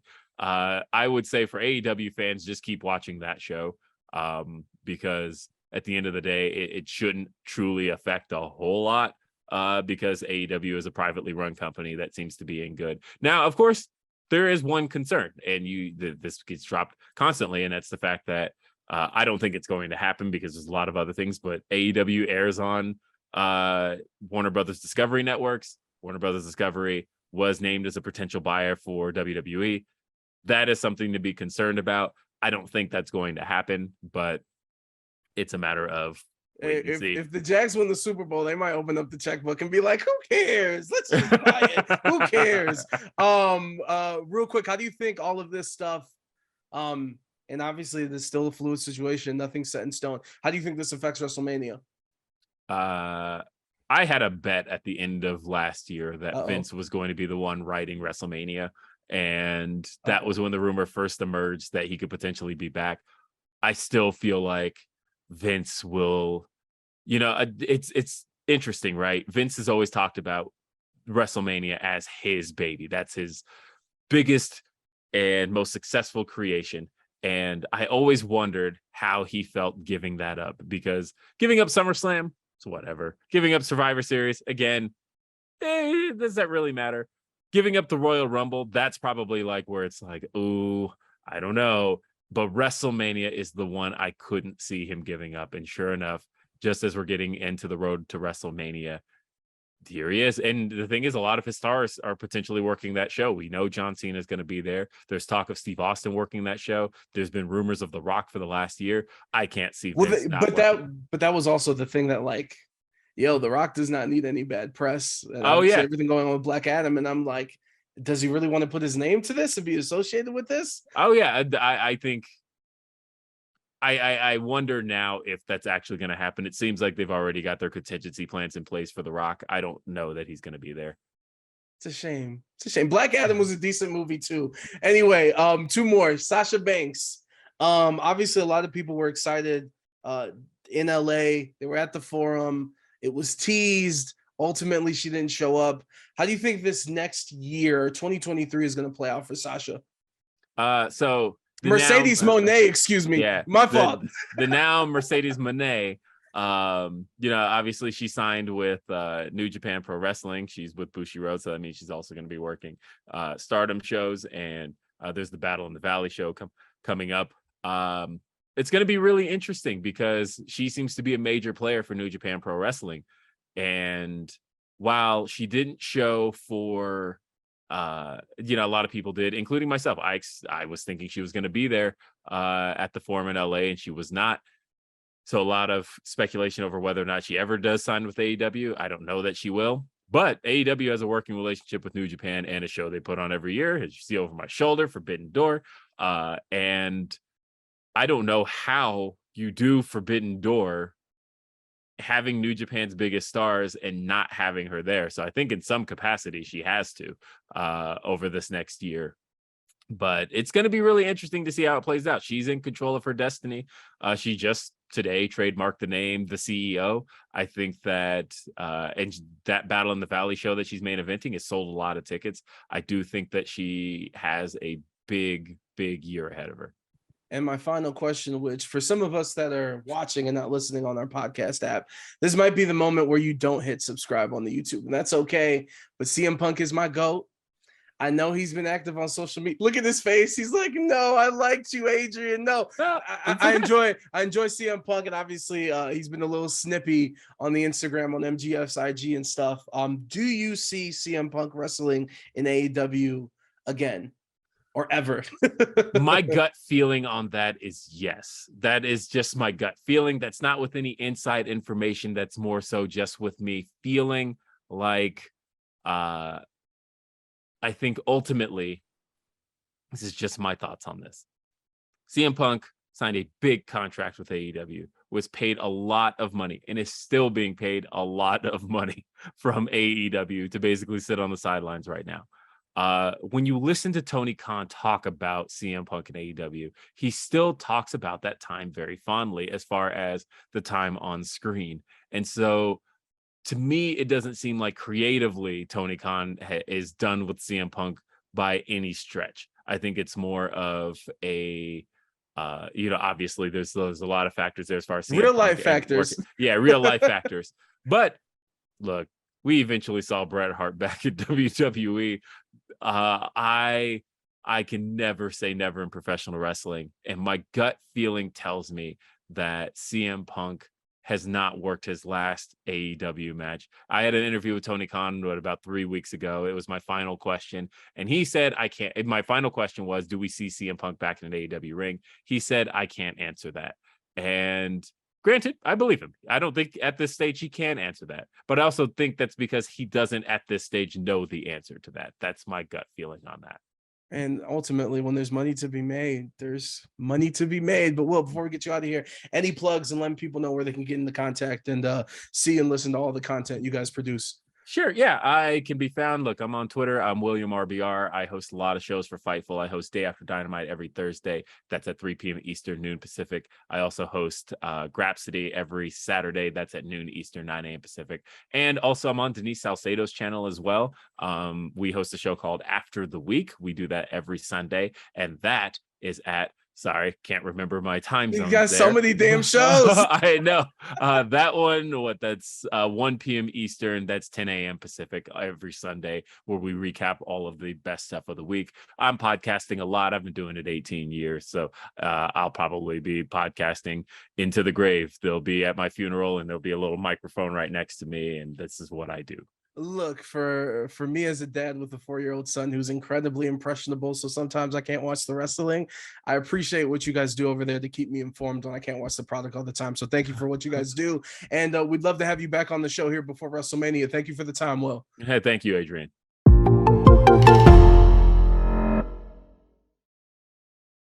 I've got my phone right here in case something goes down. So we're good. And by the way, if you need to check your phone or anything, I'll say it in the intro. Go right ahead. Okay. Hey, it's 11:40 The Bet Las Vegas and Audacy Sports joining us for the first time, not only on the radio, but in Zoom for all our YouTube and the BetLasVegas.com viewers. We have Rachel Galligan joining us, friend of the show, friend of the program, a WNBA insider. So first, Rachel, I need you to, I want to let you know, free agency's going on. If someone texts you, if you get a phone call, just put the Zoom on pause. We will not get offended. We understand we're in the middle of the craziness. So my first question to you is, how hectic has these past week and a half been for you? I'm gonna be honest. They changed the calendar up from what it has been in years past, and so with everything happening now on the 21st, not the 15th, it's kind of a little bit more of a condensed period of time. So I think we're all kind of getting used to it. Those of us who are, trying to break the news and trying to be on top of the beat. I mean, it's kind of different. Like my mind has told me that, man, there should be so much more right now. But I think I'm just kind of accustomed to how it's been in the past. So, I mean, I think it's come out pretty steadily over the weekend. I mean, there was definitely some stuff that came out on Sunday and a few things today. But really after the Jonquel Jones trade, it was kind of like a silence that kind of creeped me out. I was like, man, this is so weird. Yeah, for real. More, Yeah, no, 100%. And I'm hoping you're getting at least 6 hours of sleep through all this craziness, because we're all on emoji watch with Brianna Stewart. We're all on emoji watch. But before we get to that, I'm obviously here in Las Vegas. A lot of things have happened. Candace Parker, Dearica Hamby being traded. And it's uncomfortable, but I feel like it's something that we need to talk about. And now that the dust has kind of settled, sort of, and just for everybody to know, before I ask you about Dearica Hamby and what you think about it, just to let everyone know, I have asked to speak to the president, Nikki Vargas. I have asked to talk to the GM. The Aces haven't returned anything, just for full transparency. But for you, with everything that's played out with the Aces and that trade specifically, what do you think of it all? I think it's a really hard situation across the board. I think it's a really unfortunate situation. My heart goes out to Dearica Hamby. I mean, I think we've watched this franchise and this team who has appeared to be so close, so connected, all the things that, we've kind of learned to love and has been so endearing about the Las Vegas Aces has been, in large part, just kind of that chemistry, and Dearica Hamby's a huge part of that. So personally, I'm sad because it feels like, a huge pillar of that success is no longer there. I think it's definitely going to take some getting used to. I'm really happy that she's ended up in a phenomenal organization with the LA Sparks. I think in terms of the way things went down, I mean, it's hard when you don't know the entire story. You don't know the inner workings. You don't know all sides. I think Hamby's statements and everything she said were pretty jarring to me, and disappointing. Makes me sad for her. I'm a little bit surprised we haven't had some sort of statement from Las Vegas. I'm surprised there hasn't been anything that's come out up until this point. I anticipate that there will. Maybe it's one of those PR things that you see, while the investigation is underway. But Still super disappointing at this point. still super disappointing. And it's hard when you don't know all the details. I understand it is a business. Las Vegas, we've talked about ad nauseum the depth issues. I don't think that's going to be an issue this year, and in large part because they were able to make that trade, and more than likely Candace Parker's taking an extremely team friendly deal to allow more depth, and then you add a piece like Alicia Clark. So, they're doing what they have to do. That's what you, I guess, have to look at from an organizational standpoint. But man, my heart really goes out to Hamby.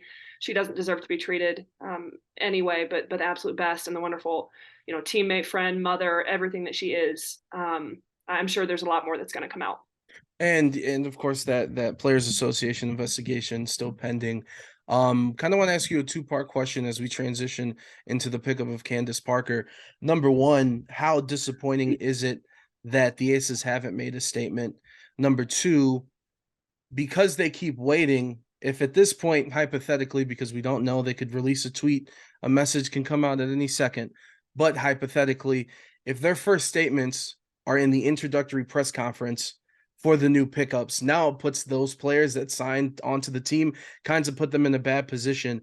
Is it also, there was a discussion about, should the media ask Candace Parker about her joining this team despite what's going on with De'Erica? Is it not fair for media members to ask her, like, hey, did any of this that was going on play a part or give you any hesitation to join the team? I don't know. I don't think that's an unfair question at all. I think we all can agree Candace is going to do what's best for her. And when you break it down and when you understand, and I think she did a phenomenal job in her post when she revealed that she was going to Las Vegas. I thought she did a phenomenal job of explaining that, and it makes sense. But no, I don't think that question should be off limits at all. I think that my biggest fear is that some of this kind of, because now free agency is it going to overshadow it a little bit, because now we're going to have all these moves, we're going to have all this hype and all this talk about all the movement. Does what happened kind of get overshadowed in some ways? And I hope personally that they're handled in different scenarios, like it's addressed in one scenario, and then the players who are now signed on with Las Vegas and they're having their day, that gets to be about them. I think that's how it should be. No, 100%, because it's just not fair to them. Like, it can play a part in their thinking of if they join the team or not, but they shouldn't be one of the first people to have access to the media to ask people questions. Like, that's a totally unfair situation. But from a basketball sense, I think everyone's kind of just speechless over all the accolades. You got two former defensive players of the year with Candace and Asia. So we'll start off with CP3 joining the Aces from a defensive front. What does this do to this Aces team now? I mean, you just have, such a veteran presence, someone who can facilitate, who's sees the game the way she sees it. I mean, Candace Parker impacts the game so many ways on both ends of the floor. I mean, I was telling someone recently, I was like, man, I can't wait to just sit down when all this free agency stuff is done and really like dissect, what does this look like? What does it look like with Asia Wilson and Candace Parker out on the floor together? Throw in Kelsey Plum. I mean, what is this going to be like? But I think the beauty about Candace Parker's game is how versatile she is. How much she can facilitate from her position, how she sees the floor, how she makes everybody around her better. And, it's got to be a complete joy for someone like her to go into this scenario and get to play with, Chelsea Gray, one of her best friends, get to play with Kelsey Plum. I mean, you're just surrounded by superstars, and I have a feeling she's going to just kind of go in here, step into this situation and just say, hey, okay, how can I increase this team? How can I make everybody around me play to the best of their ability? Because that, in my opinion, is what Candace Parker is the best at. Probably more than anyone else in the league, is just making everyone around her better. And we even just for people listening, I texted you over the weekend and I'm like, hold on. Even if this team didn't add any pieces, we'd be going into the second year of Becky Hammond's offense. And we already saw what this first season brought us with Asia shooting their 3-point shots and opening up the floor. When you add Candace and all the attention, like this is going to be a very unstoppable situation, correct, with this Aces team offensively? I mean, yeah, you certainly think so. I mean, it's like it feels like a video game to some degree. But part of me playing devil's advocate, I'm like, man, is there a scenario where this falls apart, like where it's not as good of a fit as potentially, remember back in the days of Asia Wilson and Liz Cambage, that kind of felt like it didn't mesh well at times. Nothing about them personally or anything, but just the style of play. I don't think that, like, to me as a basketball coach, a former coach, someone who's analyzed the game, I don't see that as glaring. I just think it's going to be really interesting to analyze like roles and specific roles and what that looks like and how does Candace step into this system and integrate, the way that they need her to. But I mean, she's such a veteran of the game. She's one of the best basketball minds. Like, if anyone can do it, it's going to be her. So, And before we get you out of here, two quick questions. Last one on the Aces.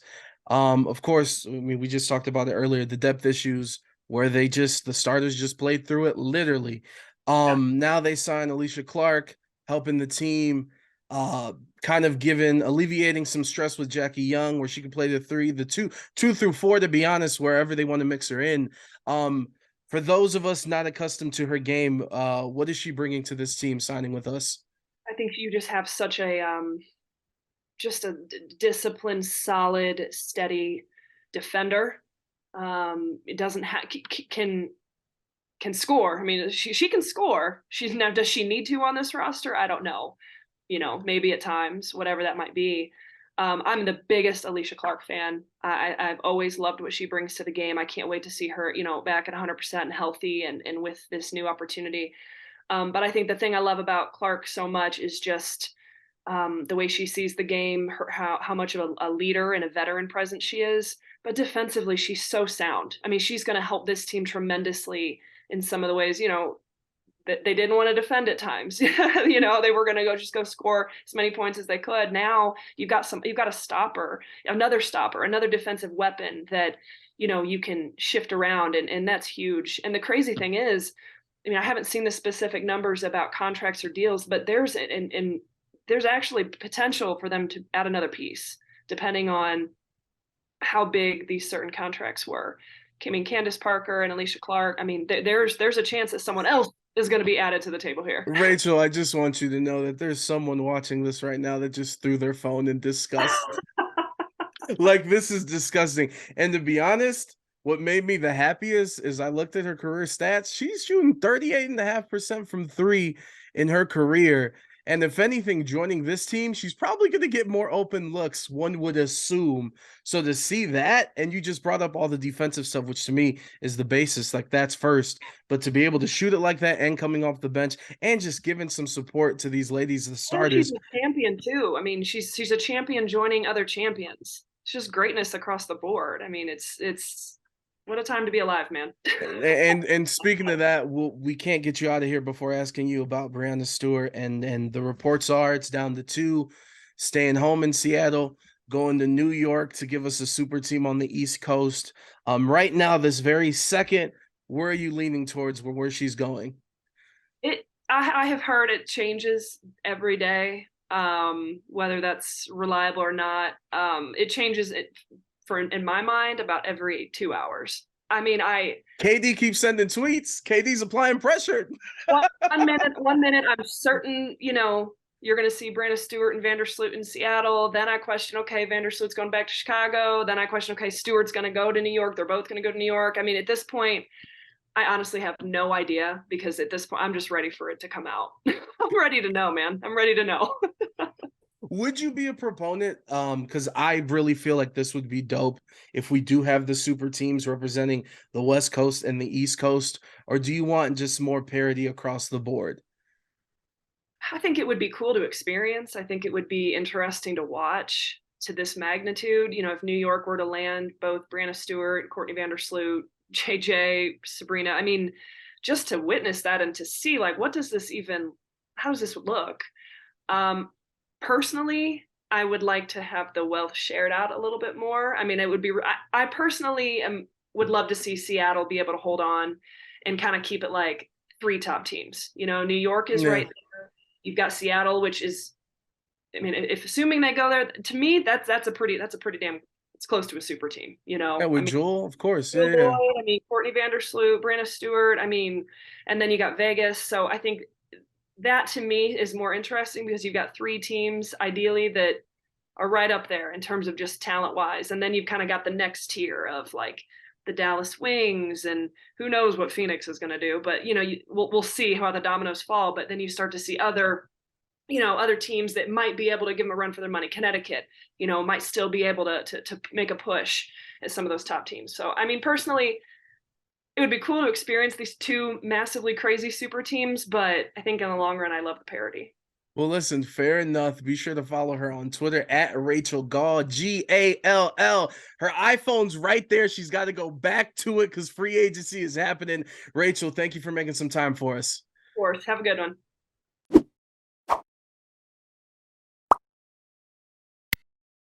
You know, I said earlier this week, announcements, which means plural, which means more than one. So here we go, our final announcement of the week.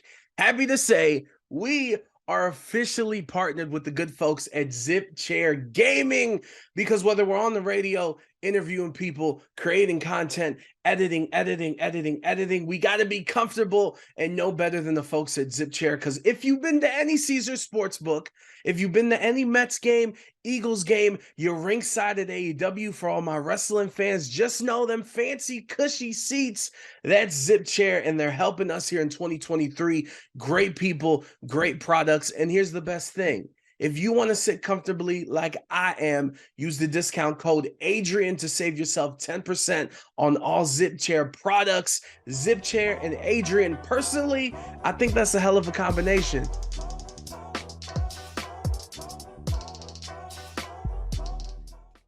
Hey, very proud, very happy to announce, I'm so excited to say this, we are officially sponsored. Shout out to the good folks at Your Way Breakfast and Lunch, my favorite, the best breakfast spot in Las Vegas. And not only that, it's important to me because I care about all this so much that we partner up with good people. Born and raised here, a local family business built here. They feed us here, and the food's phenomenal. So just know, whether you see us on TikTok, Twitter, YouTube, Instagram, we can't come out with all this content without the support of people like Your Way Breakfast and Lunch. So go check them out. Let them know that Adrian sent you, and go enjoy some good food. You deserve it.